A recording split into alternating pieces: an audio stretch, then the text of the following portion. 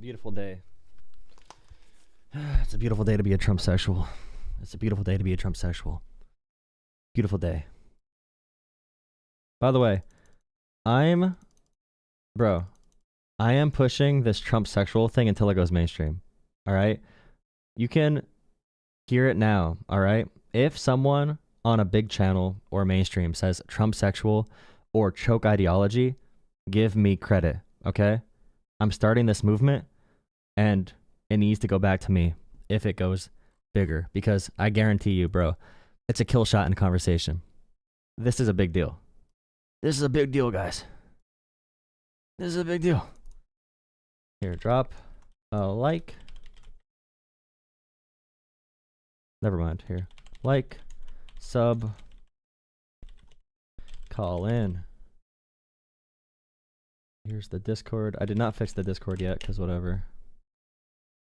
I have to do a bot. I did not do that yet. Yep, Trump sexual. That's why they call him daddy. I'm telling you, bro.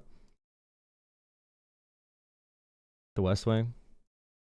I just watched the movie with on Amazon Prime called Miss Maisel or something. Something like that. But here, watch.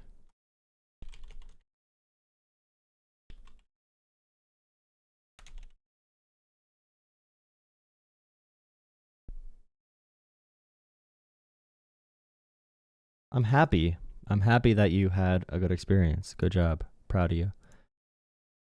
Are the chats open or are they on subscriber only? Okay, they're on anyone. That looks good. That looks good. Yeah, so my whole wave right now. So the whole Trump sexual thing comes from bronze sexual. Like what people say about LeBron James fans. I just put it on my shorts finally. Put it on TikTok too. Wait, did it not post yet? Oh wait, I didn't post it yet. I thought I did. Where is it? Is it loading? Oh, there it is. You can easily identify a Trump sexual because the moment. Okay, go make sure you go like this, by the way.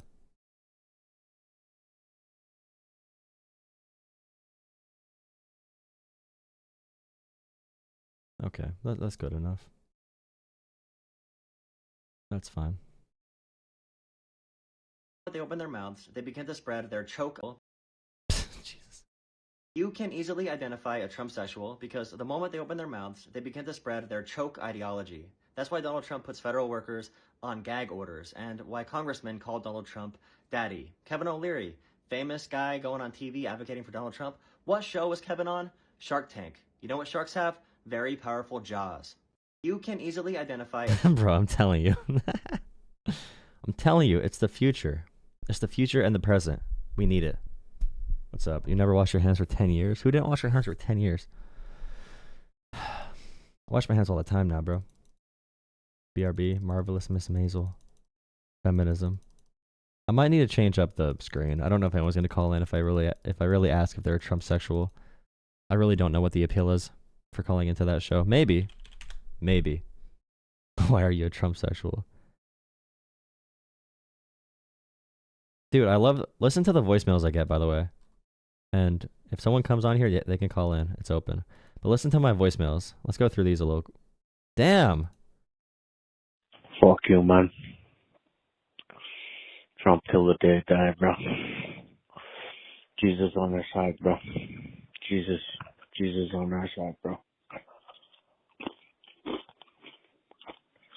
He's eating. What's wrong with America?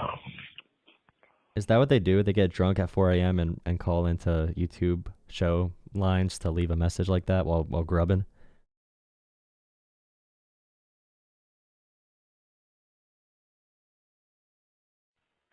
Hi, my name's Hunter. I divide my time between Southern California and Mexico City, and I wanted to say I really appreciate your YouTube series. Thank you. And for enlightening people and getting people to question what's going on with Trump and everything. I just wish that the Trumpers that I know would get their head out of the sand and realize that they drank too much of the Trump Kool-Aid. Remember, the entire trend here is that people get involved in these ideologies and movements. They tie their personality to it, and it's cognitive dissonance in a sense of feeling uncomfortable once you realize that you identify with this person doing something bad.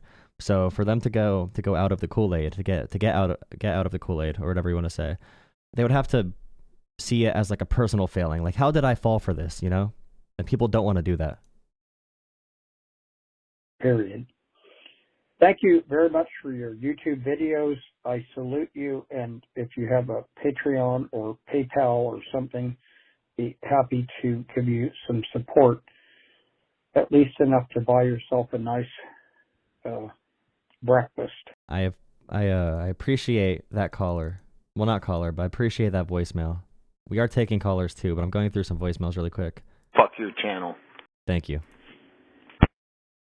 Okay. Fuck your channel. Perfect. Thank you.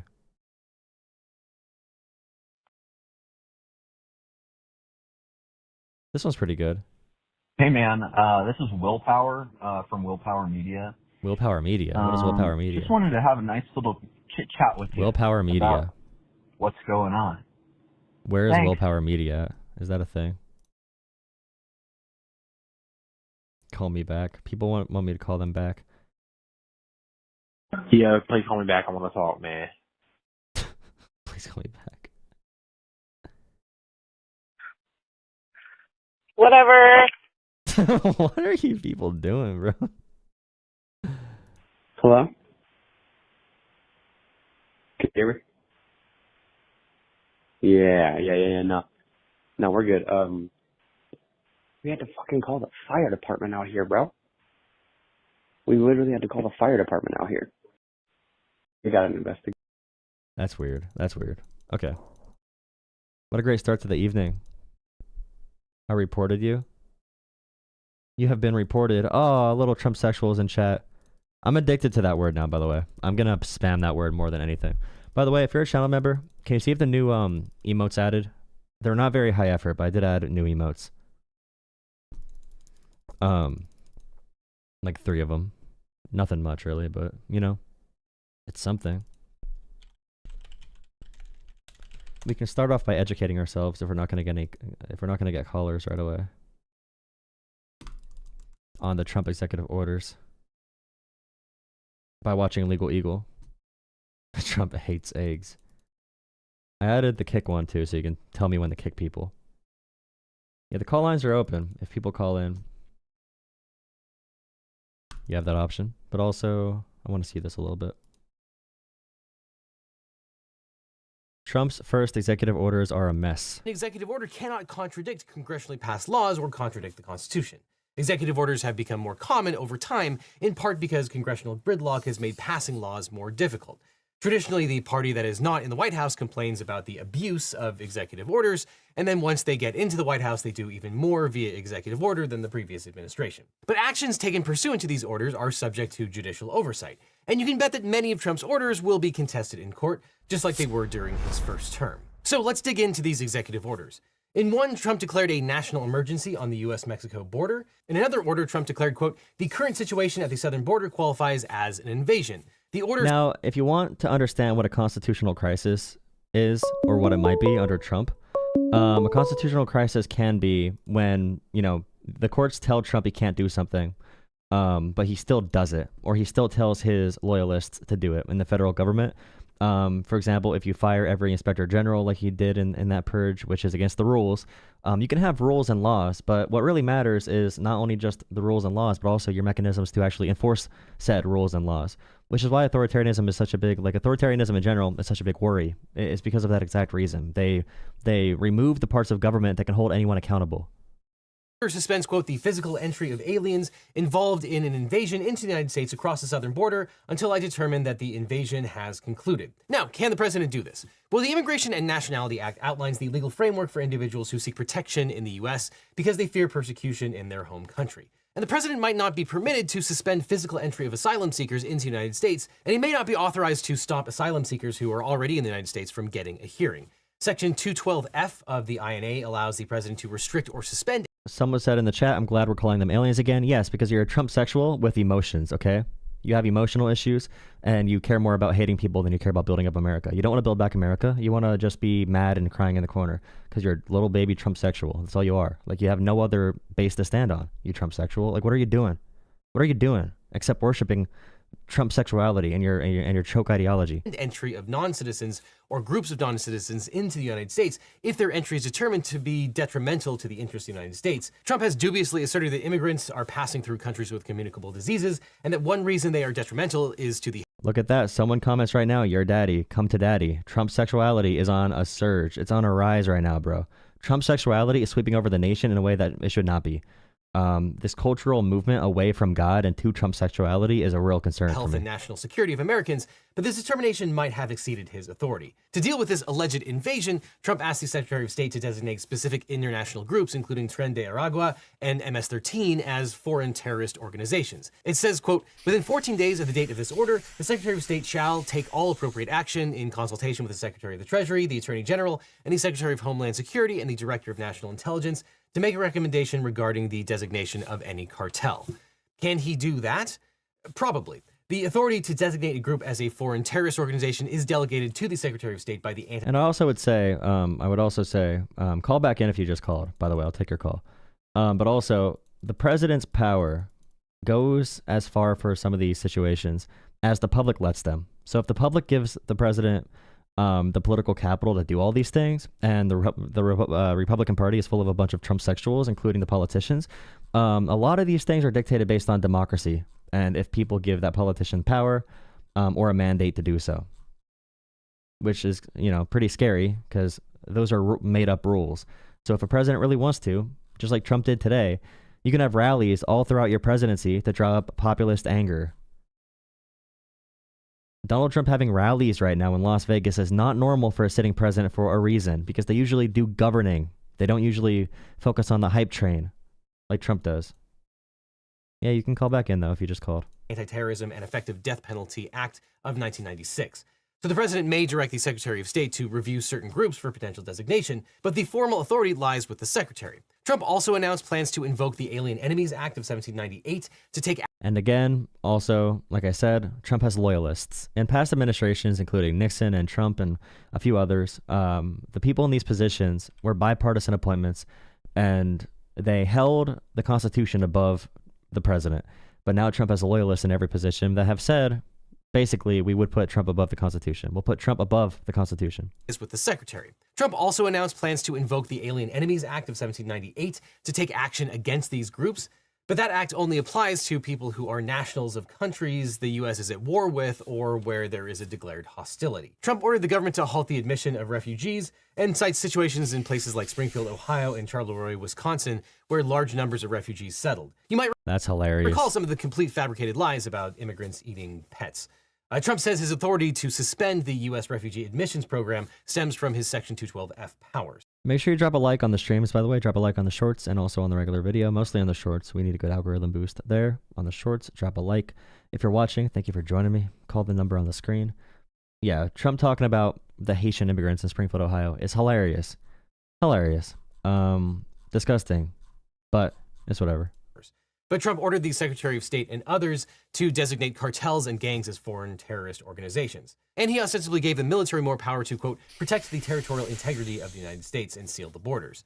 Trump directed the Attorney General to seek the death penalty for capital crimes committed by immigrants without legal status. And in another order, Trump rescinded former President Biden's administrative executive orders and ordered the Attorney General and the Secretary of Homeland Security to, quote, evaluate and undertake any lawful actions to ensure that so-called sanctuary jurisdictions are ineffective. He also ordered the director of OMB to deny public benefits to illegal aliens who are not eligible for it. And the president is certainly within his authority to rescind former President Biden's orders and take lawful actions to limit the authority of sanctuary cities and states within the law. Trump also signed an order resuming building of the wall, suspending the CNHV parole program, which enabled Haitians, Venezuelans, Cubans, and Nicaraguans to settle temporarily in the United States. And the government must also stop allowing non-citizens in Mexico to make appointments to present asylum claims.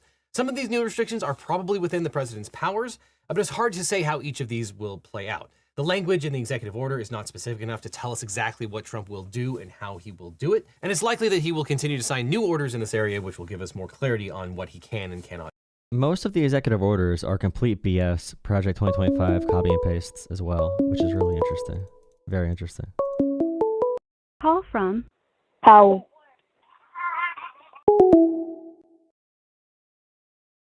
Not do. And the ACLU has already filed suit over the refugee policies. And as predicted, Trump has attacked birthright citizenship. As Liz Dye explained in our previous video, birthright citizenship is a cornerstone of constitutional law and has been reaffirmed in legal decisions for 150 years. Trump's order ostensibly declares that a child born in the United States is not a citizen if, at the time of birth, their mother is either unlawfully present in the United States or their mother's presence in the United States was lawful but temporary, and their father was not a U.S. citizen or lawful permanent resident. It applies to children born after 30 days from the date of the order, and the order is broader than expected, ostensibly covering children of undocumented immigrants and also those born to foreign nationals who are legally in the country on visas. Now, the interpretation of the 14th Amendment on which this executive order relies is not reflected in current law or legal precedent, and therefore it's very likely the courts will strike it down. As we've covered in other videos, the 14th Amendment says that birthright citizenship applies unless you are not bound by the laws of the United States. And I think even the Trump... It makes no sense to ban birthright without doing other measures, by the way. Like, even for their ideology.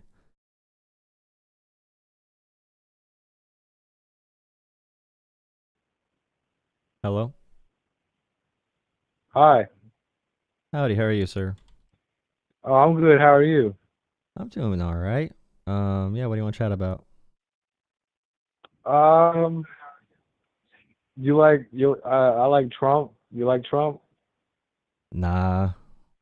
The egg prices Oh, are too damn high, bro. The egg prices at $10 right now is insane. I don't know why Trump did that. Oh, no shit. Yeah, it's crazy, I bro. don't know. Eggs are crazy right now. You like pirates? What?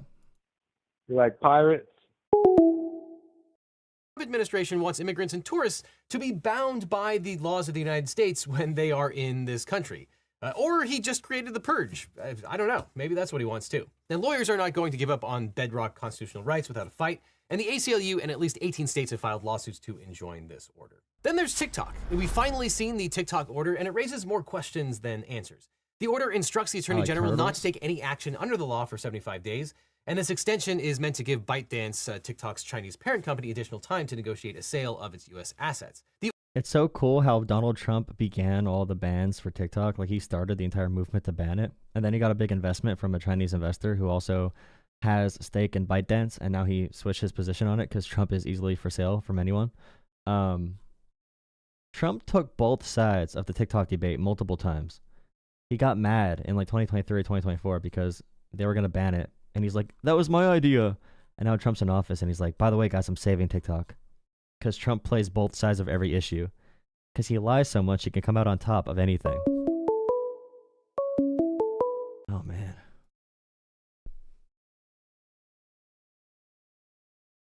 Hello. This is the show, right? Yeah, what's up? Why are we treating this shit like it's fucking normal or something? Like, why are we discussing this shit as if this is what's supposed to be happening? Can we go back to like the fucking weird ass Tea Party people? Can we get away from this dumb shit? Like, true. Why are we invading Mexico and Canada and Greenland, bro, or Panama? Why are egg correct. prices so high? What are we doing? What the fuck is the point? Like, we're attacking our closest allies in order to prove a point to our enemies, which we suck up to. Nah, but it helps our enemies. It helps our enemies by making us weaker with our allies. Because it like things like NATO. helps them. Trump wants to kill NATO. But it also shows them that we are bitches. True. Huh? Yeah. Well, when Trump left the World Health Organization, the first thing China did was step up to be the leader of the world. I don't know why I'm saying world for health. The World Health Organization. Now China is taking lead in a lot of these areas around the globe. So Trump is weakening our soft power everywhere. Yeah, how hard is the BRICS fighting for the yen to be the fucking national dollar? Of course. Yeah, and Trump's pushing crypto, which is destabilizing the U.S. dollar. He's not pushing fucking crypto. He's pushing out money so that these dumb motherfuckers keep paying money for his $450 sneakers. I've never seen a motherfucker ever make this much money from our office, sitting at our desk. No, but people will say that like everyone's corrupt, and they won't look at the actual numbers. Like Nancy Nah, Pelosi, her entire career made like $200 million from real estate, the but people Trump who making say 50 billion in everybody one is day doesn't corrupt matter. is corrupt themselves. The people who say everybody is corrupt themselves. Yeah, because they want Nobody is everything to saying seem the same, everybody- right? They want everyone to see it the same, so they don't know the difference between like how bad people are. Because there is a difference. One person can punch you, one person can shoot you. One's worse than the other. I'll tell you what. Part of my conversation has never been everybody's corrupt. You know why? Because I haven't been corrupt. So I've never had a reason to address that. And I don't understand why we're entertaining these fucking goofies. We don't even have to play with them. All right, y'all got y'all 4 years. Yeah, y'all turned back a bunch of rights. Y'all took back civil rights. Y'all did all type of shit. Okay, shock and awe. But now you've gassed out. You pretty much gave us everything you got. 100, you know what I'm saying? Like 100 fucking executive orders. Well, before I go to another caller, so I can find someone that disagrees, the issue is in authoritarian governments like this, typically when they mess up prices and the economy and when they want to go to war, typically they bring out authoritarianism and the Gestapo and the police and the federal agents to come and raid people's houses for their political opponents, which is something Trump did say he's going to do. For no fucking reason. Yeah, I mean, that's what Russia has done. That's how Putin got power. But yeah, that's my concern, is when the economy goes It's Germany, to shit. Man. We're back in Germany. We're in fucking 1930s Germany. Well, J.D. Vance said the professors are the enemy. You know, Elon Musk is talking to the neo-Nazi party of Germany. He fucking saluted. It's over. He saluted. Yeah, he did. He did. And no one cares. No one cares. He had, like, the movement in general, the fact that people even have to question it is just stupid. His thumb being tucked that tight, it's just, like, so basic. Yeah, I don't know. It's not a I normal just had to have this basic conversation with you. I'm gonna let you get on to people who disagree, but I agree with you. Appreciate you fully, calling in. And I'm subscribed to you, and I watch you, and I listen to you. So, yeah, man, keep doing what you're doing. It's good to come on here and rage a little bit. I appreciate it. Yeah, man. I had to rage against the stupid machine, man. No, but they listen to Rage Against the Machine and they don't know it's actually against them. They just don't know like the key. There's like 10 words in that song, by the way, and they do not listen to any of them. It's like it's crazy. The point is Rage Against the Machine. We are just components of this machine, man. There's no greatness for us. They don't want it. Their songs are very simple. Those who wear, same that burn crosses. Yeah, we make more money, they take more money. Yep. Hey, all right, thank taxation you, man. is robbery, man. Taxation is robbery. But go ahead, man, on about today, man. I appreciate you. Super appreciate your time, but I do want you to be able to get to everybody. All right, thank you. Have a good one, man. All right, bro. You too. Those who burn crosses are the same that work for. Those who work forces are the same that burn march. Killing in the name of.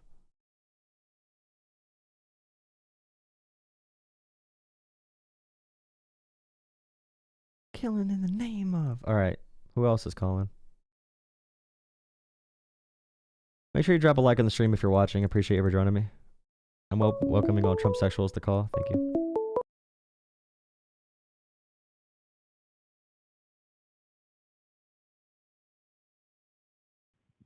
Hello. How's it going, man? Going pretty good. How are you? All right.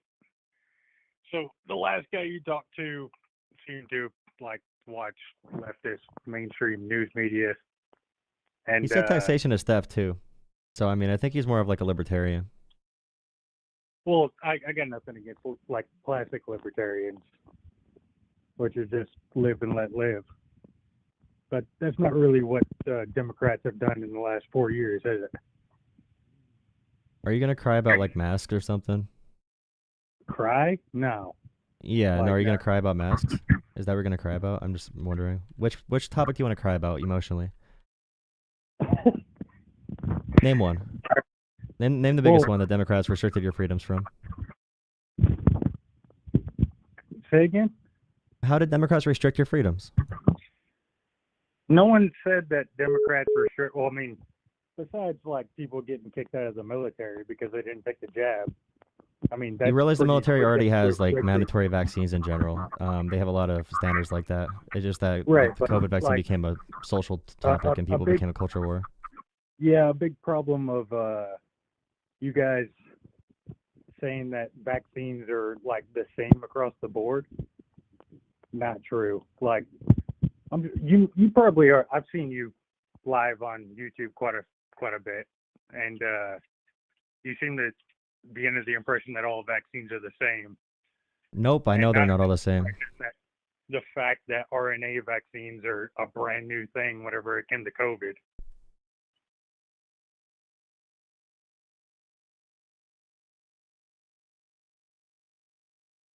Okay. So anyways, why are the egg prices so bad? Why are the egg prices so bad right now? Are you gonna back up the COVID vaccine? Why are the egg prices so bad right now? Well, it's an experimental vaccine. Are you on loop right now? Am I talking to an AI bot? Why are egg prices so bad? What is Trump going to do about egg prices? I need to feed my family. What is he going to do? Well, he's going to make egg prices specifically. Yeah. How is he going? That's one big thing he campaigned on: grocery prices, egg prices. What is he going to do for egg prices? Well, grocery prices and egg prices are two different things. Like egg. Well, I buy eggs when I buy groceries, so I mean, what is he going to do? Supply and demand.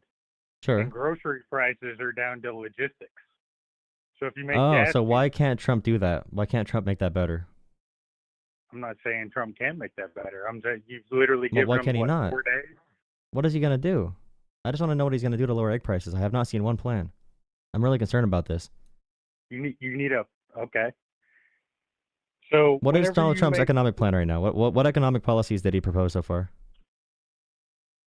Tariffs. Okay, how does that make egg prices or grocery prices cheaper? Well, it's more money coming in, therefore less inflation, therefore less egg prices. Wait, is he going to give the money to us? Wait, how is he going to, if he tariffs, how is he going to make egg prices lower? If he tariffs, what do you mean more money coming in? Is he going to give it to us to buy eggs? Is Trump going to give us an egg stimmy? Do you know how inflation works? I think you sound like someone who doesn't care about the American people because you don't care about grocery prices. You're talking about some wacky-dacky economics. Born in America, I care about the American people. Are you going to send me a graph or send me food? Like a graph or food? What am I going to get from you? Like I want to know what the plans are on egg prices and groceries. How are tariffs going to make egg prices? By the way, grocery prices, we get like 80% of our produce from Mexico. So putting a 25% tariff on them, which Trump is doing, is going to increase grocery prices. So like, why is he doing that? Like I want grocery prices to be lower. Well, 25% tariff is conditional. You play ball and the 25% tariff goes away. Same with Canada. Do you just have slogans? Are you going to help feed us? Or are you gonna, like, do you have, okay, you play ball. What does play ball mean? On what policy? Well, I just explained it to you. Like at the end of the day, 25% tariffs lower of inflation. It makes a dollar more powerful. Therefore, you can buy more with less. That's how inflation works. So by putting an extra tax on produce that we import, it's going to make produce cheaper. No. It's not putting an extra tax on produce. It's putting an extra tax on countries that aren't paying their fair share. You realize American importers, when Americans import goods, they pay the tax, right? So like, let me finish my sentence before you interrupt me. This is a typical sort of leftist thing you got going on. What, asking for facts instead of just emotions? No, I have displayed zero emotion. You're talking about the M2 money supply. I'm asking about grocery prices. So if we put a tax on everything we import. Inflation. So let's not change the subject. Let's talk about what I brought up. And you. So should we increase taxes to reduce inflation then? No. But you just said less money in the money supply reduces inflation, right? That is literally the point. You realize that doing tariffs is increasing our taxes across the board for every person that like engages in these business transactions, right? We're putting a tax on people. So you do support raising taxes to lower inflation. We're putting a tax on you're proposing. You're proposing raising. No. Importers pay the tax. It's an import tax. You pay the tax when you import to America. You get that on the bill in the same way that you get a sales tax on it. So you're suggesting making taxes higher to lower inflation, right? No, you make tariffs higher. No, that's an import tax. Tariffs are import tax. No, tariffs are a tax. I know it has a fancy word that Trump says. I love the word tariffs. Tariffs are such a beautiful word. No, you're literally saying that the tariffs, the 25% tariffs that he's talking about from Canada and Mexico are going to get like knocked down to the American citizen. That's not the case. Whenever you put 25% tariffs on both of those countries, but we import a lot from, whether it be car parts or food or natural gas, whatever it may be, it actually makes inflation go down and the American dollar worth more. So if you tax You higher, don't seem to understand that. if you tax higher, then inflation goes down. Anyways, you realize it's across the board tariffs starting February 1st for Mexico. Everything we get from Mexico. Back to you tax higher. Yeah, if you tax the American people higher, but we're not. You're doing taxing that. the American people. We're You're taxing. taxes So you for the do you American support people. do you support raising taxes for the ultra wealthy corporations, for example? Do you want to raise taxes for them? Well, no, I want to decrease loopholes for American businesses, like say billionaires. Okay, so tariffs are paid by these corporations, though. Tariffs are paid by these companies. They're paid by Americans who import things. No. Tariffs are paid by the countries that they're put tariffs on. That's not how that works. That's not how that works. That's not how that works. It's not how that works. That's exactly the countries how that don't pay a works. tariff for private businesses either. But private businesses make a transaction in the same way that you buy something from a store, you see a sales tax. That's going to be the same thing on the receipt when Walmart imports groceries or produce from Mexico, which is going to be meat and a lot of produce, like I said. That's going to impact February 1st. It's across the board for every good coming from Mexico.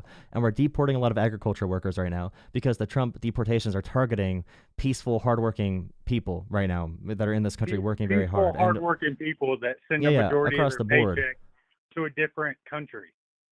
So as long as we're keeping that money that would have otherwise been sent to a different country, again, the American dollar is worth more. Okay, so you want to tax food higher for Americans to lower the costs. No, you keep saying tax American, like that's not part of this.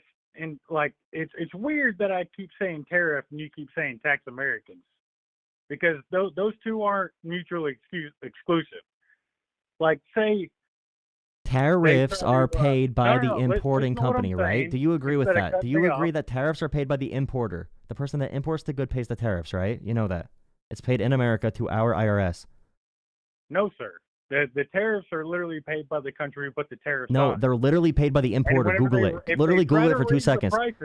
Hey man, you're showing your Trump sexuality. I wasn't going to pull this word out, but you're being Trump sexual right now. Bring out your facts and logic. Google import tax, tariff tax. Google tariffs. Google how tariffs work.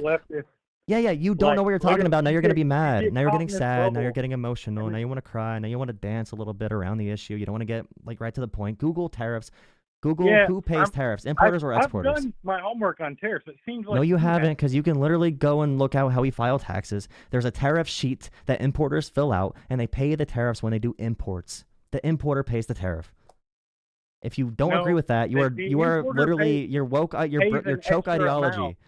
You are on a gag order from Trump right now with your choke ideology. It makes no sense. Try listen to what I'm saying instead of just keep cutting me off, because I know my argument makes you sound ridiculous. But you don't know what you're talking about, brother. Argument, I'm saying water's wet. You're saying it's dry. So you can't just say maybe I might learn something when I'm telling you the facts. You don't know the facts, brother. Yeah, you keep saying facts, but like it's I hate to tell you, I don't know if you actually believe this or if you're just doing it for argument's sake, but that's not the facts. Say they raise the price because of these tariffs were put on them. Then they literally, what's the word? They price themselves out of that contract. Like, we can get beef from Brazil. We can get beef from Argentina. We don't have to get beef from reconstructing our supply chains. You realize the free market. Are you anti-capitalist? Are you anti-free market? No, I'm pro-capitalist. Like our trade deal that Trump negotiated, the trade deal Trump negotiated, you know, tariffs are anti-free market and anti-capitalist, by the way.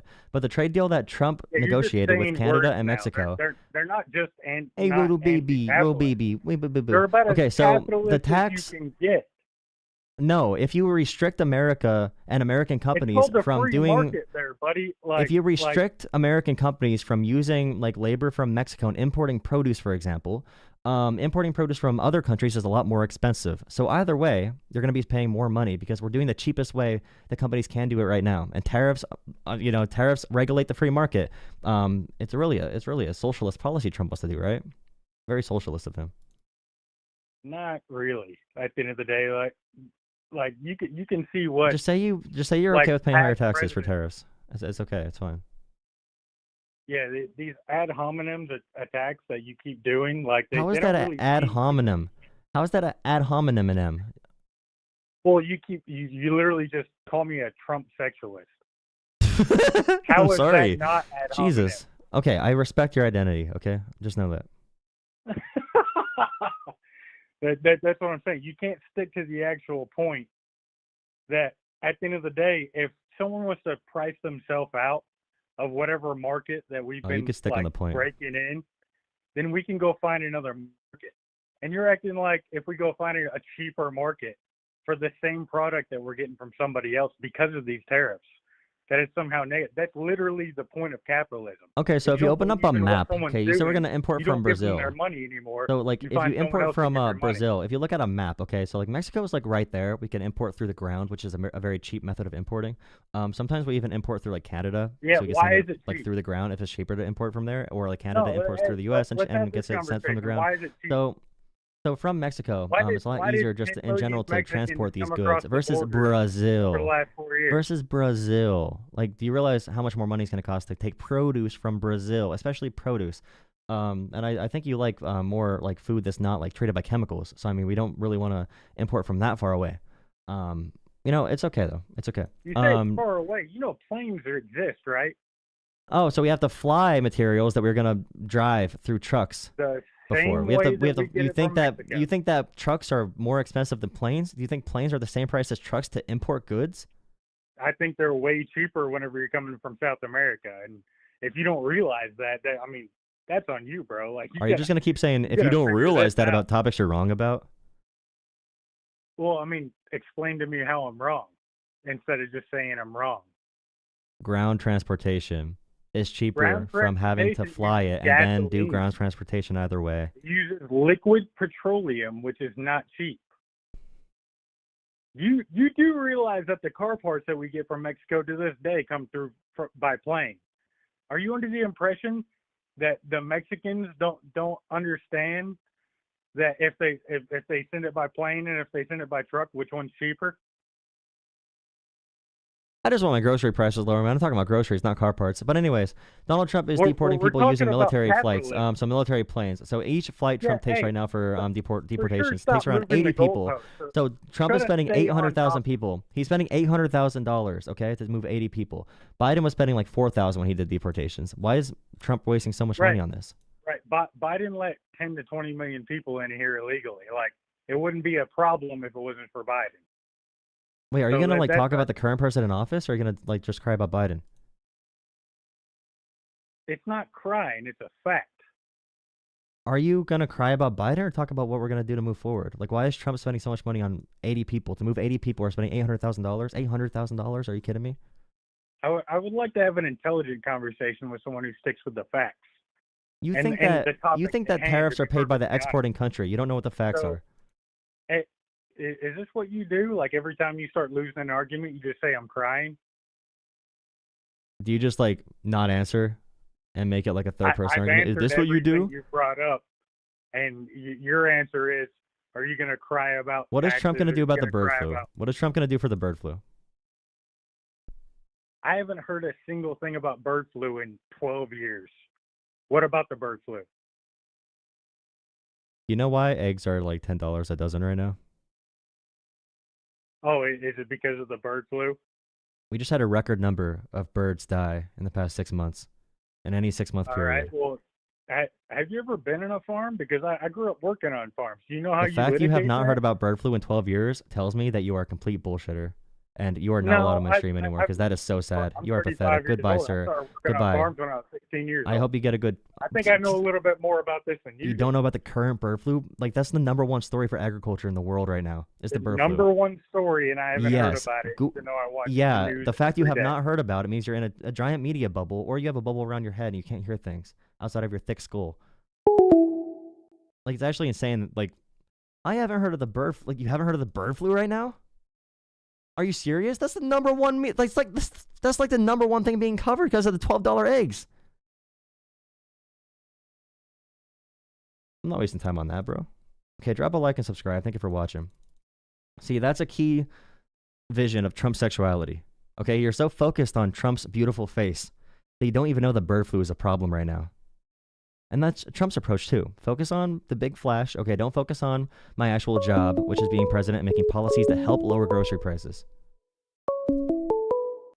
Call from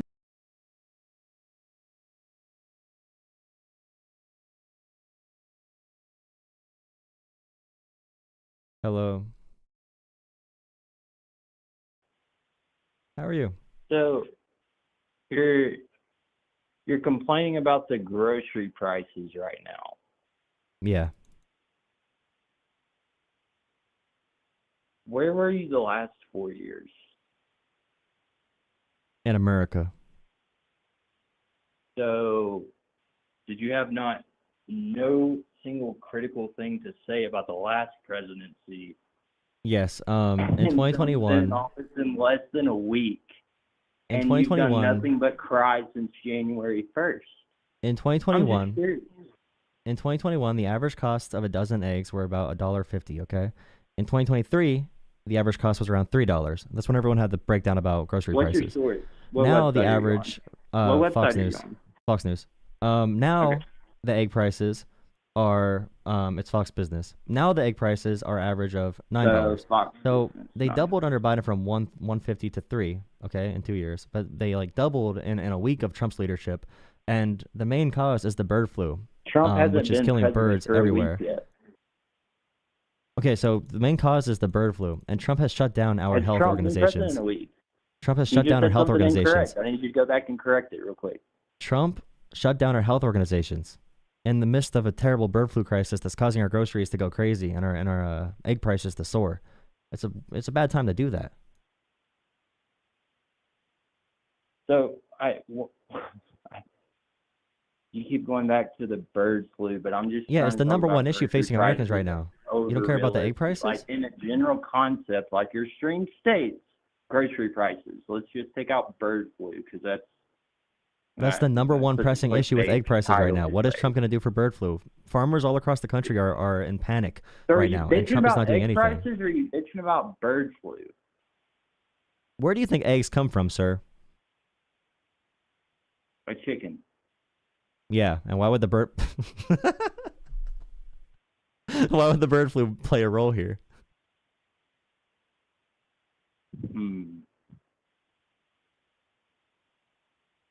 I don't know.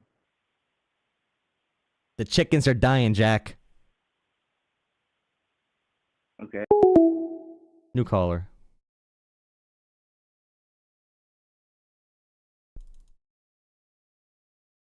Call in.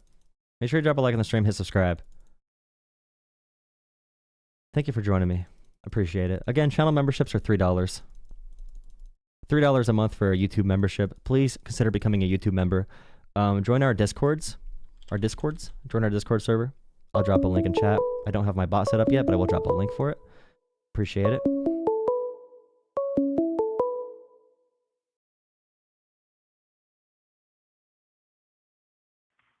Hello. Hello, how's it going? Pretty good. How are you? Doing pretty good. Yeah, what's up? Well, I was just calling in. You wanted to, I guess, talk to people you disagree with? Yep. We go ahead on whatever. No, I'll let you lead the way. I mean, I'm okay with that. I mean, you're the host. What do I gotta do? All the work? Well, okay.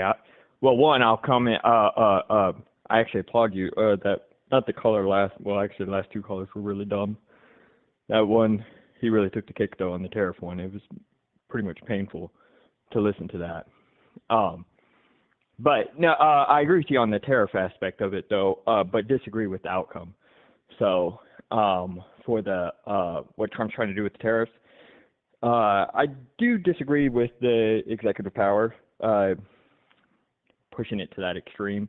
What he's trying to do, though, from my understanding with the tariffs, are to incentivize businesses producing back in America. Will it work? I don't know. So he can also incentivize the other thing he can do is with the tariffs is he can put the incentive on production elsewhere. So redirect production to be done someplace like India, Taiwan, other areas like that. Should you want to do that as well? I'm just confused of what the goal of that is then, because if we're just gonna like redirect and go to a less optimal version of like the market, I just don't understand what the goal is of the tariffs at that point, you know? Oh, well, we we actually made a really bad decision. Like I'm gonna give a really wide time gap here, right? Sometime between 1950, 1970s, 20 years, we actually made a decision to boost China's economy by pushing production and incentivizing production done in China. This playing out kind of as it is now, China being an economic powerhouse now, doesn't seem to be playing out too well. They're kind of like a frenemy. We don't need to go direct, aggressive with them, so to say, but should you want to redirect. Now, what has happened, it's actually hurt the U.S. economy in that sense because, there's a wealth of cheap labor there, and we've actually kind of crippled ourselves in a sense that we don't even really produce our own steel. We don't really produce our own resources. And even if we wanted to try to gin that up, should there be like a world conflict, it isn't as easy as just saying, okay, well, let's turn on a steel factory. It really isn't that easy. It is it's a trade, right? I mean, could we increase producing steel? Yes. But there's aspects of like getting processes down and enhancing those and stuff like that. And we're Okay, kind but of at a disadvantage. there's a difference I with like digress too China, much. but Yeah, my go. biggest thing right now is we're doing across the board tariffs starting February 1st with Canada and Mexico, and Trump's complaining about the USMCA, which is the new version of NAFTA, which Trump made and bragged about. So with that tariff across the board for Mexico and Canada, it makes zero. So I cannot follow the logic on that at all. Well, actually, he gave reason on that one. So he'll lift on Canada, and Mexico has more stipulations. He'll lift it if they get the fentanyl under control. So their trade with they're doing nothing to prevent the fentanyl coming in from China and coming into the United States. So actually, he put a pretty big stipulation. Said, hey, start policing your area, quit allowing it to pass to your borders. Right? Because, hey, it's no problem in Canada, right? No problem. It's really not a problem in Mexico, right? Because there's not a huge, economic powerhouse there. They're allowing the countries are not enforcing their own laws or even helping in any, regard. And there's a lot of evidence around that, especially down in Mexico, where, things just pass straight through and go straight into the United States. So he actually put a huge stipulation on that and said, hey, I'll lift the tariff. So he's using it as punishment. Now, this is unfounded. It may or may not work. I mean, that's the thing. I hope that he has the, willingness to abandon that approach should it not work. So, I don't necessarily agree with it. I understand the attempts at it. So, in general, with like fentanyl, by far, the majority of fentanyl comes through legal ports of entries smuggled in by American citizens. By far, like 85, 88, 90%. So targeting illegal immigration there doesn't really make much sense. And also, with Biden, he had super high immigration numbers, obviously, for a lot of his presidency. At the very end, it dipped down to below pre-pandemic levels. And one of the big reasons is that Mexico has worked with us a great deal. For example, Mexico increased its National Guard presence along its northern and southern borders, preventing migrants from reaching the U.S., the U.S.-Mexico border. And Mexican authorities enhanced enforcement against human smuggling networks already, and intercepted migrant caravans, reducing the number of people trying to enter the U.S. illegally. And Mexico also expanded their legal pathways so they can help us do asylum claims and all that kind of stuff within Mexico and other countries. So their border in the south with, I think it's, a lot of Guatemalan migrants as well. So Mexico has been working with us to an incredible amount. And that's why when Donald Trump called Mexico threatening tariffs and he said on Twitter, like, I got a huge win against Mexico. Now they're going to work with us. It was already happening under Biden, but no one really reported it because it was so bad under Biden's like midsection of his presidency. But near the end, the improved numbers, like no one talked about it. So like knowing that It makes no sense to me at all why Trump is like threatening 25% across the board tariffs on all goods, especially when he campaigned on grocery prices. And I think like 60% of our produce imports and groceries in general come from Mexico, and I think 60% of our light crude oil comes from Canada. So gas and oil, gas and also groceries, tariffing Canada and Mexico. Canada makes even less sense, but like tariffing both of them. And again, Donald Trump made our trade agreements with both, and he complains about it for some reason, and no one ever asks like why he complains about his own trade deal. Why would he do these tariffs that are going to increase costs for the exact industries that like or the exact markets or areas, whatever, the exact goods that Americans voted on being too expensive? It's really weird to me. Now, you're 100% right, by the way, as there is a chance of prices reflecting to us should they be to a point where obviously they continue to produce, right?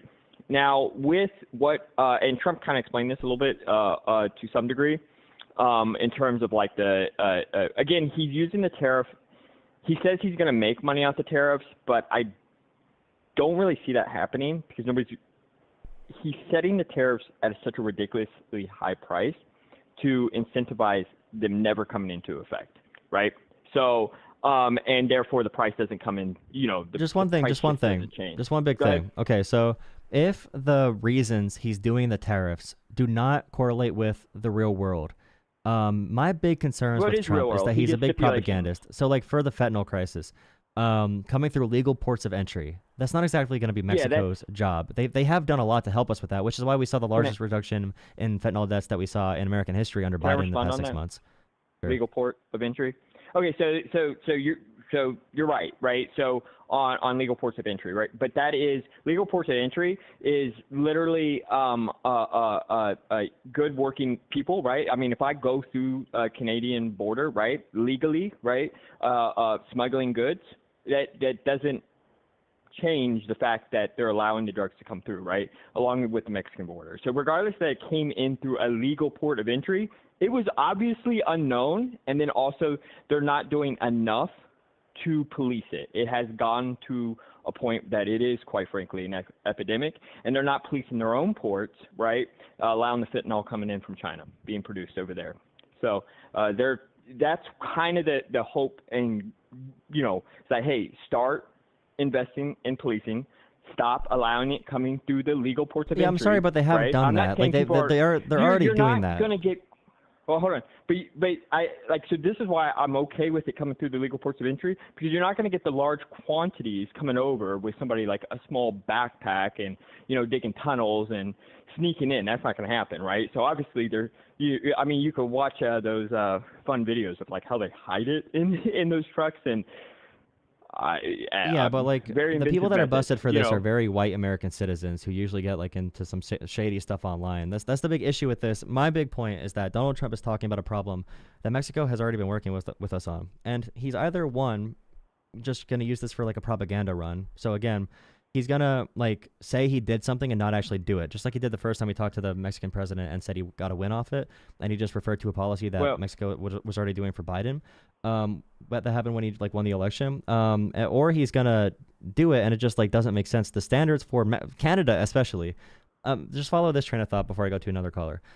Trump says, for example, Canada needs to strengthen their borders because they are not protecting America. And I'm going to threaten tariffs so they make their borders stronger. But also, I want Canada to become a state.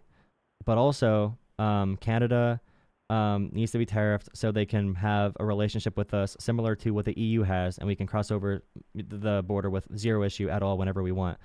So, like, how can he, believe we need to tariff Canada to make their border stronger, while at the same time saying we're going to annex Canada or ask Canada to become a state? How are we going to make our borders weaker and stronger with Canada? It just does not really make much sense to me. So even if somebody has voted for Trump, I don't take every single word he says literally, because one, he rarely ever acts out on some of those. He does say things bombastic to troll. Do I necessarily agree with it? He's not my favorite president in terms of being presidential at all. But the 25% tariffs are real, right? But that's happening February 1st. no, Is those happening. are real. Those are real. He will put. I do not doubt for a minute that he will put those into effect. Now, let me. You've mentioned Mexico a couple times, and I just want to kind of respond on that one, right? Where they've strengthened up their aspects of preventing illegal caravans and stuff like that.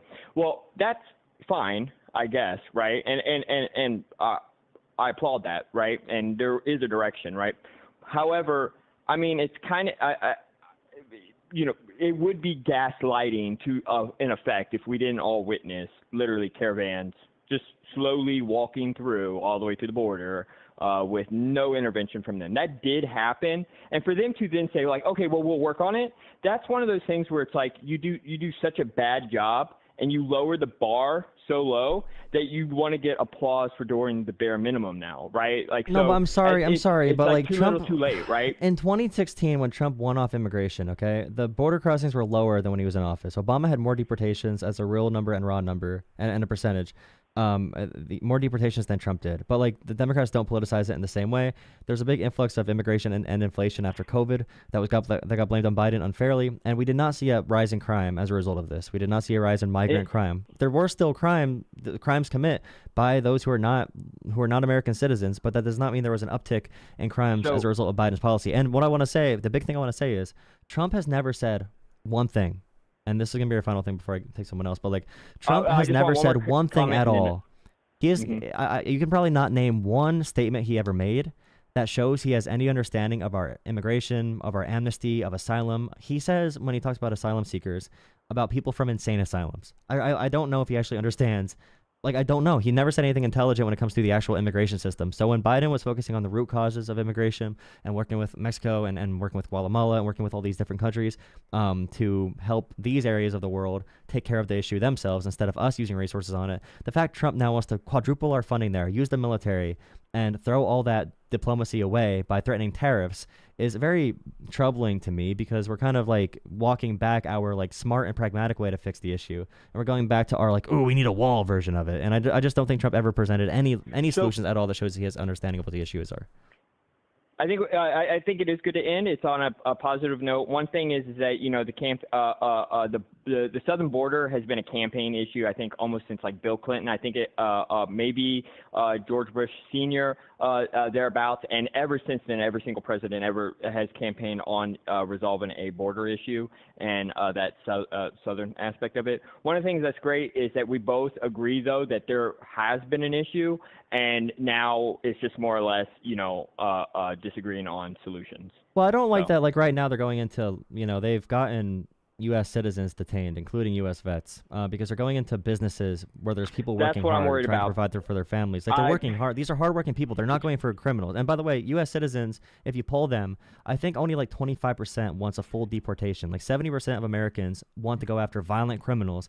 But what Trump's doing right now, going into schools and businesses, like these are very hardworking people who just want to be here and live and add to America. And we're detaining like U.S. vets and U.S. citizens. It just shows a complete mismanagement. And that's what I mean at the border. If we're not going to take the issue seriously, if we're not going to talk about doing a fundamental change or trying to get something bipartisan through Congress or whatever, because Republicans, they control everything now.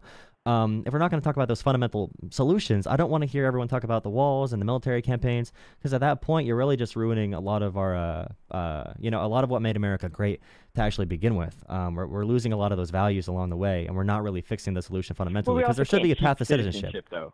There should be a path to citizenship. But we can't cheap. Like it should still be upheld and respected, because there are a lot of predecessors that have gone through that process, and I do want that to become easier. I actually genuinely do. I've researched it, and I think some American citizens wouldn't even be able to get their own citizenship had they not been. Well, they're going for the easy deportations right now. There's people who are like who were brought here by businesses, who have worked very hard, who have lived here for years, and they may have had a kid here. Now they want to denaturalize the kid. These people who have been supporting our communities and paying taxes with no representation.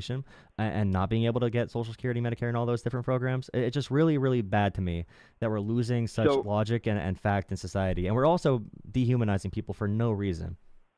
Yeah, there's huge risk to that. I don't like that. So even though I voted for the guy, and I do think that he's best for the job, at least this go around, he's overextending the executive power. It's already sound in law. You cannot birthright citizenship is there. Yeah, Should we even want to before change law. it? And even if you disagree, even if we disagree with it, right? Because I could bore you to tears. I could talk about the history of the 14th Amendment and why it came into play. But regardless of all that, he's abusing the executive power. And sometimes I'm judging like, okay, what game's he playing at? But here's the thing: I don't like because there will be a candidate that is not mine, right? I don't like those games being played to that degree, right? Because I don't want to set the precedents. I think he's trying to push a Supreme Court decision that, quite frankly, has already been. You know what I mean? Like he's intentionally doing something that it's he very knows settled. he's not supposed to do, to sue, and then it goes to a Supreme Court decision, and because that's the only way it'd get to the Supreme Court, right? I don't really like that approach because I don't want to. Well, not even just, but the fundamental you know. value of like doing that action just is not beneficial to literally anyone. The way he's going about this is not beneficial to any Americans, to any country, to our country. Like he's not doing things that are beneficial to America. All that I ask, and I'm gonna go to another caller now, but like all that I ask is that if Trump continues to extend executive powers, he just fired a bunch of investigators and government watchdogs overnight in a late night purge. If he does like military tribunals or they try to purge every 4-star general, if he keeps on expanding executive action to an insane extent to where they, like, for example, the DEI, okay, if he wants to change government policy, I still have a problem with that, but and especially with the way they're doing it. But if he goes and cracks down on private businesses and he takes away freedom of speech from people, all I ask is if Trump does do all the insane shit that he says, if he does all the stuff you say you don't know if he's serious about, if he does do crazy shit like invade Mexico with our military or invade Greenland, that you vote for whatever the opposite party is from that, at least from a constitutional perspective. Because at that point, I think I wouldn't. we'll be entering a really bad area.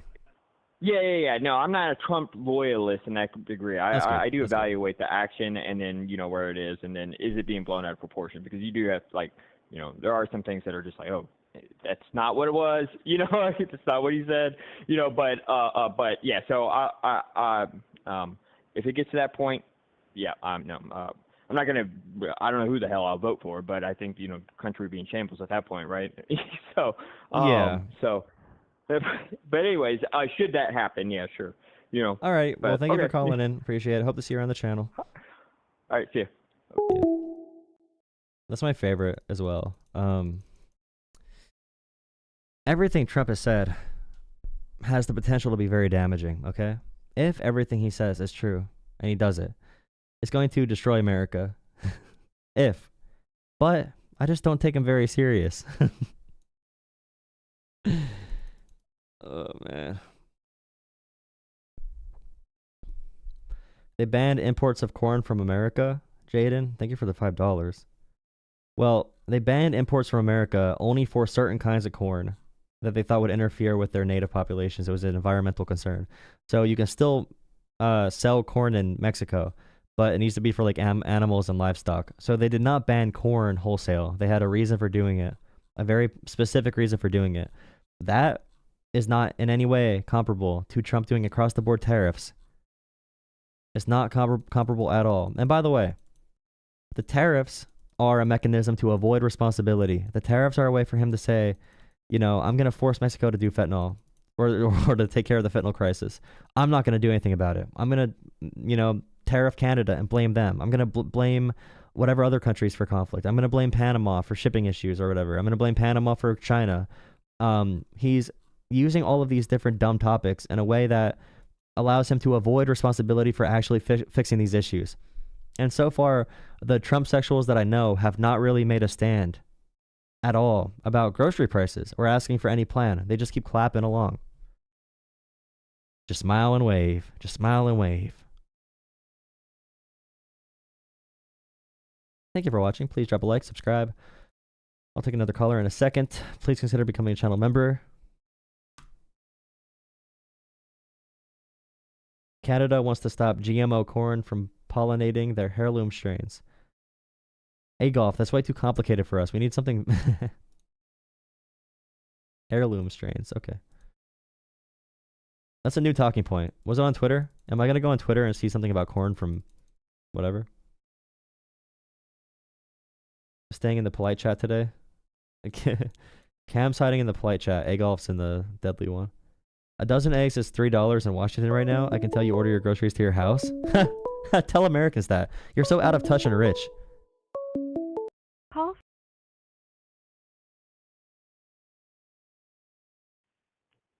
Hello. Good evening.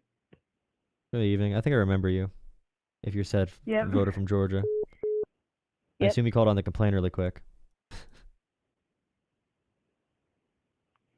That's okay if you So, did. I have one simple question. Oh, okay. What do you think about Trump's support with getting out of, I can't think of the name right now. He got out of one of the climate agreements with I can't think of the name right now. One of The climate Paris agreements. Climate Accord, or the Exactly, Paris yep. Climate. Yeah. So that's basically a commitment. It's a messaging thing, to be honest.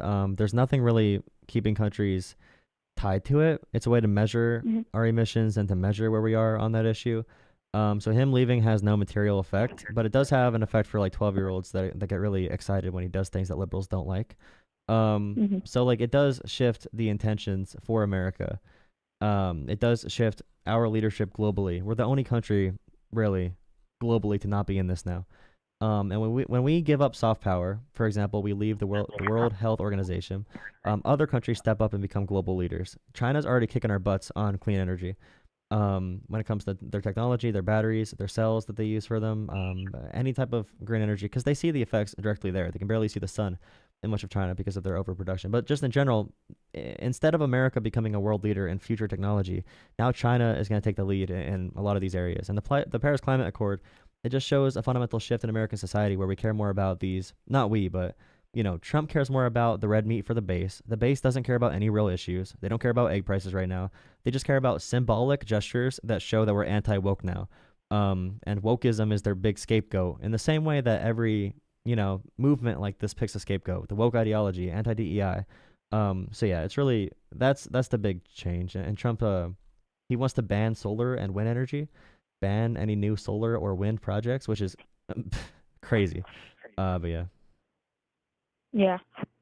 All right, thank you. Trump's going to make America gross again. Good night. All right, thank you.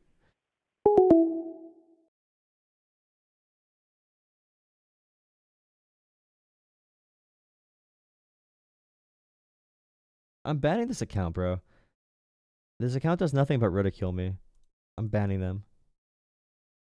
Bye. Don't chew gum while you stream. I'm not. Shut up. On a comment from like a week ago. Are you kidding me right now? A week ago?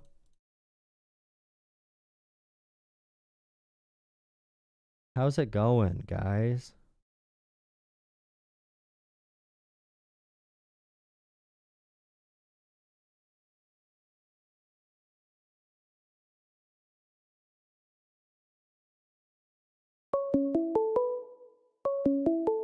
I hate Discord. I hate my Discord. I hate my Discord. I'm just gonna be honest. Whenever I go on Discord, I get I wanted mad. to talk about the birth. To accept, press 1. To send a voicemail, press. Hi. Hey, so I just wanted to say a couple of things about the bird flu and so Trump has banned all communications from the CDC, the NIH, from communicating with any public health. And big pandemic, the public is not going to know anything about it. And right now there's no human to human transmission, but if somebody contracts it from raw milk or the birds or whatever, and also has the regular flu or something, they're afraid that those proteins that they'll actually switch on to be able to transmute or transmit the bird flu from person to person. So it's serious. And he's intentionally pulling the wool over people's eyes. And yeah. So Yeah, he like there wanted was to just do a that whole with COVID, right? He tried hiding COVID numbers. yeah, like well, he wanted to even do like the daily like the press conferences himself from day to day, like during COVID, because he was Yeah. trying to control the narrative. Oh And yeah, like I wanting promise you too. Like what they're gonna do is block all information on this, make people mad at immigrants, say immigrants are spreading disease, or say some other like conspiracy theory. And this is how it happens in all of these authoritarian administrations. They shut down all of our rational thought. They villainize professors and scientists and doctors and all that kind of stuff. Then when something goes wrong, they blame it on immigration. They blame it on their neighbors, and they make us fight each other. That's what Trump wants to do. He wants us to fight each other. He wants to hide the actual facts. But yeah, he wants to censor, put gag orders on federal employees. We're in that kind of era, and we just have to hope that we can get through it. But also, there is a vaccine ready for the bird flu, by the way. But right, like Trump's because administration will have to like put that through, I'm guessing.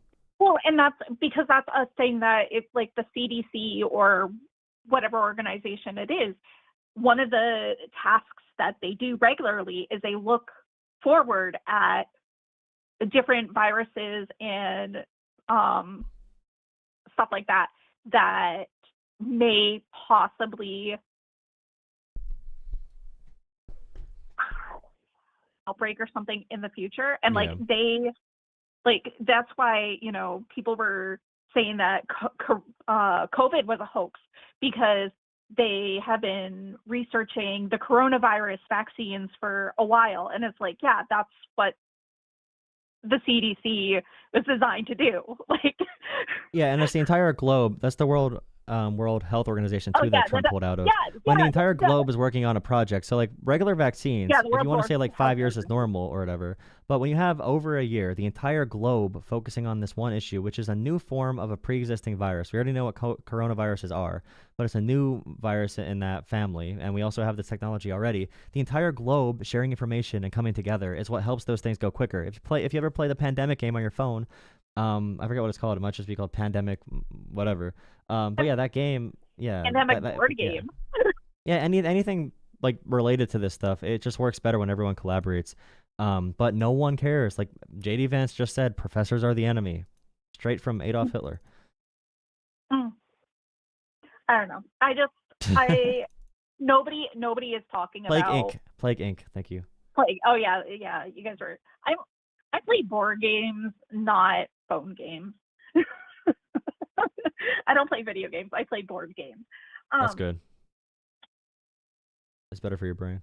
But yeah, no, people aren't. When somebody was talking about the bird flu in chat and like not understanding like the egg conversation, like people don't understand why we're talking about the bird flu, and it's like so obviously it's crazy. Whatever media tunnels, like it's completely hidden because he's shut down. I can't believe I forgot the WHO when I was listening to the CDC and the NIH. Like, and I guess like Biden's last week in office, he actually like put out like a push statement to like organizations to try and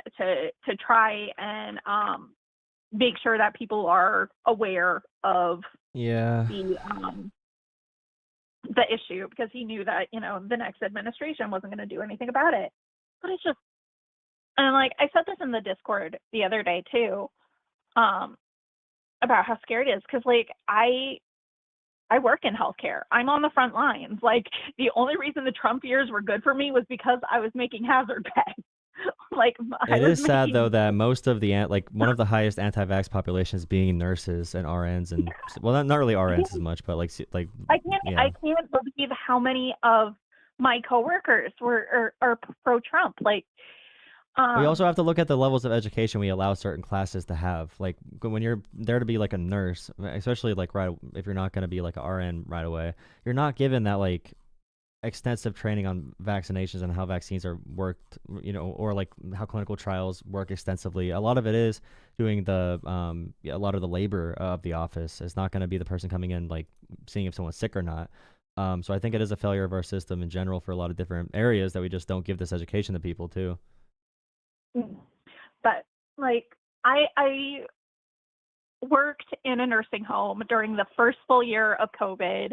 Like, so, what I was saying, being a CNA, like, I work one-on-one with patients. Like, I want to be able to smile with them. I want to be able to, like, sit down and have a cup of coffee and, like, relax with them. And, like, just having that human connection of, like, face to face. Like, I don't want to have to, like, go back to wearing face shields and face masks and having to wear all the PPE and, like, Well, no one cares because they're not the ones that have I to know deal with it. nobody. And I when know they do want to nobody deal cares. with it, they're going to need to That's do. just a selfish wish of mine to, Yeah. to want How to dare have a you human ask? connection with my patients. How dare you? How dare you want things to be good? We need things to be bad because we're bored in America because we have it too easy. I want to be able to provide. Thank you for your like, update on the bird okay, flu. yeah. All right. I keep asking people about it, see if they know what it is. What? No, thank you. Thank you for the. I'll keep asking people if they know what the bird flu is. See if anyone knows. Like, Why would you what talk about the even bird outlet- flu and egg prices? Yeah. Oh, where do you think eggs come from? I don't know. Broke. Like, I can hear the toast burning. Oh my gosh. Yeah. All right. Thank you. I'll see you Okay. in the chat. Yep. That's one of our mods. Okay. Sprig. Thank Log you. up your chat. All right. Thank you. Yep. Bye. Yeah, just Sprig and chat. Why would eggs and bird flu be related? Bro. All right, let's look at my meme again really quick. Make sure you go watch my YouTube short and like it and share it. And follow my TikTok too. Oh wait, 1 second.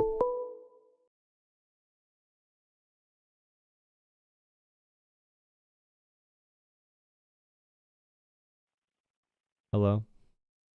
Hey, what's going on? Nothing much, how are you? Enjoying the chat.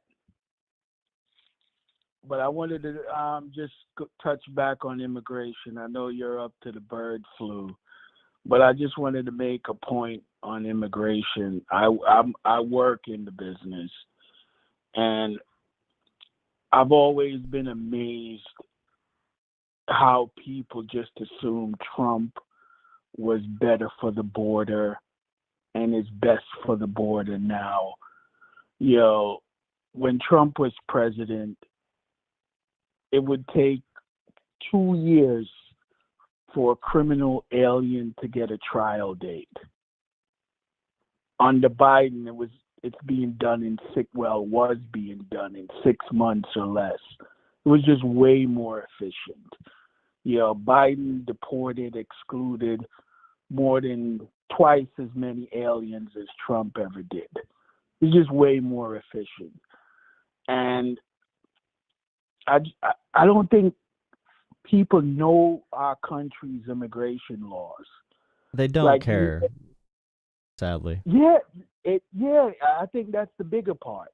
They don't care. They just want to get brown people out. That's their big goal. They're scared to see black and brown people that speak different languages in America, so they want to get them out. And they love seeing the border wall. They love seeing the military planes and the soldiers going after immigrants. They want to see the pain. Like, they do want to see the pain. It's really sad. And Trump never has spoken, like I said, he has never spoken once intelligently about our immigration system, only about how immigrants are terrible. Although, even under Biden's huge increase in immigration, which was not his fault, in the same way inflation was not, it was just a post-pandemic event. Even with that huge influx in immigration, high immigrant populations did not see any increase in crime related to immigration at all. I do immigration and criminal law, and I remember going to a blue county in my state, not blue, red, and you know, when you go upstate New York, most of the crimes they deal with are drunk driving. And when the cases are called, they tell you what vehicles the people were driving. You know, they say the year and model. And all the brown people, all the people with Spanish names, their vehicles were 2020 and newer. And all the white folks there, their vehicles were like before 2020, 2016. And you can see it, that it's not, they know these people aren't coming here to commit crimes. You know, they know that's not what the overwhelming majority are doing. Yeah, They're they see all coming the deportations right now coming from businesses. People at work are the ones they're going to deport right now. They're going for the easy deportations, of course, the ones that like everyone's going to be seeing visibly. But like most Americans say they agree with like getting violent crime out of this country. But the problem is, just like Trump said on Sean Hannity, when they see someone, they can tell if they're violent or not, just off the way they look. So yeah, I mean, yeah. They see them all as like violent criminals, and they feel unsafe on the New York subway. Although it's like 500 times safer to ride the New York subway than it is to drive through New York or whatever. Like it's much more safe on the subway than it is on the road. But these things intuitively don't make sense in their brains because they come into the conversation biased already. It's sad, you know, that people like. I think you hit the nail on the head. They don't care. They don't care that our laws say it's okay for you to show up. If you show up at the border and you say, I want asylum, they're going to ask you why. If you make out a credible fear of persecution, credible fear of being persecuted if you're returned home, according to Section 208 of the Immigration and Nationality Act, they must parole you into the country. That's the law. They have to give you an opportunity to pursue your asylum application. And that's all Biden did. Trump, on the other hand, tried not to follow the law. And it ended up in courts, and it would just stay in court, and millions of dollars were wasted. It was just so inefficient. And I'm amazed that people don't do any research on what our laws are. You have to let the person in. It's not illegal. And if their asylum application is not adjudicated within 180 days, the law requires that you give them work authorization and the social. It's Yeah, the and law. the response to that too is if Trump wants to change the law, he doesn't know what those laws are, by the way. He has no idea what those laws are. But if he wanted to change the law, he would need to be an effective leader and an effective negotiator, which he's not. There's a reason he got no bills passed through Congress as president, nothing consequential at all. Meanwhile, Biden got like 5, and he was barely alive his presidency. And it's like everything they say bad about Biden is like Trump times 50, even with health. Like Trump only sounds decent because he says the same 5 words over and over again. I can be 90 years old and sound good if I just say, no, you're stupid, if I make shit up the entire time. He just makes shit up, and people don't care because they love him. That's why I'm saying Trump sexual on my stream, because people are Trump sexual. And like they're just very on a fifth grade reading level. He literally speaks on a 5th grade reading level, which explains why he attracts so many, because 54% of American adults cannot read above a 6th grade reading level. Man, they're being lied to.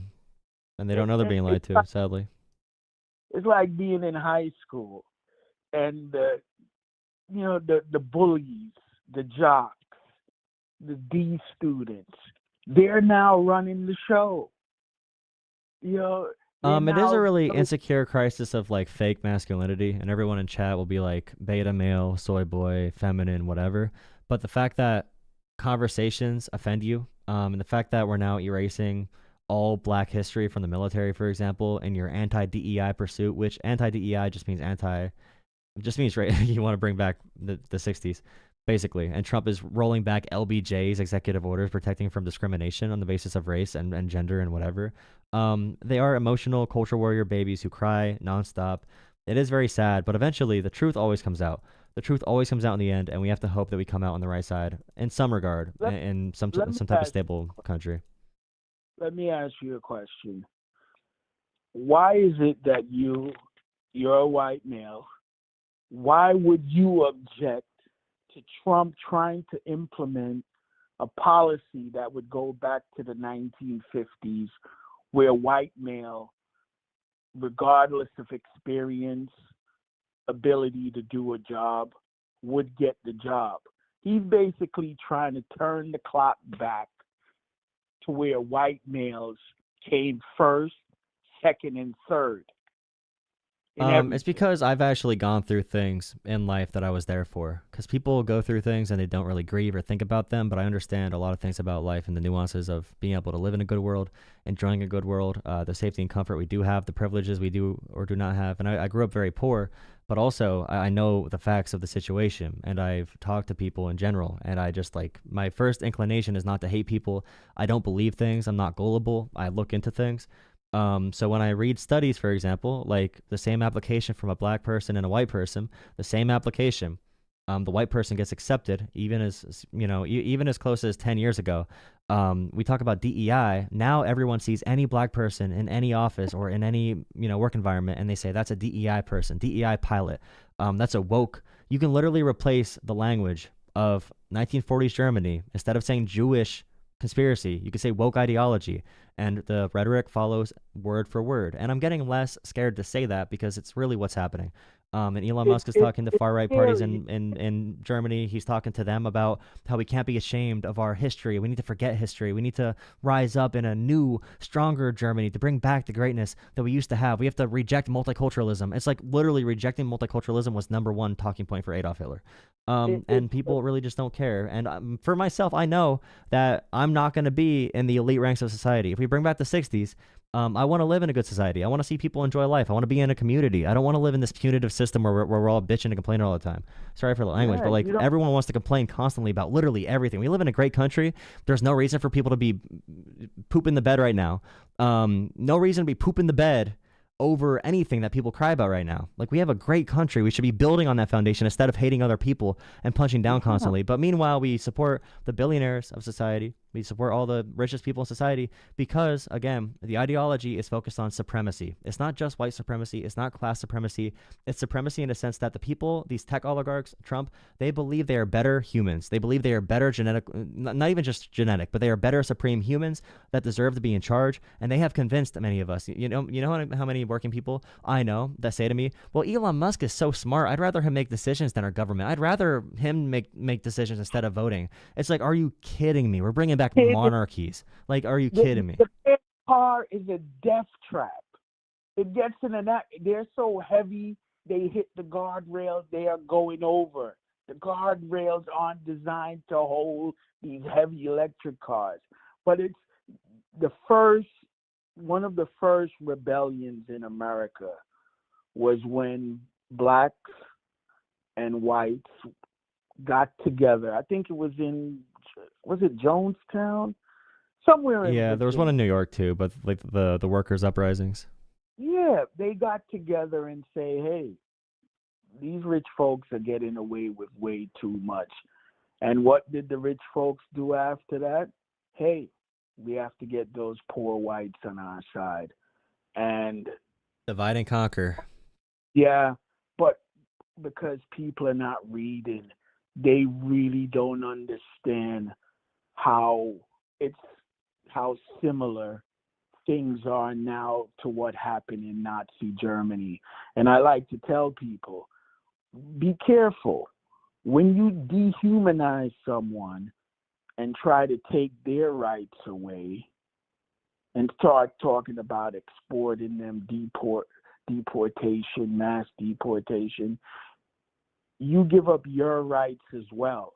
Like, if you live within 100 miles of a border, whether it be Canada, Mexico, the Gulf of Mexico, the Atlantic Ocean, or the Pacific Ocean, if you live within 100 miles of those, ICE can stop you on the street, make you get out of your vehicle and search it.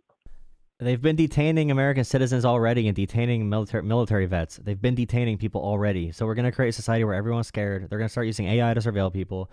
All the 1984 stuff they say they're afraid of, they're supporting right now. They don't even know it. And like the Lake and Riley Act that's being passed right now, all that does is erode due process for everyone. So like, for example, if we erode due process for immigrants or illegal immigrants or undocumented, if we erode due process there, then what happens when they say you are not a citizen just off of a faulty claim, and there's no one to watch the watchdogs, there's no one to watch the people who are making these decisions, there's no one to enforce the laws. You're ruining human rights for everyone. And Donald Trump's like executive orders on capital punishment.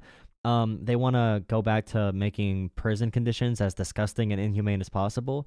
You should never, as a human being, no matter what someone did, you should never enjoy the destruction of a human body. You should never enjoy seeing torture or seeing the destruction of someone, even if they are an evil person. We should not be elevating that in our society. That's why all first world free countries don't do death penalty. They don't do it, full stop. They just don't do it because we're supposed to be past that part of society where we're so baby brained and emotional that we do that kind of stuff.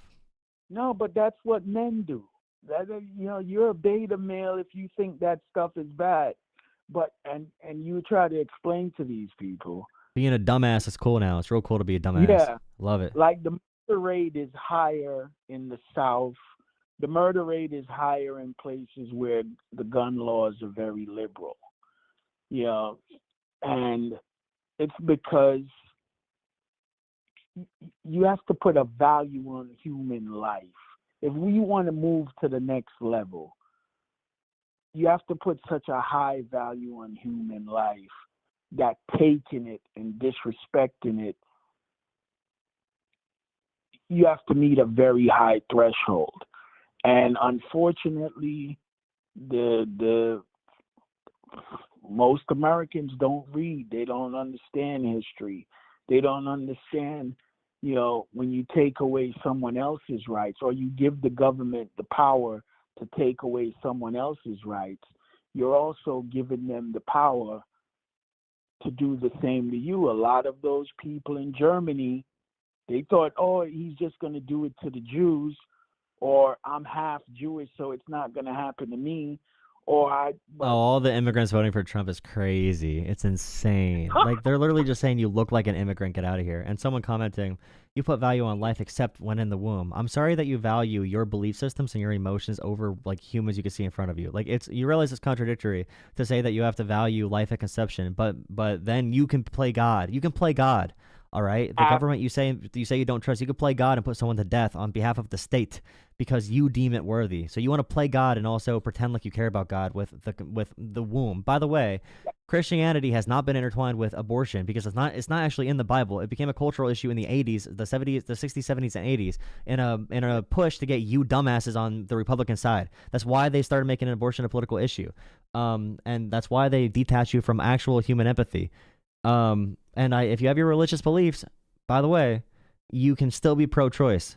You can still be pro-liberation and pro-freedom for other people, even if you don't personally believe in it. Even if you think it's morally bad, you can still be pro-choice for other people and abide by our constitutional values. And that's what the Bible talks about. The Bible tells you you're not the judge. You're supposed to love your fellow man no matter what. No, they say empathy is a sin now. Empathy is a sin. And they want to be able to say, like, I guarantee you, I am taller than 99% of chat. I guarantee you I'm more athletic. I guarantee I'm stronger than 99% of chat physically. But I talk in a way that's going to sound more educated, all right? And they'll comment on voices. They'll never comment on Ben Shapiro's voice, by the way, being like a beta male. But I guarantee you, just because I talk intelligently, they'll be like, you're a beta. Why would I listen to you?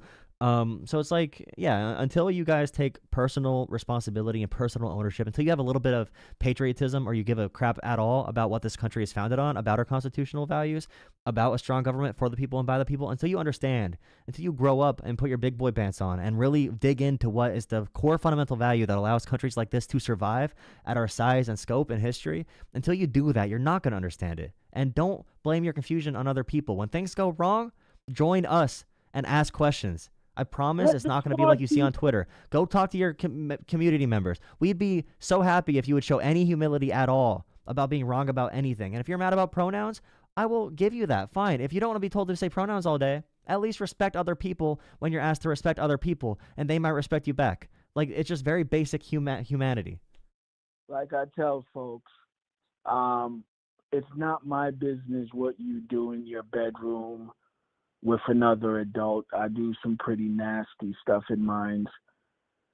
It's not your right to judge other people. That if you believe in God, God is the judge. Only God can judge, unless if I'm me, then I'm allowed to judge. Yeah. Then I can, So yeah. stop. Unless if you're Donald Trump. Stop. Just imagine. I say this. I was saying this to a MAGA guy I was having a conversation with. What would Jesus do? He would say that immigrants are disgusting aliens that are infesting the blood of America. And also, Jesus, by the way, did not agree.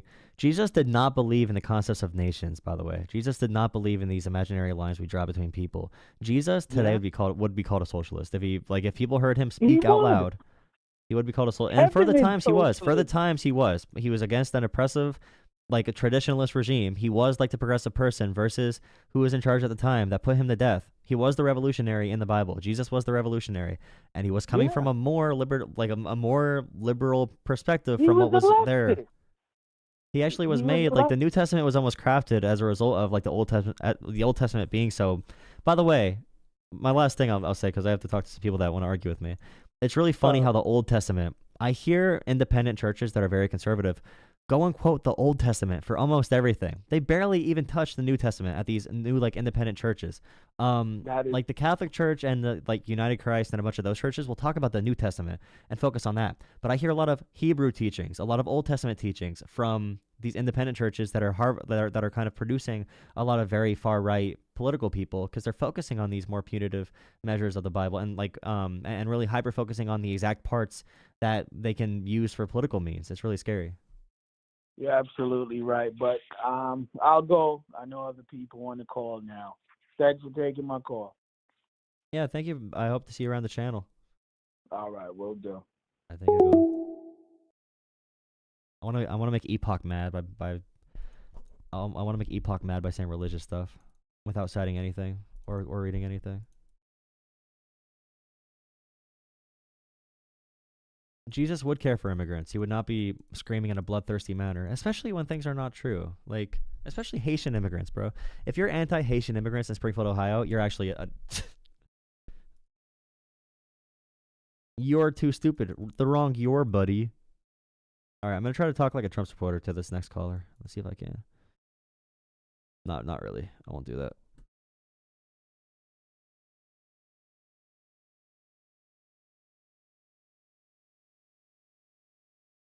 You're anti-Haitian criminals. Well, you think every Haitian is a criminal, so.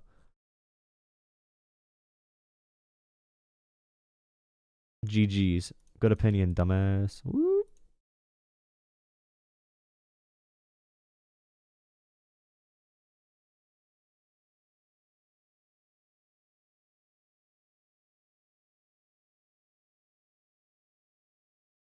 You can easily identify a Trumpsexual because the moment they open their mouths, they begin to spread their choke ideology.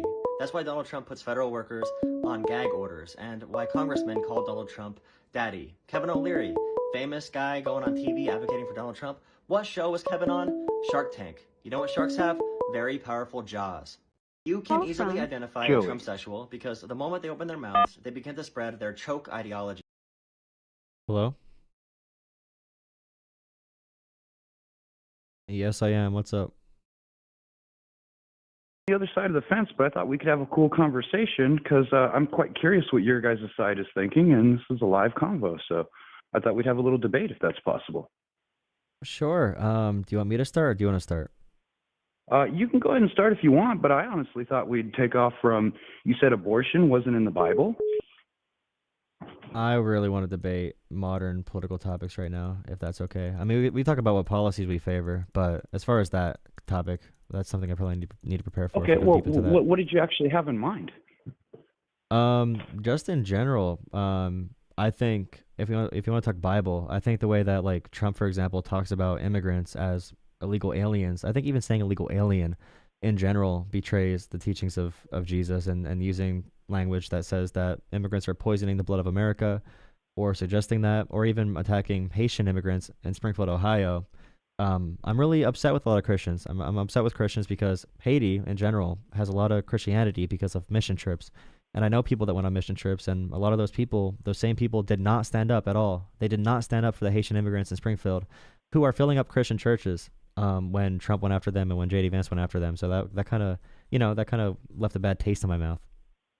Well, I think, first of all, personally, that Christians kind of have the wrong view on immigration to begin with. Okay. Immigration tends to create this sort of division where Christians, especially, they want to ignore the fact that they're biblically required to care for all people equally, no matter what nation they're from. Now, where I get a little disagreement with this, again, with Christians is I spent a lot of time around Indian folks, and I've learned a lot about the Muslim culture and such, and they believe in a practice that makes sense to me, in that everybody stays where they came from because they get their nutrients, they take from that land, the food, the water, all these things that they've taken from that land, they return to the land when they die, and they go back to it and are refertilizing it. That kind of thing actually makes sense. There's nothing wrong with everybody staying where they are. The thing we need to do is look at it from a more worldwide view. Tending to every nation equally doesn't necessarily mean we have to invite everyone into the nation. It means we got to figure out how to fix everybody's problems.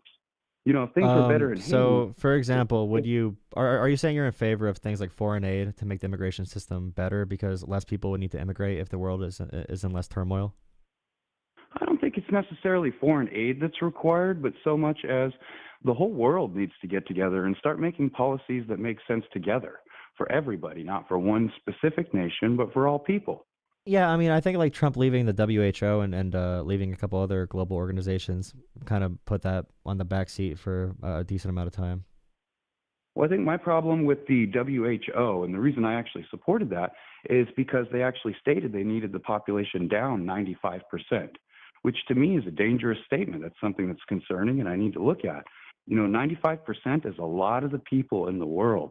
In fact, 5%, that could just, you know, the 5% left over, that could just be their friends and family. What gives them the right Why to do you choose? think the WHO said we need to reduce population by 95%? Oh, they actually did here. Give me just a moment and I'll get on Google and research it for you and tell you exactly who said it. I'll bet That way any it's money not that just- was not a thing. I'll bet any money no one ever said that from the WHO.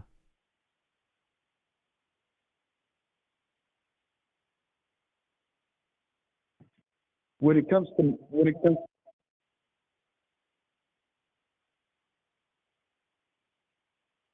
oh, sorry, the video got cut in on us.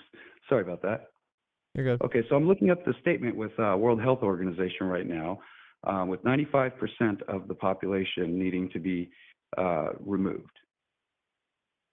And I'll bring that up for you so you can see just exactly who said that. So that way there's no confusion on the matter.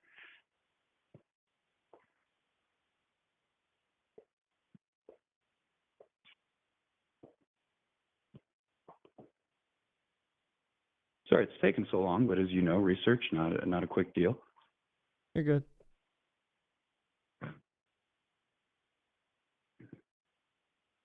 And if, of course, I put in WHO and it wants to convert it to WHO.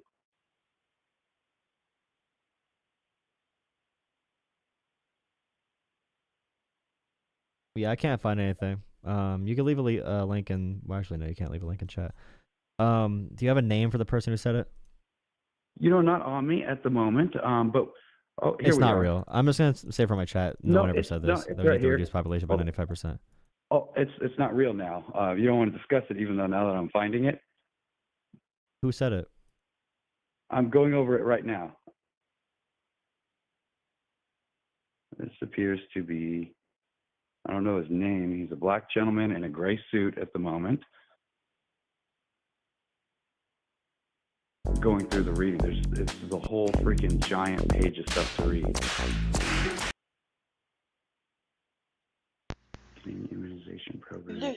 They're going over the COVID thing right now. I'm still reading through the article.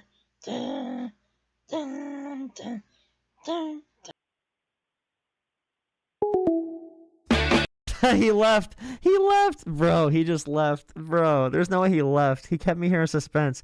He realized that he's full of shit, dude. He realized he Googled something for the first time in his entire life. He opened Google for the first time in his life and he realized that he was full of it. Holy crap. He believed the conspiracy theory that the WHO wanted to reduce population by 95%. And it's good that Trump left for that reason. Do they all think this? Is this why Trump won? Bro, this is why Trump won. That's insane. He just quit. You saw my hands. I was sitting back. Bro. Do people really believe anything they hear? Do people believe anything? Can you literally say anything and be someone that you love? That's what Trump sexual means, bro. That's what Trump sexual means. That's the pinnacle of Trump sexualism, of sexuality. Trump sexuality, bro. Bro, there's no way.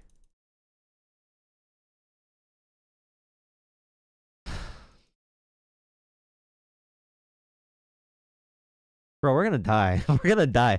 If people are that gullible, we are dead, dude. We are dead. Holy shit. Oh my god, dude. They really believe all this stuff. I see these lies and I'm like, wow, no one would ever believe something so stupid. And lo and behold, our superhero comes from the top ropes flying in ready to dunk on me. Like, yes, I am that dumb. Like, dude. Dude.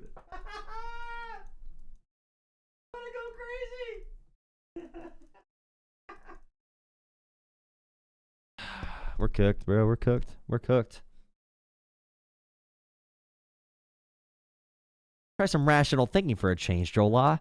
Didn't you consider that pronouns are evil woke mind virus? Don't you consider that pronouns make me upset?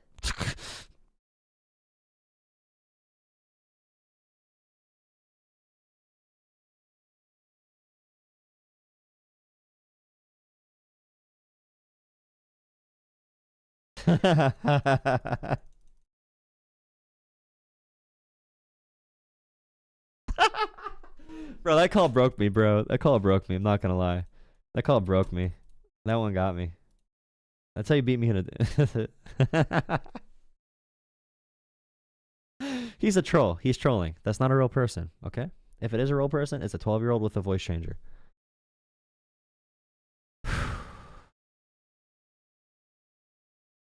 Please consider becoming a channel member, by the way.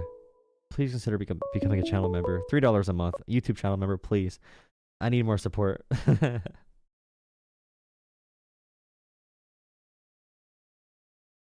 To send a voicemail, press 2.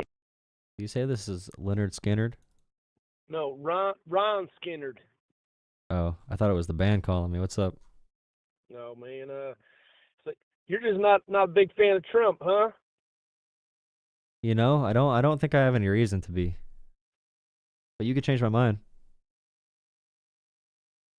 I just think he done a good job, and he's probably the. You said something about a Trump sexual. I think he's by far easily the sexiest president we ever had. I know. In what way? Describe it. Describe why you think he's so sexy. Y'all leftist libtards are always, calling him the Orange Man. Orange Man. That's a nice tan he's got on there. Okay, that's number one. He got a nice tan. Yep. And I don't know. I like what he's doing with all them immigrants. Trying to get them out. Nice. You ever work with these sleaze bags? No, I can't say I have worked with any sleaze bags. I've seen some pretty hardworking people out there, brother. Yeah, what kind of work do you do? You just seem like you're on the YouTubes all the time. I've done a lot of different kinds of work. I don't know if you can handle it, to be honest. I can handle a lot, buddy. I have severe brain damage from talking to callers like you. So I've been trying to really heal recently, take a break, you know. All right, but I was just fucking with you. I'm sorry. No, it's a good voice. Man. You have to go harder though for me. A good standard Trump fan voice, right? It's a good voice too, cause like if you really think about the voice going in with like the talking points, it sounds like someone just joking about it. Cause you said like really dumb comments, of course, about the tan, but that's something they would say about him. They would like unironically call in and say that. So it's hard to really. After the last caller, you heard the last caller, right? Oh yeah, that's why. I just stumbled across your YouTube thing, and I was like, shit, there's a number on the screen. Fuck it, I'm gonna call and just. Well, now we have a parasocial relationship, so you need to subscribe to my channel now. And now you're forever. I definitely will, dude. I definitely will. All right, appreciate it. Get back to doing good shit. All right, bud. All right, thank you. Appreciate it.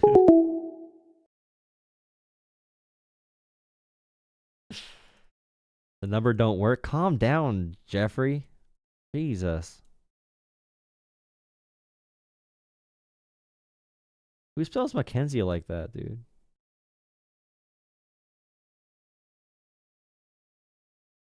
The number don't work. Do you know how phone numbers work?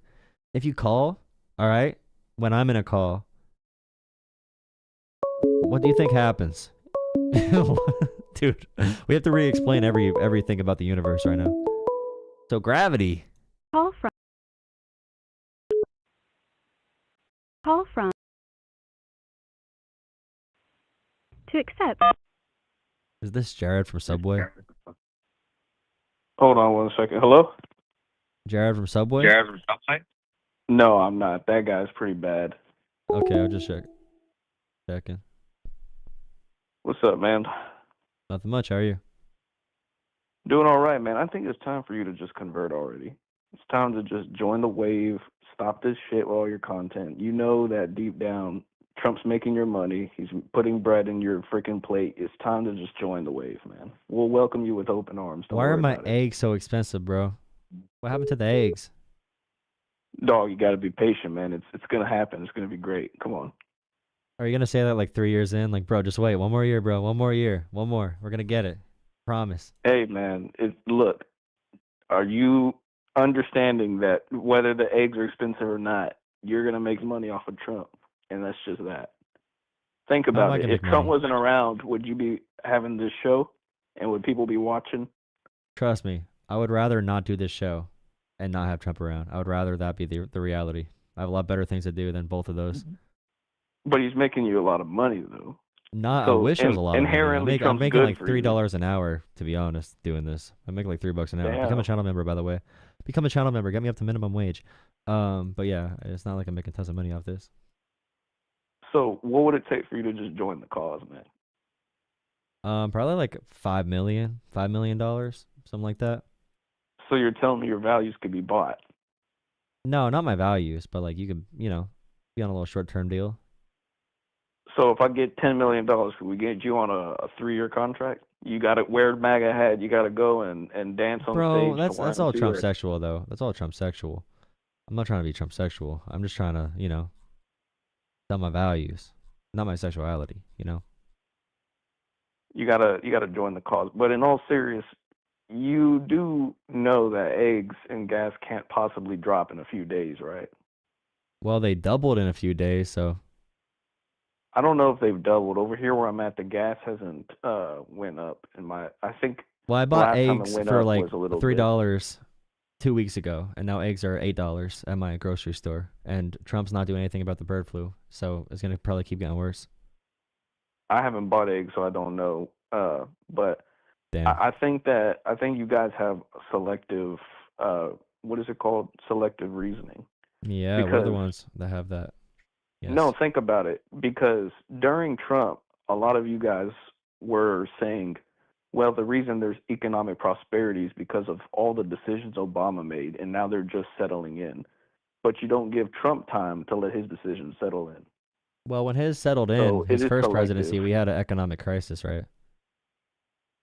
I would disagree. I would say that's a nuance. That's a nuance. So Donald Trump, for example, he was president already, and he didn't change much, off of Obama, and the economy just kept growing at the same rate. Trump really did not do anything to the economy at all. So Like the tax policy-wise. cuts was nothing for the economy policy-wise? Well, it set all-time high records for stock buybacks for corporations, but as far as like wages and economic growth, no, it didn't do much. So do you have a job, or is this all you do? Dude, I would not be able to survive off this. I have a job. So Multiple when jobs. were you working while Trump was in office? You didn't look at your check and see, damn, I had more money because I wasn't taxed as high? Well, he tried cutting my health care, and he tried reducing our health care in general across the country, so that probably would have been worse for me. Were you privatized, or were you subsidized like government health care? It really depends, but either way, he wanted to remove the ACA, which would make it more expensive to have healthcare in general, because they put caps on like profit growth per year in the ACA. So like healthcare right now is expensive, but without the ACA, it'd be even worse. Yeah, they should have got rid of that shit. It's useless. No, it caps. I just said it caps profit growth. It caps costs from growing a certain percentage per year. So like without it, it would have went up even more than healthcare already has. I don't think it's perfect. I'd rather a system like Australia or Germany where they have everyone covered and then private options if you want private healthcare too. But yeah, I mean, it didn't go all the way or do nearly enough, but things are better because of the ACA for sure. I disagree. I heard a lot of people say that their health care was way higher than it should have been, and Obama Well, was they just don't know what it pocketing. should have been. But the actual policies, if you look up the numbers, like we can talk about. See, this is the issue though. People don't understand things they don't like experience directly. So I can't really explain concepts or hypotheticals or like a different reality in which we don't have the ACA because it's not happening. So you don't know until we get rid of it. You're not going to know the consequences of it or what it even does because no one cares about the policies. That's one of the big problems. That's probably why Trump won because he's able to appeal to people's sense of like what they don't understand and just like lie about it. So you're basically saying we're just retarded people. No, I'm saying you don't take personal responsibility to make sure you know your shit. That's a much different conversation. You're more than smart enough. That's just an educated way to say we're dumb as shit and we don't. No, do you don't research. take time to go Google something. You Google things in There's things you probably believe you can Google in 5 seconds and understand. That doesn't mean you're dumb. It means you don't have any personal responsibility or hard work. That's unironically. It's terrible, man. That's a terrible accusation you're making. That's like 77 million people you just accused of not being able to do surface level research. They can. They are able to. They are smart people. They don't. They accept truth. They're gullible. I do not want my neighbors to be gullible. And you think you're not gullible?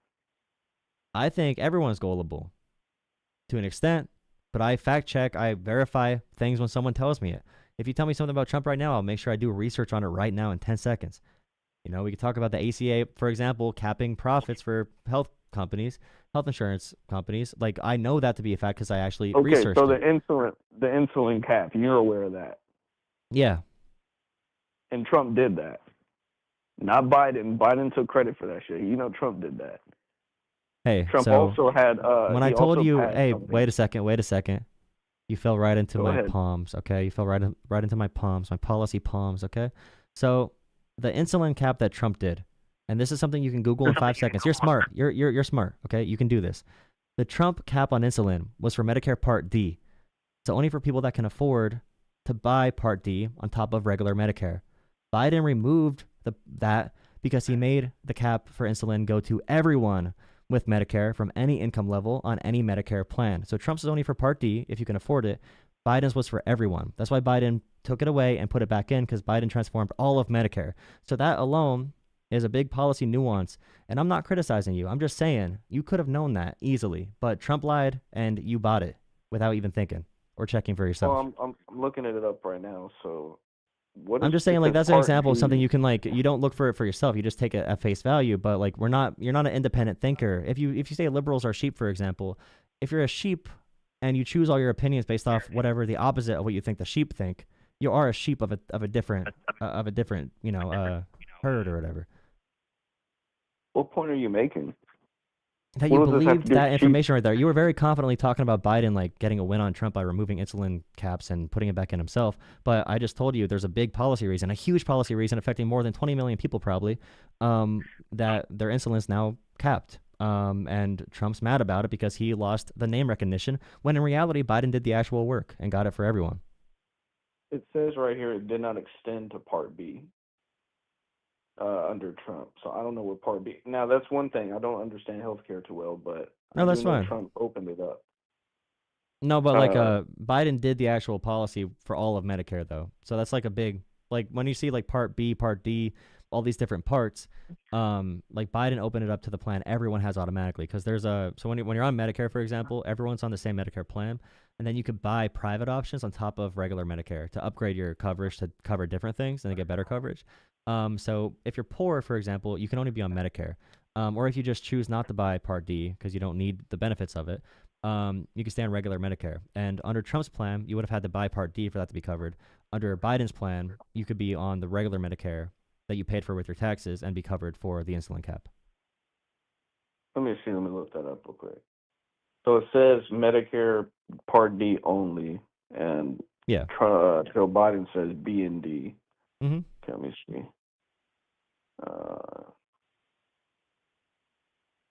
So only the seniors were able to get it. Yeah, so above 65, you could be on Medicare. Some politicians want to lower that age so younger people can get Medicare too. But like above 65, you're on regular Medicare. So caps insulin for everyone above 65 on Medicare.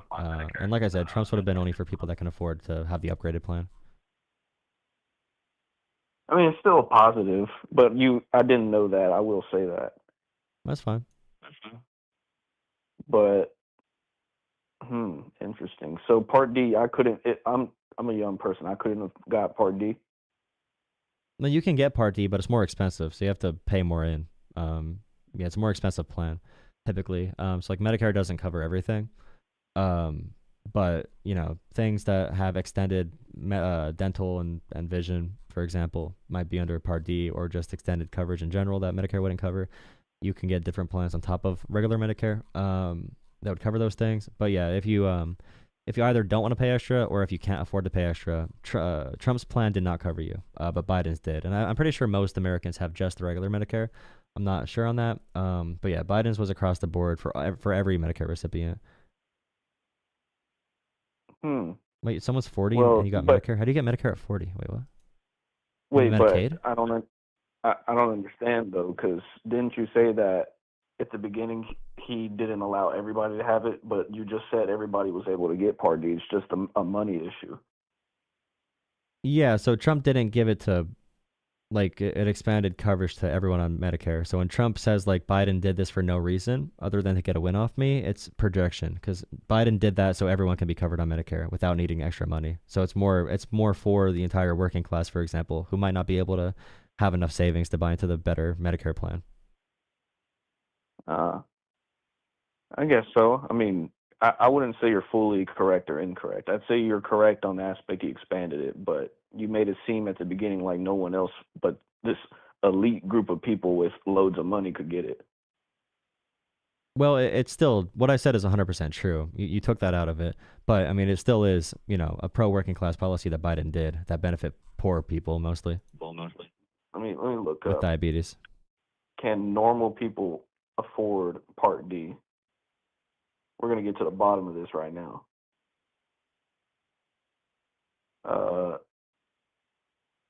Yeah, it says it comes with a cost, beneficiary, so it's Man, I don't understand any of this shit. Yeah, so like premiums versus deductibles, there's different ways to have a healthcare plan. So if you have deductibles, you have to meet those before you can be covered, for example. Premiums you pay automatically I per see. month. So it's not that normal people can't get it. It's that low income people would have a hard time getting it.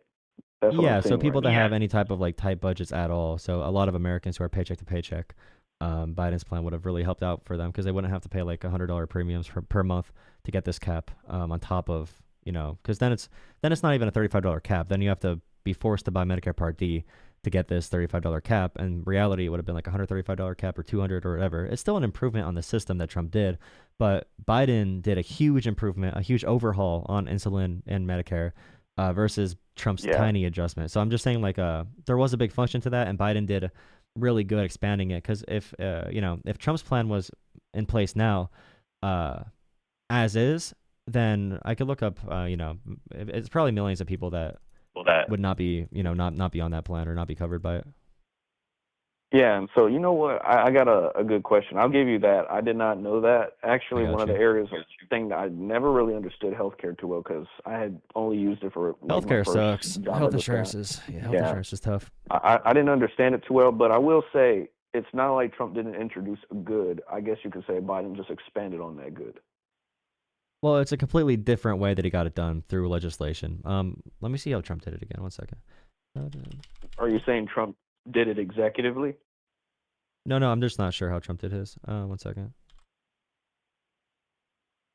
I forget what bill or what it came through. Part D, Medicare, Medicaid. Was it? Let me see if it was executive. Was this executive Biden's cap? Okay, yeah, because Trump's was through executive action, through another savings model for this one Part D plan. Biden's was through actual legislation, which is a lot harder to get passed, and legislation can stay forever. That's a fundamental thing. When it goes through Congress, it gets funding forever. Executive orders are a lot more removable, Okay. and they're not really huge policy adjustments. So Biden, for example, like Trump was a terrible, like he was really bad at getting bills passed through Congress. He couldn't really negotiate very well. So he had to do a lot of executive orders instead and just kind of like push it through with his signature. Biden got this passed in a bipartisan, somewhat I will bipartisan say, Congress. yeah, I will say there's one thing that I do see that the Democrat side does better, and that's getting legislation through Congress. Because looking from my point of view, Trump will go in and sign some pretty good executive orders. The second somebody that doesn't agree with him gets in, they just remove that shit. But Biden, through Pelosi's hands, they'll get it passed all the way to the presidency through the Yeah, I mean, House he got and a lot the of Senate. like So the I do give bipartisan credit for infrastructure that. bill. The bipartisan infrastructure bill that Biden got was really good on his behalf. He was still, by the way, like Biden was still functioning mentally. He could not talk on camera effectively at all, but like he was still making deals and getting these bills, getting a lot of votes for these bills. And I think even like Matt Gaetz criticized Republicans for like letting Biden get all these wins legislatively, but Biden could not sell these policies to the public, which is why people believe things like they don't know things like the insulin cap because the Democrats decided to run a candidate that couldn't speak or walk, which is not very good usually. But also the standard of evidence for Trump, like his standard is a lot lower than Democrats typically. Like he could say some random ass shit, and if it's dumb, people will just say, well, Trump was kidding anyway. Or if it was like somewhat reasonable, it's like, well, Trump spoke a full sentence. It's like they both had very low standards, but Trump has Biden got kicked out. Trump gets a pass typically. I'd rather a president that can get like legislation done. And people talk about Trump being a negotiator, and it's just like, I just have not seen any evidence of that. Yeah, I think, well, that comes with a harder point of being agreeable, which I think Trump will have an easier time now because, as you know, from 2016 to, let's go ahead and say, before this election, Trump was not an agreeable candidate. He didn't ever have the popular vote. And a lot of the Republican Party was just very, we got to work with what we got. But now he's got a lot more of his buddies in there, so I think it's going to be different. It's going to be different for sure. Well, he does have his buddies. I'm But- waiting for an economic plan to come out to help grocery prices. He still did not give one. He still did not give a healthcare plan, so I'm waiting on those two things. It'll come, man. It's been 6 days. By the way, your buddies he in doesn't the have a Senate plan, keep though, you know what I gridlocking. Yeah, your buddies in the Senate keep gridlocking. They won't even let him pick his cabinet people and vote him in. That's not true at all. They confirmed, I think, every single nominee so far.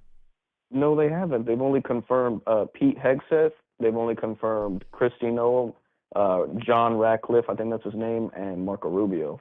That's it. You can verify that. Unless it changed as of a few hours ago. I just But woke up the and I saw Senate leadership is led by Republicans too. So I mean, every person passed for Trump. Yeah, no one Yeah, got but denied yet. But the confirmation hearings, like those are, I don't know why whatever his name is, the Republican leader, I don't know why he posted about that. Probably just to make people mad because he likes making people mad and rage baiting people. But yeah, it's thank you, Jordan, for $20. Heat Zeke is another huge fan. He helps out your algorithm by saying the same thing over and over again. Be more like Heat Zeke. Show your support by commenting intelligent thoughts below. He's Jolaw's biggest fan right now. Respect. Thank you, Jordan, for the $20. Thank Were you you for the saying rage an bait ad or comment. something? No, What was that was someone super chat me on YouTube. Oh, okay. Yeah, he super chat me. But yeah, there's that's been a no cup hold up right in the there. Senate for that kind of thing. And Trump, by the way, has been running for president or has been president for around 10 years now. He should probably have at least like a healthcare plan or some type of understanding of the economy to help lower grocery prices, especially because groceries are the number one thing he ran on, and I have not heard literally anything about groceries yet. I like I said, we still got people to get confirmed in. The 6 days have just came in, so Yeah, but he signed like 500 executive orders, none on grocery prices, and also he's been holding up aid to California and whatever, making his press runs. So I mean, he's been doing other things. He just gives no answers on, he's not giving answers on the hard questions. I'm just waiting for those. it'll come. And what's your Okay. deadline? Are you gonna give a reasonable time? Because Okay, so usually if someone runs for president, well, Kamala Harris, if I can it was- name, yeah.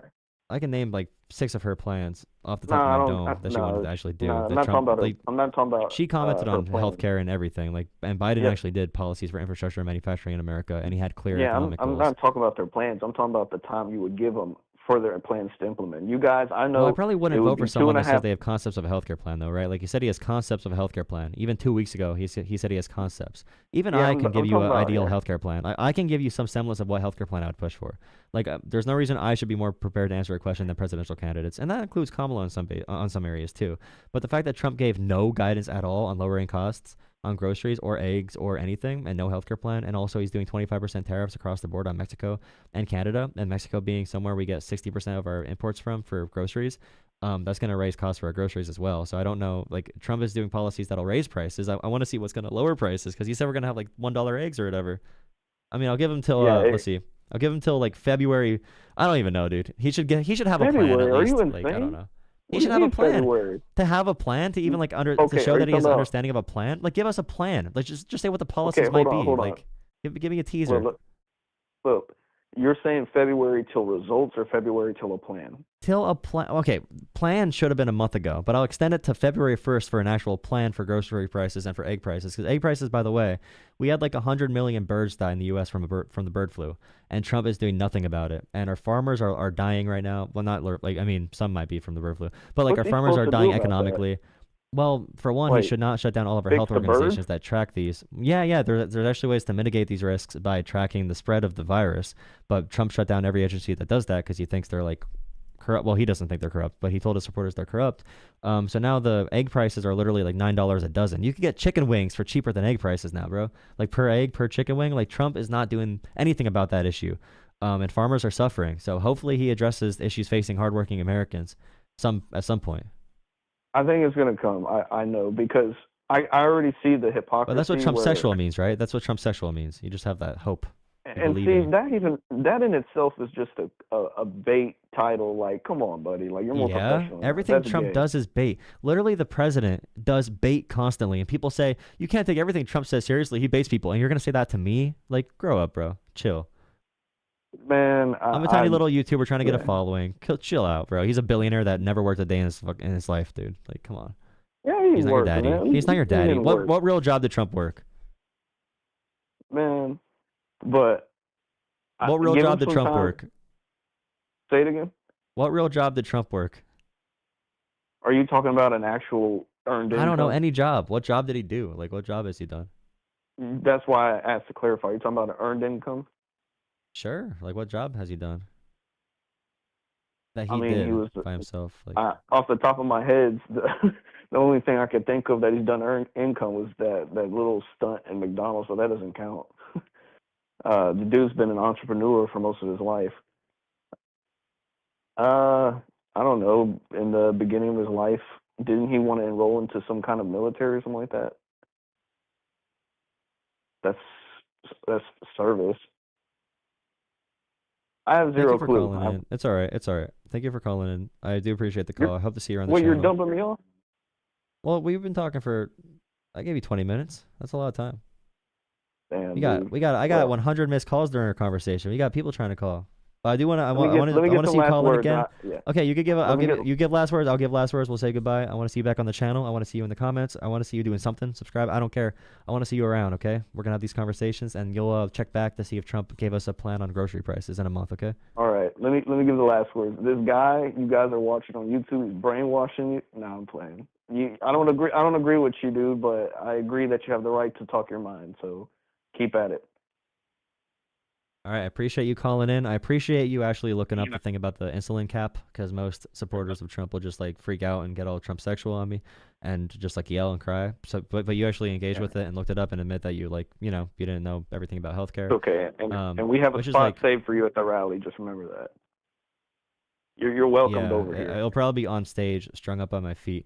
But yeah, thank you for calling in. I hope you have a great one. Thank you for $2, the great one.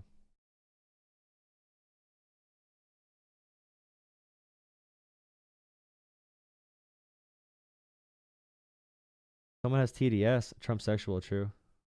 You don't name one thing about healthcare? You're right. Trump is well known for serving our country. He would never dodge a draft for having bone spurs. That's not like my God King.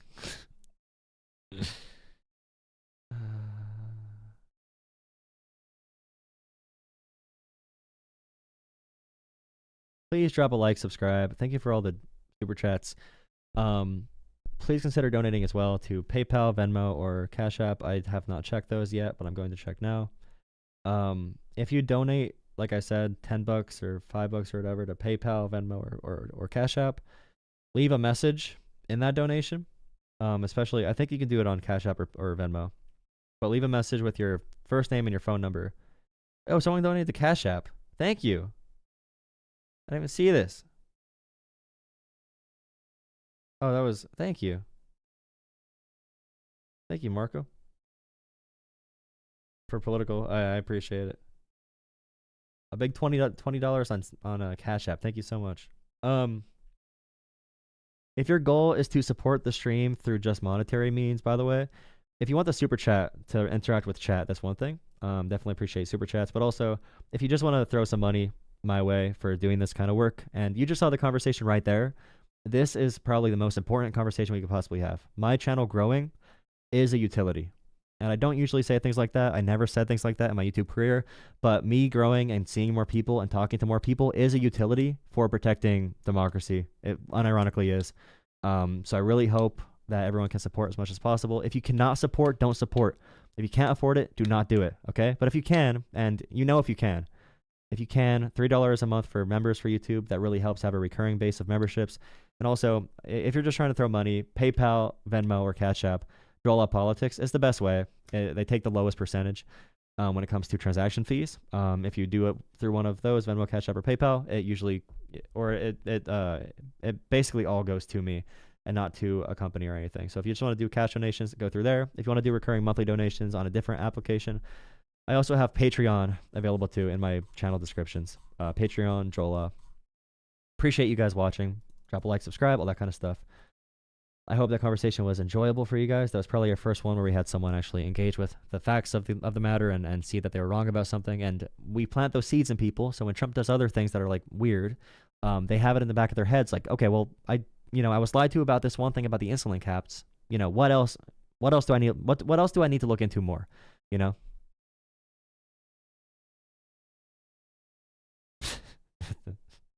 you, Kyle. Thank you, mods. Thank you, mods, as well. RFK milk? True. Deflect. Everyone, stop engaging. Yeah, stop. Why are you engaging with free thought? By the way, guys, you see all these Trump supporters in the comments telling you to not engage? If you're a person on the right, why do they want you to not engage in free speech and conversation about our democracy and about like policies and about our government? Like, why are they so afraid of us having conversations? Why do they not want us talking about the issues affecting Americans? Like, why not?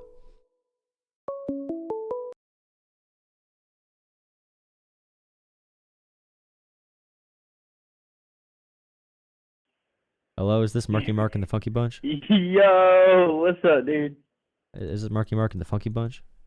Yeah, Marky Mark and the Funky Bunch. Yeah. What's up, man? How you doing? Ever see the Costco Family?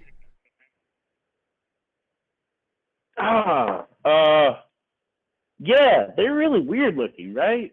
The double chunk chocolate cookie. Yeah, that guy? double. Yeah, Boom, yeah. No, I was thinking, boom, a boom or doom. I was thinking about the actual Costco Family, but I yeah. think they should run for president. Yes. I think they should run for office. I really Personally. think that would be a really, really kind of like soulful time in American history where you just had like this people that people loved. I don't know if they'd, get a ton of political stuff done, but I don't think that really should matter so much anymore. I mean, Yeah, by the way, in the what we really comments, need to do is it's really quick for the comment section. Iconic IRL, you said stop engaging, you're helping him multiple times. I'm going to pin your comment so everyone knows to stop engaging, okay, baby boy? Okay, continue, sorry. all right, you get that. All right, so I want to talk about something that's like really meaningful to me. I was really bad into drugs for a while. I was homeless for a bit, and I was using really bad stuff. So how would you handle like all the fetty and the ice coming over the Mexican border? And I know there's a lot coming over from China as well, and that's just like something that needs to get like dealt with. But like tens of thousands of people die, and that needs to stop. I mean, you have people dying every day, every second. Like I have a lot of friends that are still on ice, and it's really bad. And if we went to war, or did some sort of military action against Mexico, I mean, all lives matter, but it's a no-win situation. I mean, because people are going to die until you stop it. So my idea was basically do what they did in El Salvador, not as extreme long-term, but initially you'd have to throw a bunch of people in prison, right? So And to kind of, yeah. Go in ahead. general, Well, diplomacy has been our best tool. So for example, Biden got Mexico to invest $1.5 billion in border security with a 2-year plan starting in 2022. So that plan did not fully actualize until now, but we did hit all-time low border crossings under Biden before he left. So like not all-time low, but pre-pandemic levels. Because we had that diplomacy with Mexico and they made a big investment. They actually paid for border security, something Trump could not get done. But like just in general, most fentanyl comes through ports of entry that are legal. So probably enhanced security methods there. But as far as like the opioid crisis goes, also, although having less fentanyl decreases like overdose deaths, there are still people addicted to other substances. So when it comes to addiction, a lot of times people think like we should punish addicts or treat it like a disease, or not a disease, treat it like it's something they did, like a moral failing. But it really is a disease. It's not something someone can control. You could argue that people get themselves into bad situations, but regardless, physically, it's a disease. Addiction is a disease. Undisputably, it's a disease. So having actual treatment methods. So for example, all right. Well, what do you think about like free like safe spaces to like use drugs? I personally, I don't think that there should be I guess. Yeah. What do you think about the safe places to like use and inject? What about that? So they fundamentally work. By the way, can you pause my stream in the background if it's on? It is not on. Okay, I'm hearing a little. Hold up, one second. And my headphones are on correctly, so I don't know why you should be getting. You're fine. We'll deal with it for now. But there is a lot of evidence that safe injection sites lower drug use, overall drug consumption, overall overdose deaths. But the issue is we never properly implement them, especially in the U.S., because people hear it and they get scared because they think safe injection sites, drug addiction is a choice, and all the people are gonna go get their free drugs now. And that's not how it works at all. You bring drugs in, you get them tested, you have a chance to get help. And that's what you need people to have is help and real services, real medical providers giving services to people for this disease. But the American public is all emotions and no fact. And that's a big issue right now. If something does not intuitively make sense, if someone does not engage with something directly, so like if someone does not have a family member who's an addict, or if they don't themselves go through addiction, they don't know that addiction is a disease. They think it's a personal choice because they don't understand it at all. It's the same thing with safe injection sites. It's terrible branding. It just sounds bad, but it does help, especially with disease prevention. It helps with the streets being cleaner. There's less trash. There's less needles. There's like no needles when they implement these. There's less homeless in general when you actually have places for people to go and get help and a way to get back on their feet into society. So yeah, these things all work, but we never fund them correctly. We never allocate it correctly. And the American people are banning this in multiple cities because they're just like scared off easily. Yeah, and I do believe that we need it. It's just thinking about just the ability to use drugs without. It's really, really horrible. I mean, anyways, so I'm trying to argue with you. I really am. What do you think about California, where Trump went in and he with the smelt and everything like that, and they didn't have water in the pipes because they couldn't get water from the ocean and whatnot. I watched your other video about how you were saying that water doesn't go uphill and whatnot from Oregon, but yeah. So when Trump says there's like a I don't know, some type of water source from the north that California can let water in, number one, that would not have affected the fires at all. That would not have, even if that existed, the fire damage would not have been changed. But also, what Trump is talking about makes no sense. There's no magical source you just press on for water to get to California. If there is water coming from like Oregon right now, there's a method of pumps to get it to higher elevations because California is Right, higher up yeah. than Oregon is on Pump, average. pump, yeah. So when Trump Yeah. says like just turn on the water, it doesn't make sense. It'd be a multi-billion, maybe $1 trillion infrastructure plan. Why couldn't you get it building from the aqueducts and pumps and etc. So when it comes to fire equipment, salt is very corrosive, so you need specially designed equipment in order to pick up ocean water. And that's also very expensive, especially for a state to have on hand. I believe we got planes with that capability from Canada that came to help out, but that's very expensive, another huge investment. And everyone's talking in hindsight, and everything Trump says, by the way, is complete BS on that topic with California fires or whatever. It's complete BS based off no fact. They complain about the gender and sexuality of the firefighters versus actually supporting them. And now he's holding up aid to get his tax cuts for the rich fast. I just don't like that. Which is dumb. Which I so on to so I guess I'm just gonna keep agreeing with you. Fuck. So I guess It's with fine to ICE agree. I mean, I'm a pretty logical person. If someone disagrees with me, it's either they perceive things differently or they're operating off different facts. Because I mean, you could see by watching me. I mean, I interact with people. If someone admits for a second that like I have a fact and they might not know it, it's awesome. It's a great conversation. But the people who just came on here and just like kept BSing me, and I'm like, keep on saying over and over again what the facts actually are, and they keep on lying. Yeah. It's like, bro, chill. Like we can agree on something. It's okay. Okay, so I personally, I so with the ICE thing with deporting everyone, and I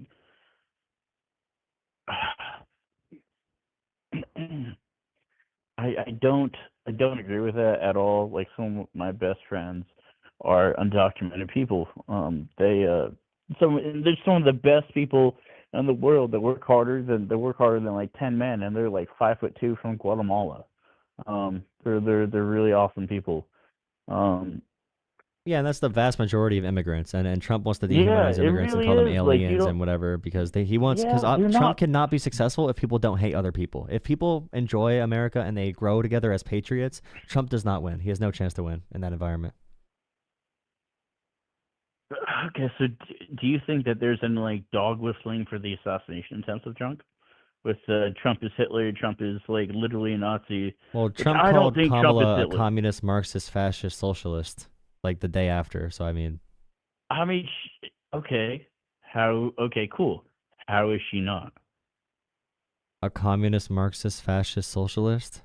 Okay, maybe not all. She's a very things, basic. but... She's a very basic like capitalist liberal. Her policies are not in any way socialist or anything. Like she very basic. She wanted like small business loans and tax credits for businesses and childcare. Like that's very basic centrist policies. Obviously, I didn't know what I was talking about. Cool. Thanks for not ripping my head off. I mean, they'll say she's a socialist because they don't like DEI or wokeism because that's their dog whistle. But you know. Okay, so DEI. Okay, cool. This is where we can argue or have like a good back and forth. I don't think DEI is a good thing at all because what I at least am informed of what it does is you hire people based off their skin or orientation rather than the skills that they already have. And so I'm for giving everyone needs a shot, especially people that have been disenfranchised in the past and then might have barriers that they have trouble overcoming, and then if other people see people that they can like identify with being in that job, then that might encourage them to then pursue things that might get them close to that job. So that person that's in that job initially might not necessarily be qualified. However, it will encourage other people to then get those proper qualifications to then have that job and be that qualified person. So the idea that there's people getting jobs based off their skin tone, I mean, you could probably bring up a situation where it happened, but that has happened for many, many years in America. Even recently, off of studies, it has happened for white people. And when the initial DEI was done, it was done during the civil rights movement. So this is a civil rights movement principle is DEI, diversity, equity, and inclusion. Meaning every person in society should have an equal shot at success, regardless of your class background, race background, gender, whatever. And Trump revoked an executive order that LBJ did during the 1960s. And now Trump campaign people are saying that we need to revoke the 1960s to get the 1950s back. So when they talk about wokeism and DEI today, we have studies that say when you have a black person's name and a white person's name, that application given to a business, that business will select for the white person, even with equal qualifications. So when they say DEI hires unqualified candidates, the opposite. DEI actually gets more qualified candidates into positions. And a lot of things are done off of nepotism and wealth, and that just so happens to be held by certain, or to not be held by like black people, for example, because of slavery and a lack of generational wealth, because we did not consider black people to be humans until basically the 1970s. Even after that, we had the war on drugs and a bunch of other issues. And yeah, we had slavery, Reconstruction, we had Jim Crow, we had so many things, redlining. We can go down the list. And right now, people are just saying like any black person in the workplace is DEI. It's stupid. Oh, I have a black pilot. I can't trust them. That's not And true there's at by the all. way, due to Trump's policies, there's a story of the original 5 Tuskegee Airmen. These were 5 black pilots. And this story is being removed. It's a World War II story. It's being removed from military bases on basis That's as crazy. a result of Trump's executive orders. So Trump is removing black history in general. Like Florida's banning books about black history. Trump got that story removed from being able to be taught about. unconscionable. But that's what they do. They say wokeism and DEI is the big boogeyman. And then when people say like, yeah, they use pronouns too much and talk about social justice too much and reparations or whatever. I saw too many black people on the Viagra commercials. Like people see that and they don't realize that Trump is 100%. I'd rather Trump, by the way, I'd rather Trump go scream the N-word than erase black history. I'd rather that because at least that racism is open and it's out there. I mean, yeah, if you had those two choices, yeah, I'd rather that happen than take away black history because we've been doing that forever. Like any time like a black dude does anything good, it's overshadowed. I mean, a lot of the time, man, it's just like overshadowed or story of black community entirely. Well, any story, like the way you talk about something matters, and any conversation that starts with this terrible woke ideology is corrupting society, we have to remove it from our whatever. Any conversation like that, that's absolute, that allows for no middle ground or conversation, that is a radical belief. You can take the claims about the woke ideology today and replace it with the Jewish conspiracy, and every single time Trump says woke ideology or Elon Musk says it, it sounds like you're in Germany in 1940s. Like literal, that's the new Jewish conspiracy is the woke ideology. And it's really troubling for that reason because people are not thinking clearly. They're removing history. They're blocking it. They had a program, by the way, in federal agencies that Trump instituted that if you suspect, if you're working in the federal government and you suspect that your coworker was a part of any DEI initiatives, you need to report them to the government. That's and crazy. if you don't report them, then you get reprimanded. So you are taught to go in and report your quote unquote DEI, your DEI coworkers. You know what that means to a lot of people. DEI coworkers, your woke coworkers. Oh, we have a lot of woke people here. That's a replacement for the N-word essentially for a lot of people. If you don't report your DEI coworkers, you get reprimanded. That did not happen anywhere except authoritarian nations. Authoritarians do that. No one who cares about anything concerning freedom does that. And now we have these people in charge of the U.S. who share ideologies of supremacy. And I mean real supremacy, not white privilege, not toxic masculinity. They truly believe certain people like Elon Musk are God kings and they should be ruling society. And we're in a scary place. Yeah, that's actually like really, really crazy. Like that's like some brown shirt type shit, man. Like It's literal brown shirt stuff. But when you call Trump a fascist, it was too far, right? But he's literally doing everything according to the fascist playbook.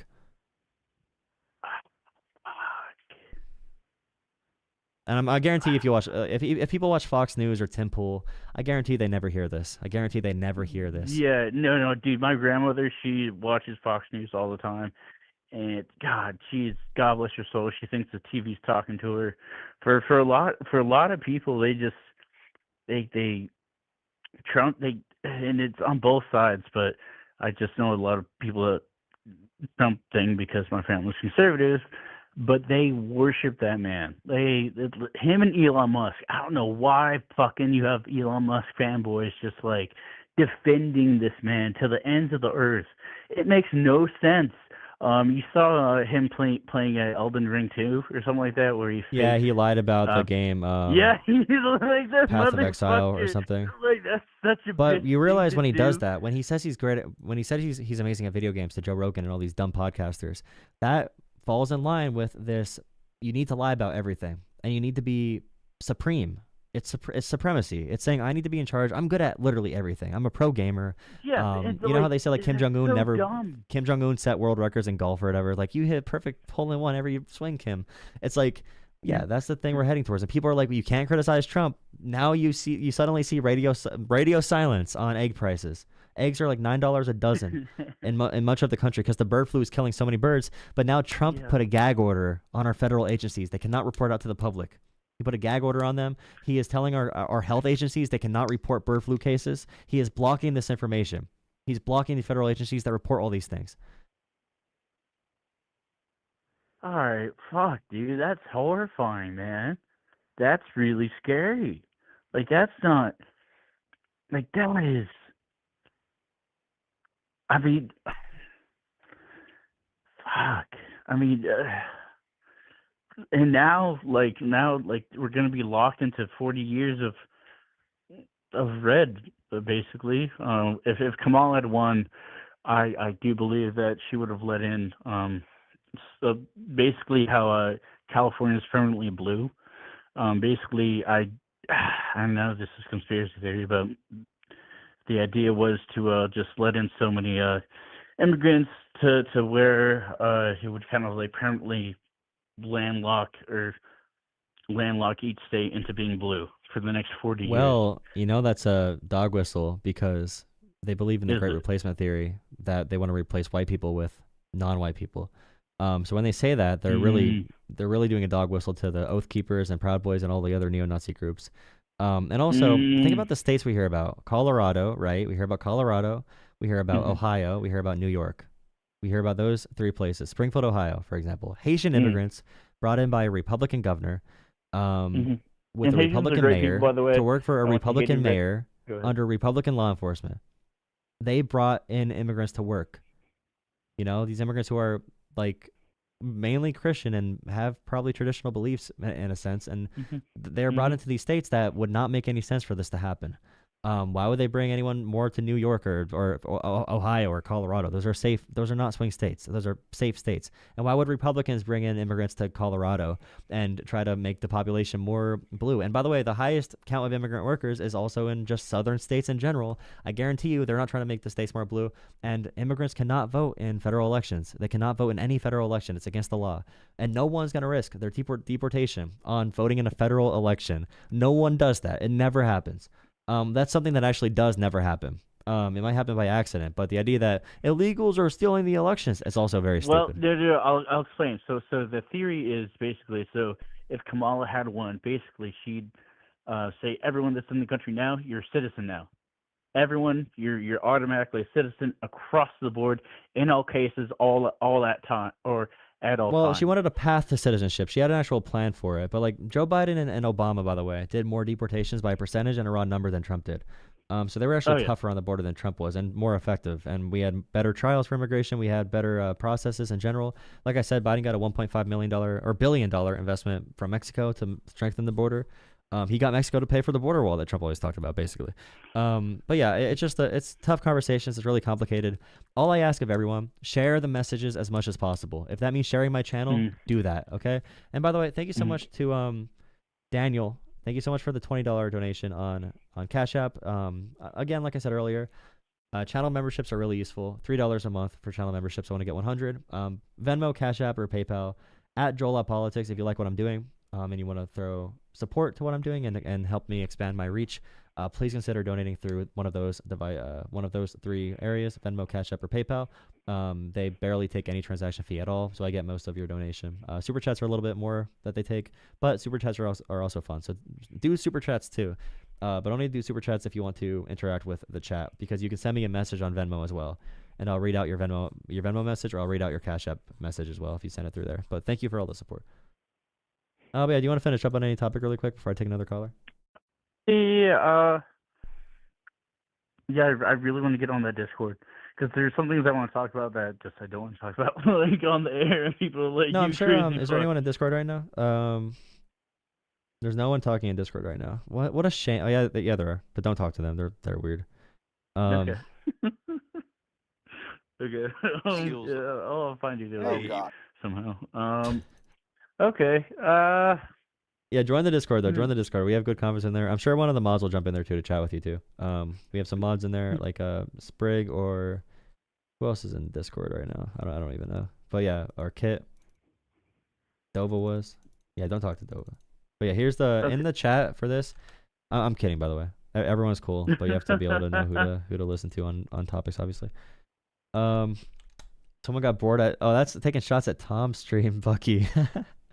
There's a Discord link in both chats, by the way. But thank you for calling in. I really appreciate it. And yeah, we all have to be a part of caring about the truth and caring about freedom. And anyone who has any misconceptions, it's fine. Like, I don't care who you voted for even. Like, I want to just move forward in the best way possible. Anyone that speaks out against corruption, against anything, I don't care if you voted for Trump 18 times illegally. And if you have a picture of Donald Trump on your wall that you make out with in the morning, if you change and you support the Constitution and freedom, that's all we ask for. All right. Well, okay. Well, Jola, I fucking love you, man. Even though we're on opposite sides, really cool fucking dude. You're really fucking awesome. It's really nice to be able to just like, you know, at the end of the day, be able to talk to someone about the shit that you've been like thinking about, and it's really cathartic and therapeutic, and it's really I healthy. guarantee you we are not really that far apart. If we really sit down and talk about this without the media controlling our conversations, we listen to the version of each other that the media tells us to believe in. They want us to believe that we are completely opposite. They want us to believe that we have to fight each other, that we can't live in harmony, that we have to avoid the world, we have to be scared to go outside. They want us to be scared and watching their news. They want us watching their news to pay their advertisers. And still, people watch Fox News and they're like, that's not mainstream media, although it's the biggest news network in human history. Yeah, take your brains off. Unplug your brains. Go talk to someone. Go out in public. Go meet someone. Touch grass. Yeah, touch your grass. Oh yeah, join the Discord. Thank you for calling. I really appreciate it. All It's right, in the yeah, chat. bro. And it's also under any of my videos. The descriptions under my videos also have my Discord link in them. But yeah, thank you. All right, yeah, bro. Got you. All right, bye.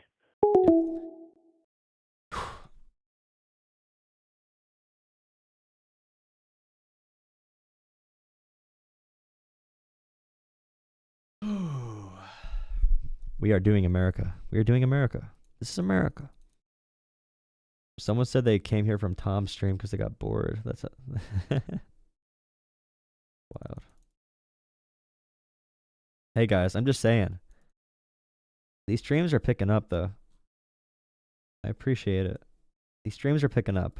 That was a good talk. Thank you. I'm telling you, bro. You guys gotta. I know you. I do appreciate all the support.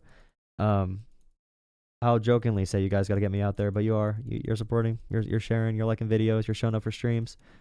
We have 150 likes on this video right now on this stream. We have 35 people watching we have 38 people. We have 38 people watching in the horizontal stream, which is the highest number we ever had in the horizontal, while the short was also live. So like, and like, thank you, Joel, fan account.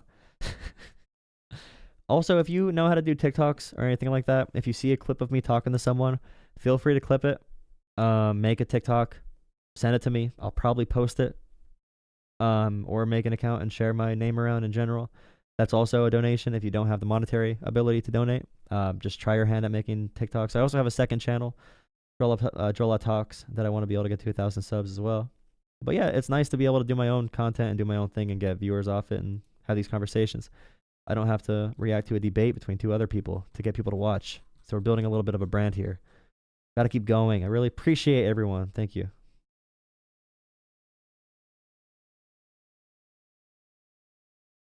Maybe we'll even play. Does anyone play Call of Duty? Want to play Call of Duty? I have Black Ops 6. Black Ops 6. Oh god, I gotta slow it down when I say that.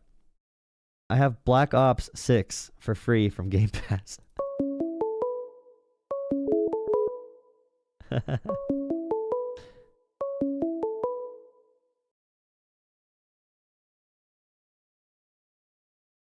Also, if you want to jump your way ahead of line, remember you can donate $10 and put your phone number, your name if you want to talk to Venmo or Cash App or PayPal. Hello. Hey, this is probably the first time I've ever paid $20 to talk to another man. Hey, I appreciate it. But yeah, man. Hey, so I'm definitely a Trump supporter, and I'm not going to talk about anything that I don't know about. Yeah, for So sure. I want to talk. I want to talk about. So you're clearly against Trump's immigration policies.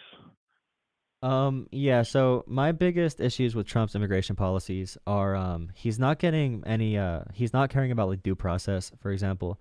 So right now there's a big story. They're raiding workplaces only. So they talked about violent crime and that being the main issue. And I think you'd agree that's like the main thing that Trump voters who are anti like who are pro deportation, the main concern was the violent crime. Okay, so right now they're raiding a lot of businesses and working people, just like really hardworking people who are just undocumented and still here, who were never given a chance at a real shot at being a citizen or having any path to citizenship. And they were wrongfully detaining American citizens just yesterday, I believe, or was that today? Check and update me. But they also detained military vets who happen to be working in proximity to immigrants. So, they're indiscriminately jailing a lot of people, detaining them in a really abrasive and dumb way. And it doesn't fix our issues. Like Trump's mentality of like the border, we need deportations and we need to build a wall. It doesn't really address the root issues of asylum claims and amnesty and all that kind of stuff. I've never heard Trump really talk about those things in any like real policy way. So those are my main issues. It just seems to be very all over the place. It doesn't seem very guided by much, tactic or logic. It seems to be more guided by they want to put their number up of how many people they can deport per day. I'm going to disagree that it's only businesses. Well, I mean it's a big story for the vets. I mean, it's part. Yeah, it's definitely part of it. I mean, the people that are known illegal immigrants. You're an illegal immigrant, you got to go. I mean, that's a crime in itself. You're not supposed to be here. I mean, you can get here through due process, through the policies, through the so process really, it I'm takes. sorry, but really quick. So I'm talking about those who are undocumented, who may have technically overstayed like working permits or visas, but they've been here and they were kind of they were told by every administration, and right? that's Every illegal, president correct? says To overstay your visa. Every president, it's complicated for a few reasons. So like every president says they want path to citizenship. And Americans agree that if you're working here, you are nonviolent and you've been a member of these communities, especially you might have a kid here, you might have a family. I believe, that hardworking person should be able to have a path to citizenship in America. Now you could say illegal, legal, whatever. I But agree with also that. No, there's a I lot mean, there's a lot of laws with like asylum, for example. You're supposed to take asylum seekers. That's another law that Trump wants to ignore. So if we want to talk about laws and strictly laws, we can. But I'm talking about like what's best for people. And every presidential candidate says, right? We always hear, I'm pro good immigration. I'm pro hardworking immigrants. I'm pro like all the good versions. But we never ever actually get a fix to our system that takes way too long to become a citizen. So that's my big thing there. If you want to talk about illegal immigration, someone does not have an asylum claim, by the way, like they just like get in without an asylum claim. If someone truly is your definition of a legal immigrant, I would agree that we have to hold the law there, but also the people being swept up in this mess are just like amazing people, hardworking people, and we're spending $1 million per flight to use military jets to take them to Mexico for like no real fundamental reason except it seems more ideological for them. I wish they'd focus on the issue they cared about, like violent crime and There's going to be immigration. collateral. I mean, the people, because they are going after known criminals that are known illegal immigrants. There was a huge raid in Boston like 2 days ago where they arrested like 400 people, 75% of them being criminals, and a lot of the times the illegal immigrants stay with other illegal immigrants, and those illegal immigrants might not be criminals per se, but just the fact that they're there and hey, you're here too, like we can't just walk away from you, like you. Well, they you can also like are. one of the issues was they did not trust the documentation on the military vets, for example. So like the way they're doing this is violating just like basic human rights or basic like constitutional rights.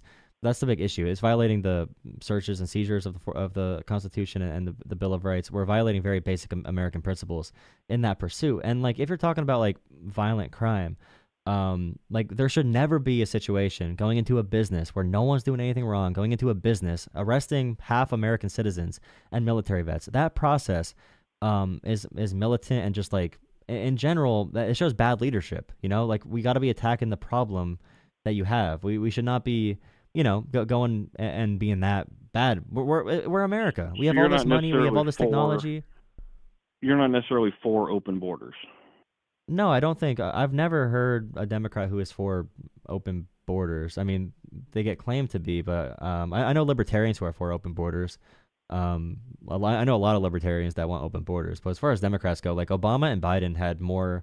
They deported a higher percentage of border crossings than Trump did, and a larger number than Trump did from like 2016 to 2020. So they were like every American president is pretty big on deportations and everything. It's just like some of the priorities change, but we also need to get something passed through Congress to fundamentally change our immigration system. I mean, that may be true that Biden deported more illegal immigrants. But I would say that's because there was more illegal crossings under Biden. It was higher percentage. Would that make sense? So, like if you got more to catch, of course you're going to catch more. But it was higher percentage. That's the big thing. It's higher percentage is a big thing. I mean, there was a lot less people crossing under Trump because they were scared to come into the country because of Trump. You know what I mean? So obviously they didn't have as many to deport. No. I mean, but they even with the same number, Trump like per immigrant, per border crossing, like percentage wise, like Trump did. That's why I said like a raw number and percentage. So like it was still a higher percentage that was done by Biden and Obama. So like even with a smaller number, like border crossings, if you look at a graph of border crossings, for example, they were actually lower.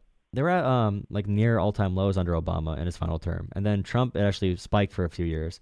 So there's a couple different, like there's different international events that can cause that. So like if a civil war happens somewhere or crop failure or like the government falls apart somewhere, you can get immigrants coming from there claiming asylum or somewhere like refugees or whatever it might be. That changes a lot. And a lot of Biden's immigrant numbers came from, obviously in the same way inflation did. It came from the after effect of COVID. A lot of places were torn apart economically, and America was one of we had the quickest economic recovery of any country, while other countries fell apart and became unlivable and unsafe for many people. So they did come to America, which I think, by the way, I would say that America is kind of built on, a clean, good immigrant population, coming in, and that's a terrible phrasing for it. But like, would you agree or disagree that it is a problem right now with the amount of people that are coming over? There's too many people crossing the border. I believe that these solutions take years to implement. So, for example, Biden got Mexico to pass $1.5 billion on border security at their southern and northern borders. Yeah, I saw in 2022. Yeah, I'm aware of that. But yeah, that took years to implement fully. But now Biden had a huge decrease in immigration in his last 6 months, and also we had the biggest decrease in fentanyl overdoses of the entire opioid epidemic as well as a result of Mexico cracking down on drug smuggling as well through these programs. So I only say that to say that these plans take a long time. Biden's foundation of diplomacy and Mexico being cooperative has been really beneficial. And I don't want to threaten that diplomacy with like the tariffs Trump wants to do to Mexico when they already were kind of on board, and we can collaborate in a way that benefits both of our countries. But Biden did have a record number of legal crossings. I mean, yeah, he had a record number of border crossings in general for sure. But like a record number of legal crossings. That's an issue with the system, though. Even if an it issue dropped, with Biden. even if it dropped, the legal crossings are still here. Okay, and that's a problem. Yeah, but there's been no notable raises in the crime rate of anywhere with high immigrant populations or concentration. We have not seen the increases. Whether crime's an issue or not, it's a huge impact to the economy. Well, most of these are asylum seekers that were never able to get their court hearings. So, for example, a lot of the immigrants you hear about in the news that do commit crimes, which every population of people commits crime to some extent. Like every population has some people that commit crime. Right. Yeah. I mean, crime is what it is. It's going to happen. It's going to not happen. Yeah, and the crime rate's pretty low for immigrants because they don't want to be deported. So, like a lot of immigrants will actively stay away from anything illegal because they don't want to be deported in general. I'm looking at it more from an economic perspective. Like, because again, we have to pay for these people once they're here, and that's why in an ideal world there would be zero illegal crossings, and everybody would come through properly, and it's up to our government to figure out how many people we can afford to let into this country. And it might be so many people one year, so many people less the next year, because businesses come and go. We need workers. We need this, that. Maybe we need more Yeah, people. but like we need when less it comes to how much people. money we like give to people, like Haitian immigrants in Springfield, Ohio, for example, giving a basic like stipend for housing for like a week before they start working, and knowing that like 50% of our agriculture workers are undocumented, we get far more back in the economy based on that labor. And we're probably going to see some impacts in grocery prices from deporting so many people. My big thing is many of the people had reasonable asylum claims. Our system is still not fit to handle so many claims. The border bill that got denied would have addressed some of those issues with capacity to hear claims.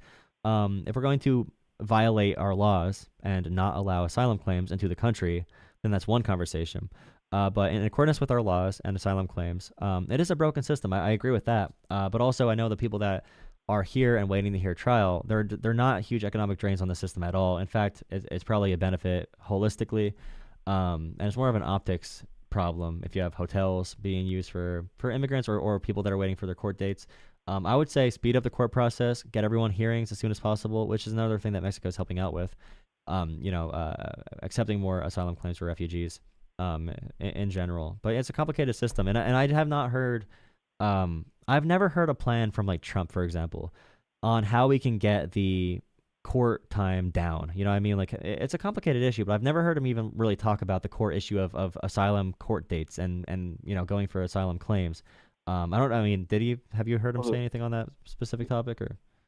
No, I haven't. But I mean, it is probably, it takes too long to figure it out. But his original policy of remaining in Mexico needs to be the policy. Like stay where you are until we can figure you out, because we don't even know who you are. You know what I mean? Like who knows who we're letting into this country? Like I'm sorry, but like isn't that kind of contradictory though? If we so like we can't say, for example, that we're giving phones and housing and benefits to these immigrants, and then also saying we don't know who anyone is. Like we have like the phones serve as a tracking mechanism as well. And so does the housing. So like, right, but you don't know their criminal record. Like you don't know where these people come from. You don't know what they like. There's people that have been arrested that already had multiple convictions. Why are they even here? You know what I mean? Like why are they even here? But like but from they've been here for years. So like when I look at it, just to explain like my own perspective too, it's just like when you have these immigrants coming in, we don't see an increase in overall crime. Of course, you can say like there's a couple instances where there's bad crime that happens, but it's still a lower overall rate of crime in immigrants, even illegal immigration or undocumented, lower overall crime rate than natural born American citizens. And then with like stay in Mexico, a lot of kids got exploited and trafficked because of that policy, because they had nowhere to go. So as like as someone who is a Christian who cares, because we were leaving them, like we said stay in Mexico. They had nowhere to go. They came to the border, and instead of allowing them in through asylum claims, like what the law says, the stay in Mexico said like go somewhere else, and they had nowhere to go. So now they're at the mercy of traffickers and gangs and whatever else that wants to exploit. And there are many instances of exploited kids. In the country. But we're like putting more kids and women in danger of sex trafficking. That happens even when they get in the country. But it's far worse if they're just like told to go somewhere random on the other side of the border, right? Or is that not right? These families pay gangs and cartels to get them into our country, and then they're trafficked and owe these gangs all this money that they don't have, and that's a huge problem. Well, it's probably it's more of a reason to fix our system. But I'm just saying, like, it's a bigger issue if you say stay in Mexico. We could be providing, and by the way, that doesn't really. You also said we're giving out too many handouts. Again, it's either we're giving out handouts or they're sneaking in and hiding. Like there's not the two sides of that. Like I mean, you can call it what you want, handout or not. But we do. If somebody's here, we do have to pay for them. You know what I mean? No, but if we pay for them, would you rather that we just say, "Hey, sleep on the street and figure it out"? Like, but we know who they are. Right? We know who they are if they're waiting for a court date. I think there's an issue with our immigration system, which again, the bipartisan bill that Trump told them to vote down would have addressed a lot of these issues. And that was like the Republican version of that. Like that would have been the Republicans. That's the most like conservative border bill that ever had a chance to pass Congress of all time. And passing stuff through Congress matters because that's a long-term thing with actual funding behind it, because Congress controls our like money in the federal government. So when Trump does all these like flimsy executive orders, for me, it shows a lack of leadership, a lack of negotiation tools, a lack of ability to get consensus around the topic. And executive orders, like you saw, they can change every year. You know, you can literally just sign a piece of paper and that policy changes. So to have a full fundamental change of U.S. immigration, we'd have to have like a policy passed through Congress probably. The border bill got shot down, and it wasn't because of the border at all. There was so much other tacked into it, which I think is a huge problem on both sides. If you're going to introduce a bill, make it about that bill only and not tack on, okay, we'll do this bill thing, but also $8 billion to Ukraine. What does that got to do with anything? But does it change your You know what opinion I'm that saying? all the other stuff, would it change your opinion on Trump saying no to that bill when they passed all the funding for Ukraine separately in a separate bill, and the only thing that was not passed was the actual border stuff? Because they passed all that funding like right after. They shot down the entire bill, but then they passed the Ukraine funding like the day after in a separate bill. Yeah, 'cause I they mean, voted I'm against the not immigration. sure on the specifics of like the specific numbers of the whole bill, whatever. But I know that's the Yeah. reason it was shot down. Well, is that well, there's that's so not much the reason added though. stuff to it. That's not the reason, because all the added stuff passed through different bills. But the only part that didn't pass was the immigration policy that Trump wanted them to vote against, and he just told people that to take attention away from his like the way that he directed the party to vote. And you could do. I mean, we could talk another time too, and you could verify that. But Yeah, like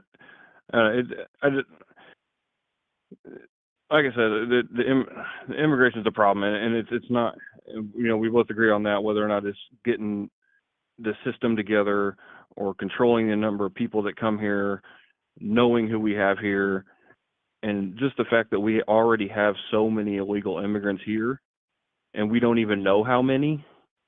That's a problem. we have pretty good numbers. Like whether or not they're hardworking people or not. I mean, even if 100% of them is hardworking people, you know, But that's yeah, great. how are they finding them right now though? Like if they're not being tracked, how are they working? How are they having jobs? How are they receiving benefits? How are they tracking people down right now? It's probably the big question. We have a good hold on like what's happening. But like what I said again, like each flight. So like one metric to give you, when Trump does these military planes and he puts immigrants in them and takes them to Mexico, flies them there, to take 80 people, he's spending around like $700,000 per flight for 80 people. It probably would have been much. I can guarantee it's a cheaper program to integrate most of our immigrants rather than to deport, especially when we're spending like $700,000 per flight, and you can verify that too. But we're using military equipment, military planes versus even chartering planes, because we want to make it seem more tough, I guess, or more punitive or quicker or whatever it might be. But we're bleeding money now doing these deportations. It's a very expensive program. I'm just going to be curious if they keep track of the money and tell us how much it costs in the end, because it's a lot cheaper to give. We could probably give like $10,000 to every illegal immigrant today. It'll be cheaper. So we have to be like pragmatic and just like I wish there was I do wish there was a platform we could talk about this without the media directing us to just like fight each other, and without politicians using their own ambitions, because there really is a conversation to be had here about American values, about like immigration, about fixes to it. But we just never get to have those. And yeah, I mean, that's what platforms like this are for, I guess, you know? Yeah, no, the smaller platforms are better, but I don't know. That's just my, and again, I am a Trump supporter, but I can call out when he says or does something stupid. But that's not something I like 100% wholeheartedly agree on, that like immigration needs to get under control. And once it is under control, I'm all for people coming in the right way. But it scares me that if we have people coming over that we have no idea who they are. And that. But do you see my big issue with like the border bill? Like so it would have set a certain number before the border gets like closed down. It would have expanded our ability for cases, and your only response to it. And we're still having a conversation. Like I'm not coming at you for it, but like your only response was there was so much other stuff in that bill. Even if there was other stuff, and by the way, you can verify other stuff was passed already. But even if there was other stuff, if this is such a big issue, and if you care about it so much, you know, as your top issue or as a top issue, like you don't like not having track of this, you don't like not having control of the border, you don't like that there's not enough funding for border patrol agents. This bill would have fixed those issues. I feel like it's something that you still would have wanted passed. And Right, you but could you even can't- say you like can't maybe just- Trump wanted to run on this issue. Maybe if he passes a bill, you could say I'm wrong. But it seems like You he can't just just give wanted up to be able one to run thing to on get this. another. Like there are other things that matter too, which But they again, I didn't give don't believe anything we up should be again. funding Like, Ukraine at all. but we did pass But- that bill, remember? So we did pass that bill either way. So Yeah, and I don't agree if with that you knew either, we passed but- it either way, then we should have just passed the whole thing. What would you say? I mean, probably, yeah. But I Okay. mean, I don't know what the specifics of what the border bill even said. Yeah, I just know it had stuff tacked onto Ukraine, and that's why so they basically, didn't want to pass it. yeah, but that's the lie for why they didn't want to pass it. The truth, and Trump even said this, is that he did not want it to be passed because it would have hurt him this election, because he would not be able to run on this issue as strongly.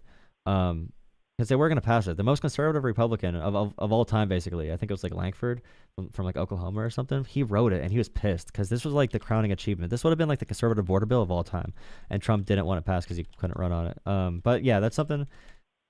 Like I said, definitely call another time. I appreciate the donation. I gave you well, I mean, we go for a little bit more if you want, if you have another topic to wrap up on. But we're only like 21 minutes in. But yeah, if you have another topic in general you want to wrap up on, if you're good or anything, I'm good with whatever. No, that's pretty solid. I mean, you know, I'm sure we can agree on things and agree to disagree on things. That's the way it is. But Yeah, you know, no, I it's good talking appreciate to you. you And engaging. I'm glad you're even if you're on the left, you're intelligent. Yeah, I appreciate that. I hope you don't take too much offense if you saw my short stream. Nah, The, man, why are no. you Trump sexual? No, it's, like I said, I'm definitely not Trump sexual. I can call out when he says something like the whole hate Yeah, no. eating pets and stuff. That was retarded. No, the Trump And- sexuals, like a guy. You know, what like- did he say earlier? A guy earlier. I said something about like, I think Trump needs to do something about the bird flu, like have some type of plan for it. And I said, the guy asked me why, and I said because of egg prices and for farmers. And he's like, what does bird flu have to do with egg prices? And it's like, where do you think eggs come from? And it's like just that type of person who's like won't admit, just like, I don't know, that water's wet. It's just I mean, hard. even the CDC right now saying the bird flu is low risk.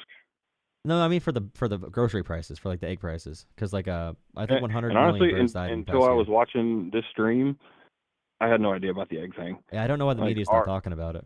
My egg prices are no different. Oh wait, do you live in a rural area by chance, like low population? Yeah. Okay. Yeah. Okay. Well, yeah, it doesn't I mean, hit 35,000.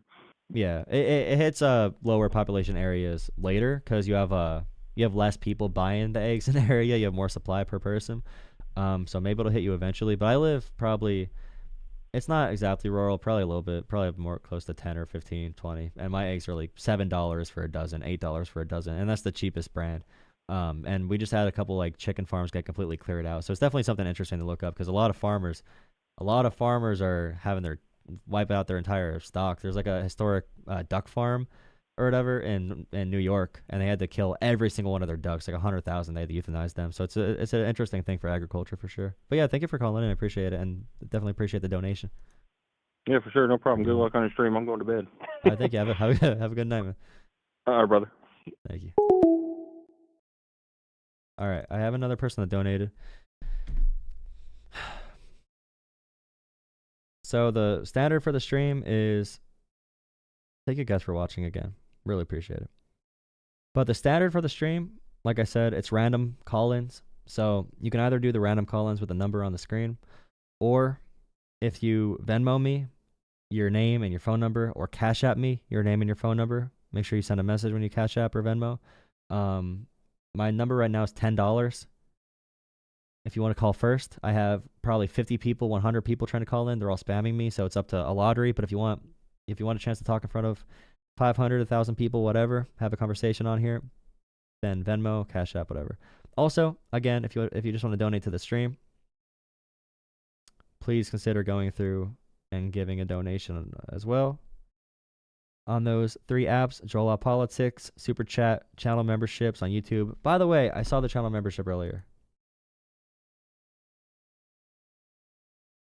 Iconic.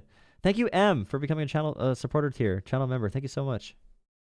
I really appreciate that. Thank you, Great One, for $2 super chat. And Jordan, Iconic IRL is a librarian He's a librarian, but he definitely agrees with you for the most part.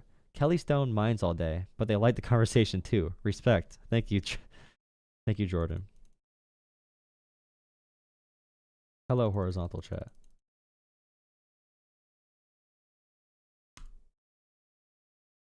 Yeah, and in conversations, you try to connect as much as possible on those topics, but... M. Yeah, thank you, M, for the membership. It was M, right? Did I say M or not? Yeah, thank you, M, for the membership, yeah. But Jordan also super chatted. Oh, man. Thank you for subscribing, too. Make sure you drop a like and subscribe on the stream. I've been working in the YouTube, taking all these calls.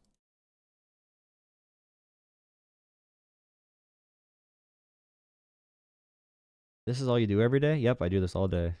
I've been live for 24 hours, actually. Dumbass. I need a second to get a snack or something. Here, watch this. You can easily identify a Trumpsexual because the moment they open their mouths, they begin to spread their choke ideology. That's why Donald Trump puts federal workers on gag orders, and why congressmen call Donald Trump daddy. Kevin O'Leary, famous guy going on TV advocating for Donald Trump. What show was Kevin on? Shark Tank. You know what sharks have? Very powerful jaws. You can easily identify a Trumpsexual because the moment they open their mouths, they begin to spread their choke ideology. That's why Donald Trump puts federal workers on gag orders, and why congressmen call Donald Trump daddy. Kevin O'Leary, famous guy going on TV advocating for Donald Trump. What show was Kevin on? Shark Tank. You know what sharks have? Very powerful jaws. Okay. I have 2 people that donated for a phone call. I'll probably do these 2 calls and be done. Thank you, Thomas. I need to take 1 call before you quick as well. If they're still wanting to call. Then I'll get right to you. Right to you, Thomas. I appreciate it. We'll do 10 minutes on this caller and then get to Thomas. I mean, I'll take more money too. If other people want to keep donating the call in, I'll take more. I will take more. I will not say no. I appreciate you. I appreciate you engaging in free speech. This is important for America. This is America. It's America. Don't catch me tripping now. Fully? Yeah, dude. Other questions? Nice. Nice. Okay.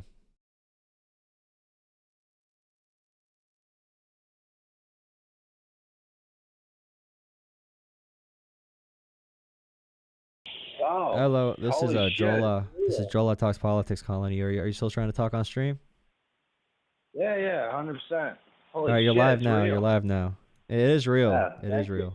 Yeah, thank you for the time. I probably will keep checking in. So, I'm in a branch of the military, can't say, but I have a question. It's not so much Trump sexual as much as it's a anti-Dem thing. So, one of the main things that turns everyone off is if anyone reads into, let's say, the Central Park 5, they say that they're innocent. Anyone who's ever read into that case, we know they're guilty. Kamala Harris is walking out saying, hey, these people are innocent. Anyone who's seen the interviews and read that, they know they're guilty. So my problem is maybe it's not so much Trump sexual, maybe it's just, the other side is putting literal rapists on the stage. So the defendants from the Central Park 5, the entire trial was about them being manipulated and forced to give those statements about themselves. Like those confessions were coerced. That's the whole point. And then they found another guy years later who came out, a convicted murderer and rapist came out to confess to the crime, and his DNA matched the DNA from the crime scene. So that's why they exonerated the Central Park 5. It's because they had DNA confirmation and also they had someone admit to it years later. Here's the problem with that idea. If you've ever watched, they have the interrogation videos of the Central Park 5. I think 2 of them, one of them I know his parents showed up, but the majority of them are interviewed on tape. And the guy who admitted to doing it, he did it on his own volition. A cop picked him up, said, "How did you get that scratch on his face?" And he said, "Oh, your buddy gave it to me." And the cop told him, "My buddy's in the next room. I'll go bring him in and I'll ask him. So you better start talking." And then the kid admitted and said, "Oh, it was the jogger." And the cops, you know, the former cops, now they're retired, they spoke about this in length, and they said, "Yeah, we found this jogger. We had no idea that these kids were connected, because that night there was a lot of kids, you know, rebelling and lashing out." So how can we honestly believe this coercion tactic when, one, all the interview tapes are, you know, out there, and two, it's self-admitted. It's self-admitted. One of the guys, Corey Wiseman, he has an IQ of 70-something, near, you know, mentally damaged. So it's because every one of their confessions, so all 5 teens' confessions contradicted each other. So they all said the crime happened in different ways as well. No. Well, yeah. Why would they admit in different ways? Why would all 5 admit in different ways, at a different location, different time, and also how it occurred? No, well, here's the problem with that. All they did say was that one person raped another. The common thing was 2 of them raped him. Sorry, of the ones No, that they said wrong claims about the injuries or the scratches or like the injuries in general or the nature of the crime. The timeline, they never even, like, the person who actually admit later described every detail perfectly. The person that admit and also matched DNA. Well, here's the problem. They never actually, it wasn't a lack of DNA. DNA was inconclusive. So well, had the other person that came out, it matched it perfectly. They were interrogating 14-year-olds, by the way. They were interrogating 14-year-olds for 30-hour periods. They interrogated a 14-year-old for 30 hours. Of course they're going to go delirious and admit to something. They were torturing them, essentially. Here's the problem, right? So we're saying delirious, and this is the problem. Why you think Trump's sexual, but we're actually going to nail it down. The videos are on tape, and you can see the kids. They're not like 30 hours deep. You're believing these emotional tapes. This is Trump sexual. You're putting emotions above facts. Like you're like distorting the idea of DNA. You're distorting the idea of their interrogations, like contradicting each other. Like why is this your big topic to even call in with? You're weird. No, it's not weird. It's just like it is weird. Why Why did you call in to talk about this? Why is this even on your brain right now? Why are you freaking out? We're talking about, it's not Trump sexual. I'm not freaking out. I'm saying you're weird, bro. I'm saying why is this on your brain? Why is this the issue you want to call in about? Why do you pay money to call in about this? If a normal person feels this way about certain, that's a go or no go issue for many voters, right? And that's what I'm highlighting. Like it was something like that, right? Well, if voters believe complete like false versions of reality, I don't know what I can do with them. Like if you're just gonna if you're gonna be delusional, I don't know how I can reach you. And that's the problem, right? So we're just saying it's false. No, it is false, determined by very conclusive evidence, and that's what matters, not your like opinions and emotions. No, former prosecutors who worked on the case, like who've never had any racial bias, who are interviewed in the tapes, who are asking, "Hey, do you need to take a break? Do you need a Coke? Do you need a water?" Like, they're not evil. They're not vicious. Do you really think the city of New York would have paid out $50 million to them if this did not happen? Over a lengthy lawsuit? Do I think that the money is an indicator of truth or anything? What matters to me most. You don't think is New York like, State? You don't think NYPD would have brought up the necessary information to exonerate the cops if they had it? Well, it's the same thing. The same people that you're saying are the same prosecutors. You realize right? you're denying DNA evidence. Do you care that all 5 of their confessions contradicted each other, and then the person who actually admitted to the crime like described it perfectly? What do you have to say about that? Well, here's the How did they all contradict each other? How did the one person know ever detailed the crime, but they all contradicted each other? I know the contradictions. I watched the tapes. The contradictions are simple. Corey Wiseman, I would find to be the most honest of them, identified 2 people of the 5 to have raped. He said that he had only touched the woman's thighs, but all of the contradictions led up to is, well, I didn't do it, my friend did it. I didn't do it, my friend did it. You know, it was. They weren't friends, dumbass. They didn't know each other, dumbass. Jesus, you're a dumbass. Dumbass, dumbass, dumbass, dumbass, dumbass. Thank you for becoming a channel member, Christine. Thank you for the $10 donation, M. I really appreciate that. Another channel supporter. Another YouTube member. Let me update the YouTube member number. Thank you. I really appreciate that. Oh wait, I need to do it through here.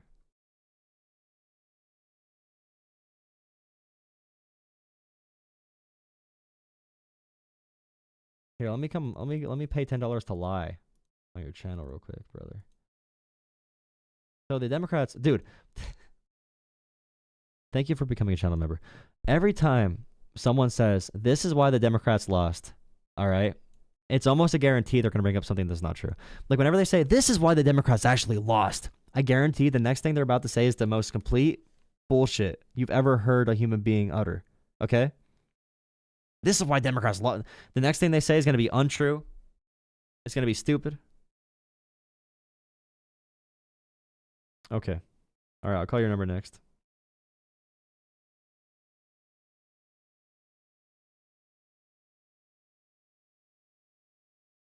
Again, it's Jola Politics if you want to call in. We have too many callers trying to call in. If you want a guaranteed call in, I have another paid caller next. I really appreciate it. All the channel support is amazing. Thank you so much as well. Really appreciate it. Thank you, thank you, thank you. This is the media that can save America. You're saving America if you donate to Jola Politics. All right, I think we're at 44 now. Thank you. Let's get to 50 before the night. We need 6 more channel members. $3 a month. Come on, you got $3. But if you don't, you don't. Okay, and that's fine. And that's fine. Okay. Don't spend money you don't got. Rule number 1 of Jola stream. I hate referring to myself as Jola. It's not even... Okay. Another paid caller. Again, Jola Politics on one of those things if you want a guaranteed call in. Let's do this one.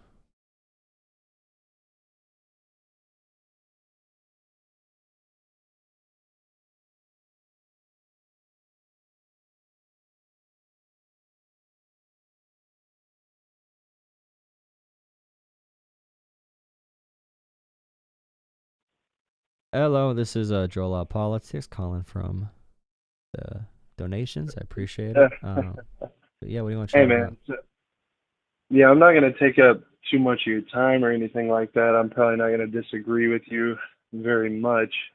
I just wanted to kind of,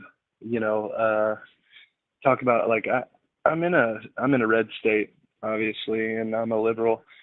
But like my parents, my family, my wife's parents, everyone around, like everyone that I know is just out of their minds following every little thing. It's like every single thing confirms this bigger conspiracy. I had a conversation with my parents, many conversations, but just before inauguration about the pardons and all that. And I was like, I don't know what's going to happen. None of us do. I don't know if he's going to pardon all these people. My dad's like, yeah, he's not going to pardon all these people. I'm like, I don't know if he's going to deport millions of people or try to or whatever. And I'm like, yeah, I don't know. I don't know if he's going to do that. My dad, I don't know if he's going to do that. I don't think he's going to do that. And then here we are. And I wasn't like pushy on my dad a couple days ago or yesterday or whatever, whenever he started pardoning people. But I just kind of brought it up just casually because he has Steve Bannon on the TV when I walk in the door and usually turns it off, Yeah, that's tough. Says he doesn't want to. Yeah. I'm just like trying to be casual and trying to be gentle and all this, and I just say like, well, what do you think about this or this executive order, the Birthright citizenship one, or what do you, just trying to be like really gentle because it's like something we had a conversation about weeks ago and now here we are and all this stuff is happening. It's just, and I want to do a little bit more activism and stuff like that. But it's like, my job, the people at my job are religious, the people here are religious, my family's religious. It's like, and conservative. It's not just religion, obviously, but like, I feel like if I step out of line, it's just, I'm surrounded, you know. I don't know. Yeah, it's really hard because this is truly a part of who they are, and I've been saying this all night. It's really difficult to have these conversations because to admit that Trump does anything wrong is like an attack on their own character, and them admitting that they did something wrong or that they might be wrong about believing in this person and this vision so much. So like when people call into my show, I will try to nail people down and say like, hey, is it bad that Trump is going to pardon people who violently beat up cops to the point where one lost an eye, one lost 3 fingers, multiple died, traumatic brain injuries, multiple disabled for life, 140 police officers injured? Trump's going to pardon all of them, including those who had seditious, terroristic threats and plans against the U.S. And they will not admit at all that Trump did anything wrong. It'll be like, well, everyone does stuff wrong. Everyone does it. It's like someone making an excuse for their abusive partner. You know, well, everyone has issues. Everyone fights. And it's really sad to hear because, you know, how can you reason with someone if they're tied to it with their identity? And you can even tell with why they voted. It's all religion or pronouns or wokeism or whatever. It's all cultural and social issues. So they feel threatened that they're being culturally overtaken. So their positions are not based in logic. So you can't really argue someone out of it. You can experience them out of it. So if they experience something bad as a result of that government, or if they personally are affected by something, that's why a lot of gay kids are the reason their parents become more pro-gay, because their parents have no choice. You know, their parents finally have their first interaction with a gay person. So if they're going to sit inside their rooms all day and watch Steve Bannon, a literal white supremacist, talk about why we need more white people in the U.S. or whatever, or about how it's Antifa or federal agents when that's all debunked, it is a really difficult place to be in. And that's why these movements that are based on no logic and just emotions and social movements, that's why when Hitler said about like multiculturalism being the biggest threat to humanity, or like internationalism is terrible, or when J.D. Vance says that professors are the enemy, or when they say that doctors are the enemy, or we should jail Dr. Fauci for no crime. They can't mention a crime. They just don't like Dr. Fauci. They don't trust medicine. They just don't trust these things because they're propagandized. This is when, if you can get people to believe anything, you can get them to do anything. And this is when democracies fall apart and collapse. It's really scary. We're upon authoritarian times. Trump is directing his federal officers. You know, if you work in the federal government, you have to report if your coworkers are engaging in any DEI, and if you don't report them, you might be reprimanded. This is literal, just like brown shirts, authoritarianism. Like Trump is pardoning these militia traitors to America. And they are the brown shirts. He's basically making them a part of government. He's welcoming them in with open arms, and it's extremely scary and frightening. And you know, it's hard to give it's hard to give advice. I know what my media push can look like online, but even the social media algorithms, what's the chance that my channel gets on the right newsfeed? And even if it does, you know, all we can do is plant seeds. You know, we can just plant seeds and hope it grows eventually. Well, I'm glad that you're doing the work that you're doing, and I'm happy. So I saw a comment roll by earlier. Somebody said, y'all make money for this guy. And I was like, you're not making any money for this guy, just like hopping on here on the live stream and commenting or whatever, you know. Like, but I'm happy to send you money to chat for 1 second just to, you know, support you and what you're doing, because not everybody out here can do it, and the people who can are living paycheck to paycheck or worse. And like, I have friends that flew out of state to go knock doors, and they don't make good money. Like this guy that I'm talking about doesn't even have a car, you know, and he's out flying to another state to go knock doors. And this lady telling you that these people are making money, or you're making money off of people watching your live stream. It's like, not really, you know, not probably not, Well, like you said. due to donations tonight, I'm doing pretty good tonight, but also, like literally their daddy, their Trump sexual daddy, made all of his money from reality television, like actually all of his money. He never made any money through real estate. He sucked at it. He sucked at every business venture he ever did. He was not even a businessman. So it's like they would never say that about like Charlie Kirk or Tim Pool or whoever. Like they would never say that about Steve Bannon. Like they would never say that about any of these people. They're like they talk about AOC, by the way, and it's like, oh, she should go back to being a dumb bartender. Like they don't care. They choose whatever side in that argument makes them feel good and makes them feel whatever. Like they don't care about the working class. They care about domination. And they care about just like enacting violence on people. Like it's not even logically driven. It's just whatever makes their emotions feel good. I really appreciate. I just got a confidential donation as well. Who doesn't want to be shared? But thank you so much on Cash App. Like I said, if you want to support the stream, for anyone watching. Cash App, Jola Politics, Venmo, PayPal. And we are in a place where like having my face out here doing this content may not be the most comfortable or safest thing to do, especially through the next few years. So if you're giving money to Netflix and stuff, I definitely do appreciate if you support my channel as well through memberships and through one-time donations here and there. And like I said, Venmo, Cash App, and PayPal take by far the least amount, percent-wise, and super chats are awesome as well and all that kind of stuff. And I appreciate everyone subscribing, watching, supporting the channel, everything. But yeah, it's not fun. And by the way, I was thinking earlier today when people say that to me, I'm like, it is work. Like I am sitting in front of a camera, I'm producing the graphics. I'm sitting on here taking calls, talking to some of the wildest people in the world, trying to convince people. And it's working too. Like some people do call in and they had their minds changed a little bit. And I presented facts. I talked to at least 4 people tonight, maybe 5, who did not know anything factual about anything. And I made them question themselves tonight. And they looked it up and they saw they were wrong. And they had to take a step back and question it. And that's a huge start. And it's going to be hard. It's not going to be easy. But I do thank everyone for the support. And I'll keep on doing it because I mean, this is our this is our final stand, bro. 2026 might be our final stand to having our democracy completely eroded. We're almost at the stage of just saying the Constitution doesn't matter anymore. We need to stand up for Constitution, patriotism, all that kind of stuff. Not to be too doomer about it, but no, it's getting really all bad. right. Well, good luck, bud. I appreciate it. Thank you for the call. I do really appreciate it. This was one of my favorite calls of the night. I love questions like this, by the way. If people want to call in and ask me just like general advice about like dealing with people and talking, like I listen to talk shows or like self-help shows where people call in with their problems. If you have family members who are being disagreeable and all that kind of stuff, call in. I'm more than happy to talk to you about that as well. It doesn't just need to be, the people that I usually talk to. But yeah, thank you for calling in. Appreciate it. All right. Have a good one.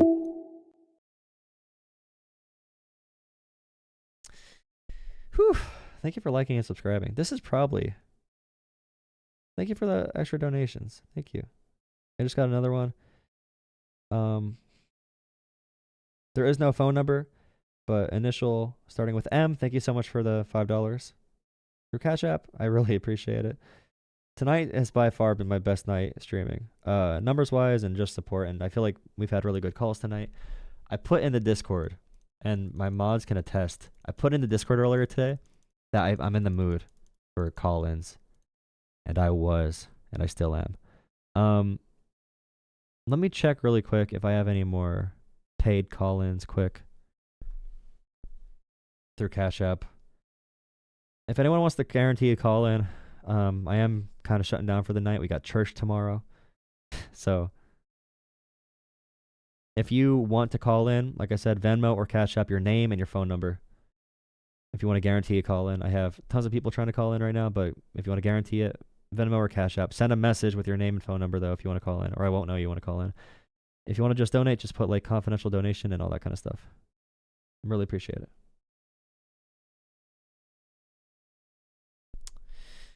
Whew.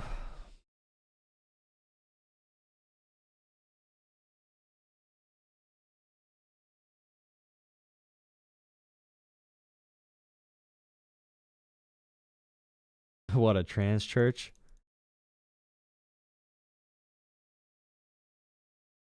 So many people in chat thinking it's about winning and losing. It's about the real world, you kids, you children. Thank you. Good night as well. I look forward to having you for another stream. Draw equal closet conservative. You're right, I am a pro-constitutional. I'm a constitutional progressive, to be honest. That's my name. That's my name, brother. If I don't get any more donations to call in, I don't know if I'll take any more. We might just go into Discord and chat. Because I'm getting kind of sleepy. But if someone pays me, I will call you. Or I will take a call. LOL. Here's the Discord link again. I know mods have been dropping it. I wish I can edit. I suck at it. Yeah, you're right, Kyle. You're right, Kyle. Exactly. We might hit 200 likes for the first time ever on a stream, by the way. First time ever. Channel history. We're at 194. 194. 194 likes. I never got 200 on a stream. On the shorts stream, we need 6 more likes to get 200. on the shorts. Can we do it? 195. We're at 195 now on the shorts. Need to get 200.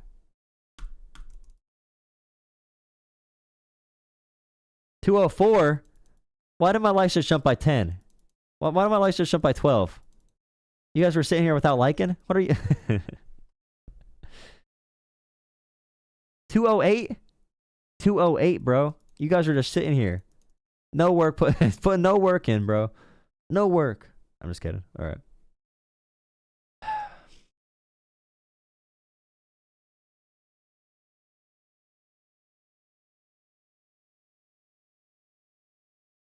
I think there's a weird delay. Yeah, you're right. You're right, Ross. 213 likes now. Dude, 213 on a stream is crazy. Thank you. Here's the Discord link. 214. I'm not getting any calls right now. I was going to take another call since we got above 200, but no one's calling in. What a shame.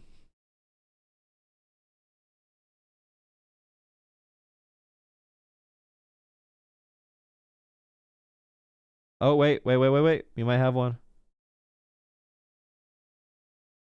Thank you so much for the donation. TB for the initials. I can't believe I live in a world where President... Hey, shut up. Shut up. Call back.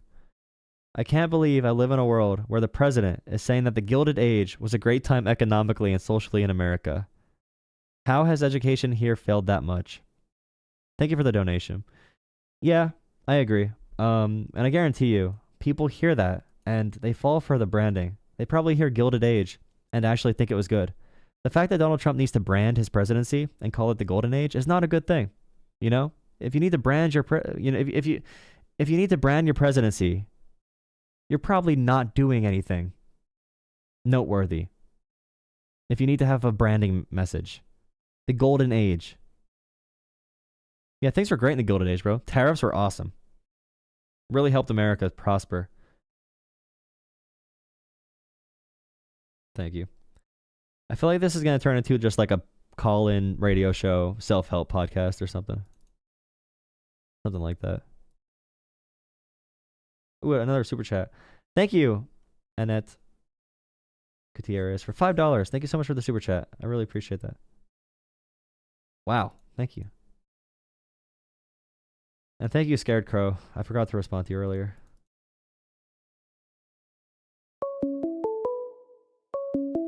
Alright, let me check if we have anything. I'll mute that for the stream. Okay.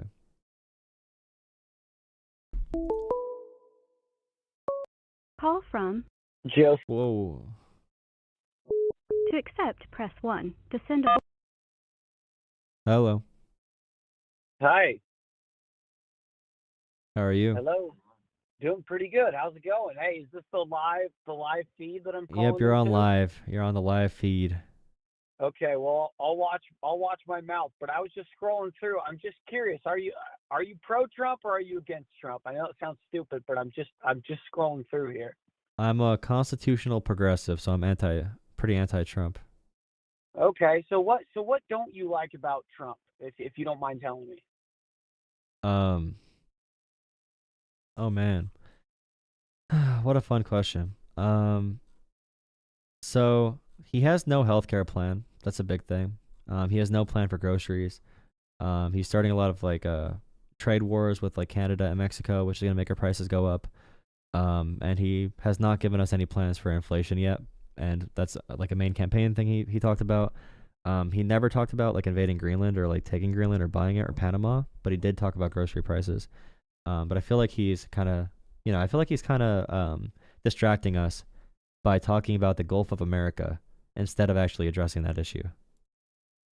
Right. No, and listen, I just in full transparency, I did vote for Trump, but I'm looking to have a conversation and at least discuss it with somebody different. How do you feel about and I don't mean to take away from what you just said, but how do you feel about what he's done with closing the border? Are you for that, against that? So as far as closing the border, We don't have an and open border. We deportation. never did, but we have an asylum like law where you have to let asylum seekers into the country if they have a asylum claim and put them through our legal process. Now Trump tries to get around that with the like stay in Mexico policy typically. But right now Trump, he's spending around like $800,000 per 80 people that he's flying out of America because he's using like military jets to do so. So he's spending a lot of money. When it comes to illegal immigration and violent crime, like I'm totally for going, like those are already illegal. If you want to bolster resources there, cool. But they're going into a lot of businesses with people who like overstayed visas, who are told by many presidential candidates, like, hey, we're going to make a path to citizenship. And that just never came. These are peaceful people who are just working hard for their families, and we're raiding these businesses. And I don't know if you heard this story, but a business was raided, and they actually took U.S. citizens and detained them, and they detained U.S. military vets because they did not believe their documentation that they had with them. So that seems like an issue to me: a lack of oversight, a lack of control, a lack of leadership. So I'm not, I don't really like that. Okay. Okay. And did you vote this last election? And if you don't mind, who did you vote for? Yeah, I voted for Kamala. Okay. Okay. And did you like the things that she was saying? I know a lot of people like this last election when it was the primary of Joe Biden and Trump. A lot of people lean towards Biden just because they didn't like Trump. What things did you like about Kamala Harris? So I liked how Biden expanded Medicare to cover or to negotiate drug prices down, and I also liked that Kamala was going to build on that. She wanted Medicare to cover at home costs for seniors as well, which definitely would have affected my family, working class. A lot of elderly family members who needed like at home care. If Medicare would have covered that, it would have been amazing. To cover all at home care there. Expanding the child tax credit to $6,000 for the first year, I think, of a child's life would have helped encourage people to have families and helped support families. A $50,000 tax deduction for small businesses. I don't care as much about that, but it's whatever. And there are a couple other policies concerning Medicare negotiating drug costs. And the price gouging, even having that as a focus, I think would have been cool. Just to focus on trust busting and monopoly busting. So those were things that I liked about it. Like, she's not my favorite candidate, but I think it definitely was things I generally support. And I'm big on healthcare stuff too. And Trump saying that he had no healthcare plan was a big issue for me. Especially since he's been running for president, or he's been president for like 10 years. So having no healthcare plan at that point seemed a little bit confusing to me. Right. Okay. Well, honestly, I don't really have much to add. I was just kind of scrolling through and wanted to get an educated opinion, because I feel like everybody's always screaming at each other. But it was nice to hear an opposing side that was articulate, man. It really Yeah, I was. appreciate it. And I would say for everyone, don't trust the version of your neighbors that the media sells you. My channel is going to facilitate conversations like this. If people want to come in and troll, I'm gonna joke around and everything too. But I will facilitate a positive environment for logical discussions and facts and talking about our lives as well. So, I hope I can see you around the channel. I hope I see everyone around the channel. I hope I see you in chat. I'm going to keep doing this with my channel. It's going to be a really cool place for open discussion. But yeah, if you ever have anything else to call in about, I really definitely do. feel free. And again, sorry to interrupt you. I feel like what you're doing though is good. I really do. I mean, despite obviously you voted one way, I voted the other way, but I feel like what you're doing with your platform, I think, is important. And I think if more people were just able to sit here, because honestly, the stuff that you mentioned is not the stuff that you see people on, the left or people that voted for Kamala are portrayed as. And I think same for people that voted for Trump are portrayed a certain way. So I'm glad we're able to have this conversation, man. And I hope to find you again scrolling through. All right. Make sure you hit subscribe. Thank you for calling. Yes, sir. Bye-bye. Have a good one. It's called laying down the facts, bro. Now, only if Kamala Harris knew as much about Kamala Harris's campaign as I do, she would have done great, bro. She would have done great.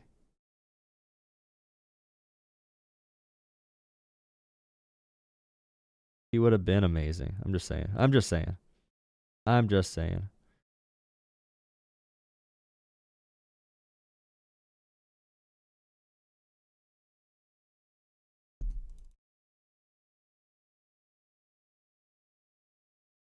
I lied to the caller? Yeah, I lied. Thank you for not telling me one thing.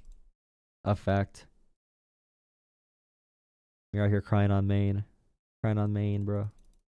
Alright, we're probably gonna chill. Good thing she lost. Ha ha ha ha ha ha ha. Alright, we're gonna relax for a second. Yeah, it would have been a lot better for sure. I agree. A lot better. Look at his face. He's stress reading the comments.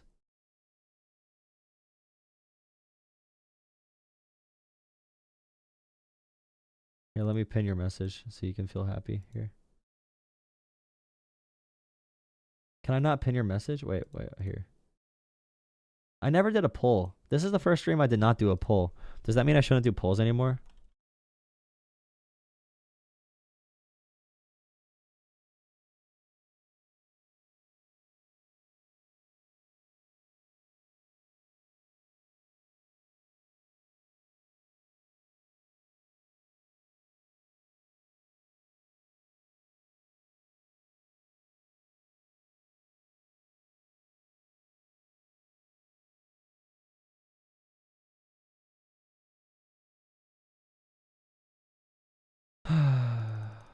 Thank you, Joel, a fan account for the $1. Thank you, Joel, a fan account. Heart. Like. Thank you.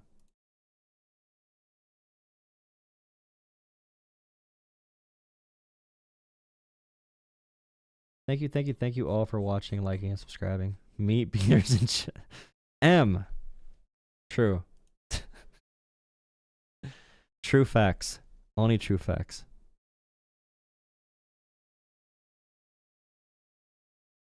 Yeah, Kamala did a terrible job as president. When she was president, bro. Your opinion on our discussion? Wait, what? Kamala's own state didn't vote for her in 2020?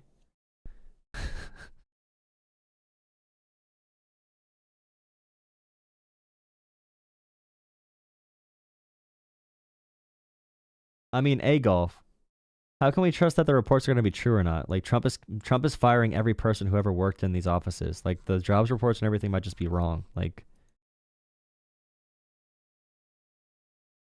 people are going to feel the prices, but I don't know. Like, people get more mad when they're told to be mad about things. All right. Like I said, we're toning down the stream for tonight. I've been going a while. Thank you for all the donations. Extremely kind of y'all. I really appreciate it. Like I said. It's not appointed by POTUS. Okay. So inflation is not, but what about job numbers? What are job numbers done by? Are job numbers independent too? Great chat, thank you. If anyone donates $10 to PayPal, Cash App, or Venmo, Drolla Politics, I will take your call, phone number, and first name. But other than that, we're gonna calm down for tonight. If you want to come in Discord, well, I don't see anyone in there right now, actually. It might be too late. I was going to say we could do a community chat, but I usually do a community chat where I go into Discord and talk to everyone. There is a members-only chat in Discord, but when you join, you have to verify yourself and pick your ideologies. I'm not sure how long it takes for the CAPTCHA to work, but you need to verify yourself to see all the channels if you join Discord.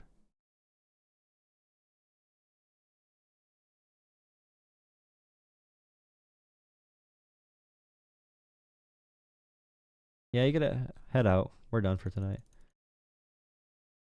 Demanding your attention.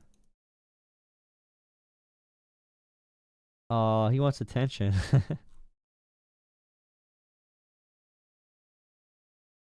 Thank you, Zenith. I hope to see you as a future channel member. Remember, channel memberships are $3 a month.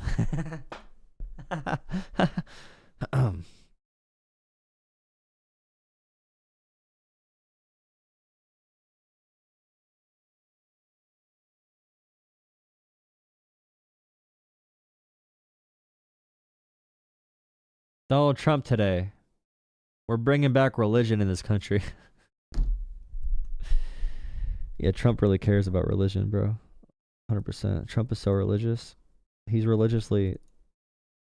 You are wrong. True. This chat is healing me. Oh, you're in the regular chat.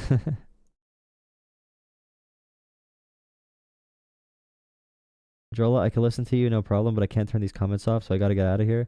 Samantha, real quick, there's another stream on my channel at all times. So I run 2 streams. So if you go here, are you still here? On my channel, there's 2 streams. There's one shorts stream and there's one regular stream.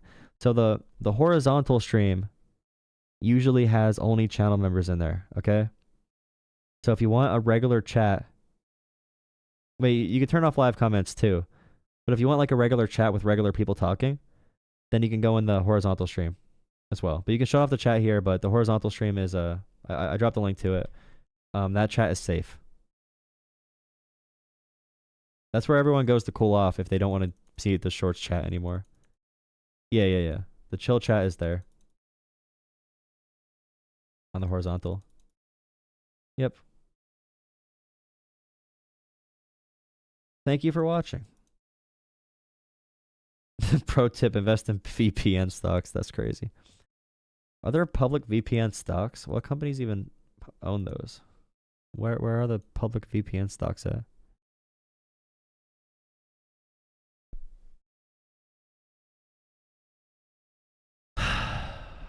All right. Good night, guys. Good night. Thank you for hanging out. Thank you for hanging out. I stay in the trenches.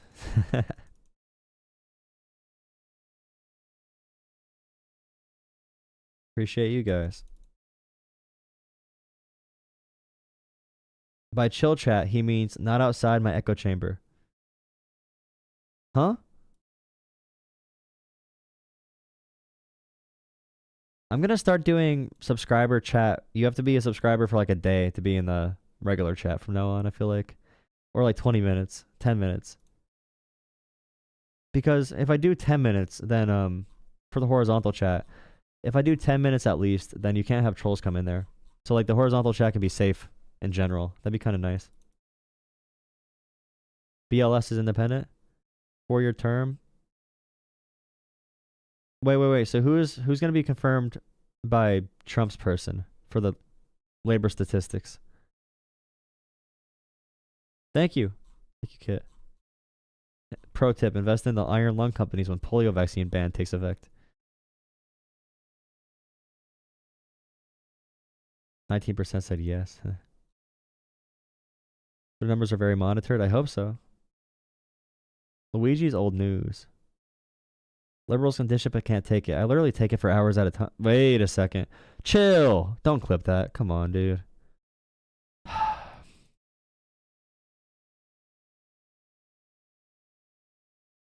Yeah, that's true.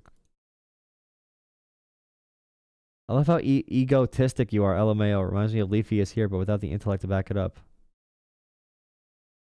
Huh? I'm about to ban you. Even comparing me to Leafy.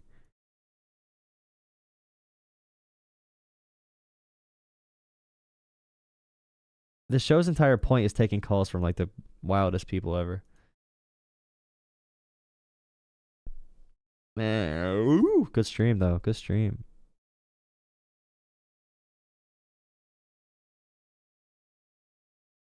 If you even know who Leafy is, then that's kind of scary.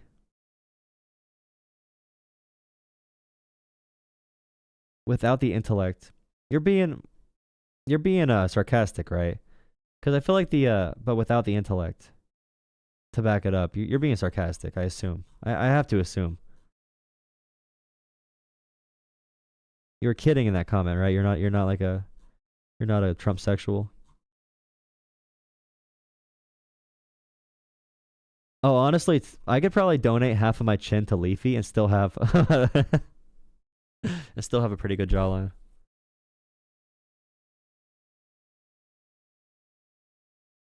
What about the black pastor that gave a speech at the inauguration? If that Trump was not pro-religious, he would not have invited him. You mean the megachurch pastor that's like a billionaire off of his crypto coin that he started? Disgracing, hating. He hates the name of God. You realize that pastor hates God and he uses God for profit. And he went out after giving that sermon or whatever, and he literally like advertised his crypto coin. That black pastor was there. He was there to sell his crypto coin while being a, you know, token, essentially. It is a mega church pastor, yeah. The ones that that drive Ferraris to church, and they tell you to hate the poor for some reason.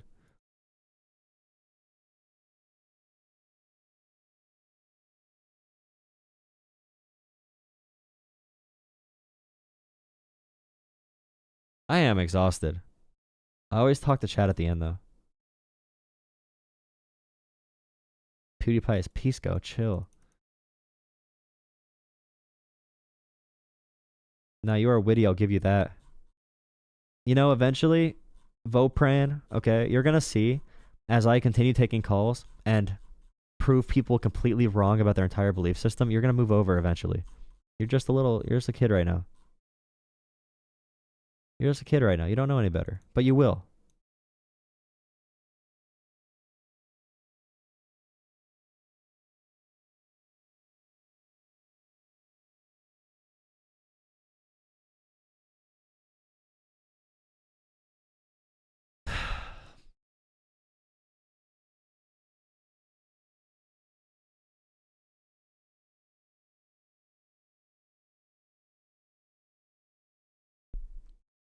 All right, go to bed. Go to bed, you parasocialists. Maybe I'm the parasocialist. Maybe that's the truth.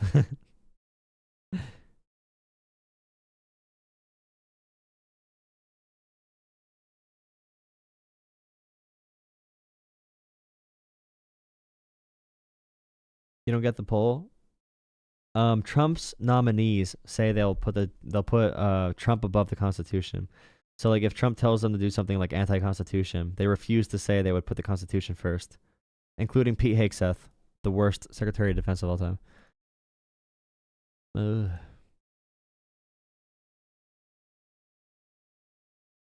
Tuck me in the bed. Oh god. Oh god. Oh yeah. The Joel Terriot. Is that a good name? Let me see.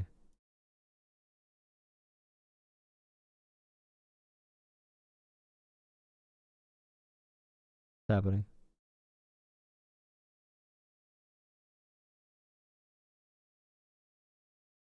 Is Ace verified? Join Discord, get verified. Nice. Here, let's put a poll up for the name. Is Joel curious? I think someone gave me that name. I forget who though. Gave me that name.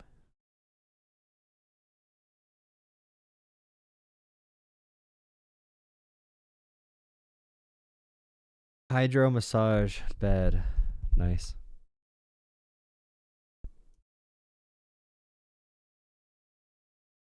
I am going to church tomorrow, Ross. I'm not even kidding. I'm not even kidding. That's a true fact. Unironically, I'm going to church tomorrow. Thank you, Kit, for posting this in Discord. Really. Woohoo. Was I actually on fire tonight? Was I actually on fire? The name would confuse the Trump sexuals. I'm telling you, if Trump sexuals is used in any mainstream format, this community is claiming it. All right? We are claiming that. Just so you guys know.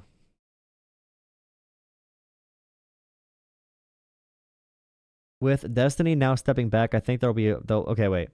With Destiny now stepping back, I think there is room for your content. A large following for this type of content, or looking for this type of content. I agree, but also I'm reaching people that Destiny could not reach.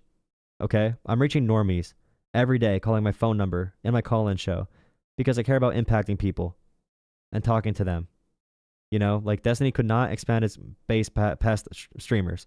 I probably affected more normies already than he did. And I was growing just as fast, if not more fast, before this whole thing came out about him.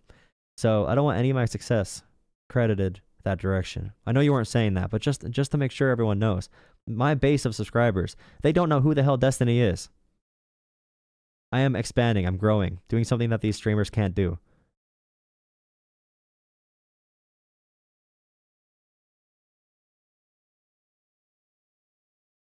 Twitch kind of sucks, to be honest. Yeah, good donations. Appreciate it.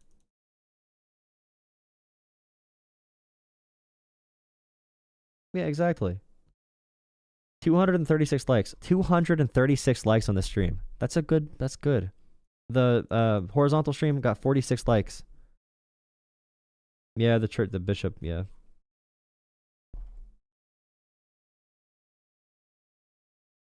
Yeah, that's a good number for them for the Constitution.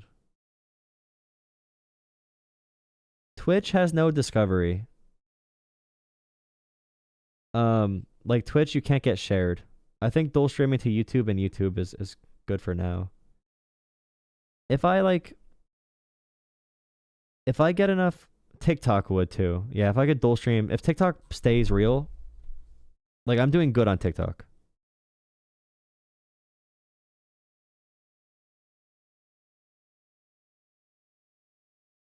I'm doing very good on TikTok. Very good.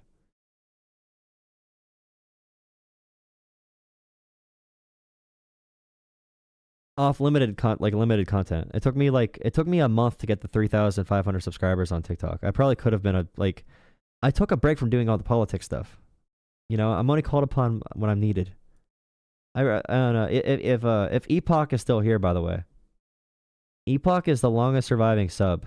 Like Epoch has been here since like the beginning. I'm not on Blue Sky yet. Yeah, but Twitch, there's a reason Peace Coast moving to YouTube is because Twitch is really they don't like recommend videos to people. And I want to like talk to people, like normies, like I said, like Twitch is a lot of kids. What year did you find this channel, Epoch? Probably 2021. I think 2021. Cuz you were one of the people in the Discord that I'd come back to every like 5 months or a year. Isn't that funny though?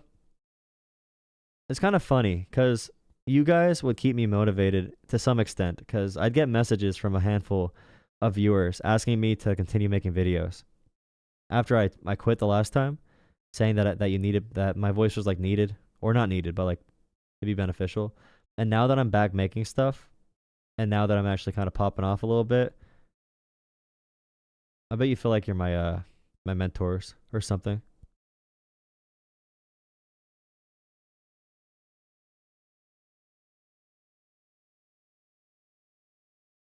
Yeah, I mean during Biden's presidency, I did not care that much. I'm here for the fight, baby. Apparently.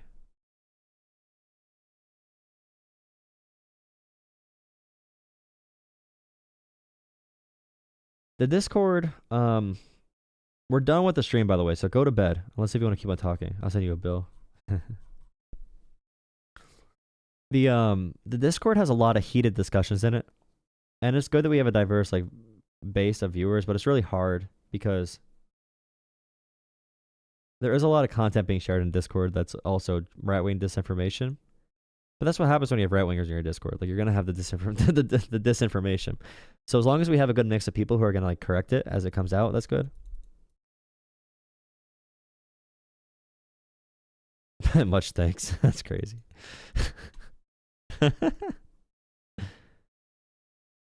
A-Golf, do you have a song to play us out tonight? A-Golf makes music. I'm wondering if A-Golf has a song to play us out. Because A-Golf usually links his songs. Thank you, Epoch. Thank you.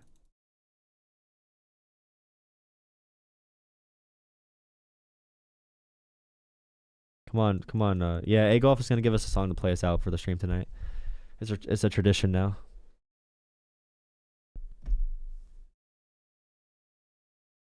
Oh, man.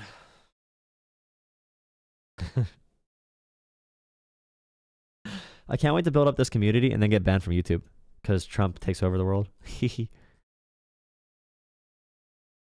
Good thing that'll be the least of my concerns if that happens.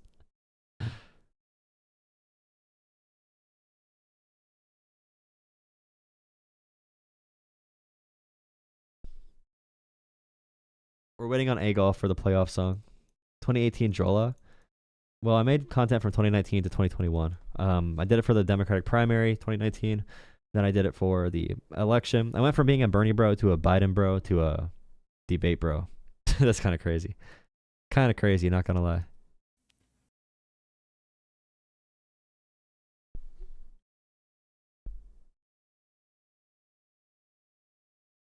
A golf. Oh wait a second.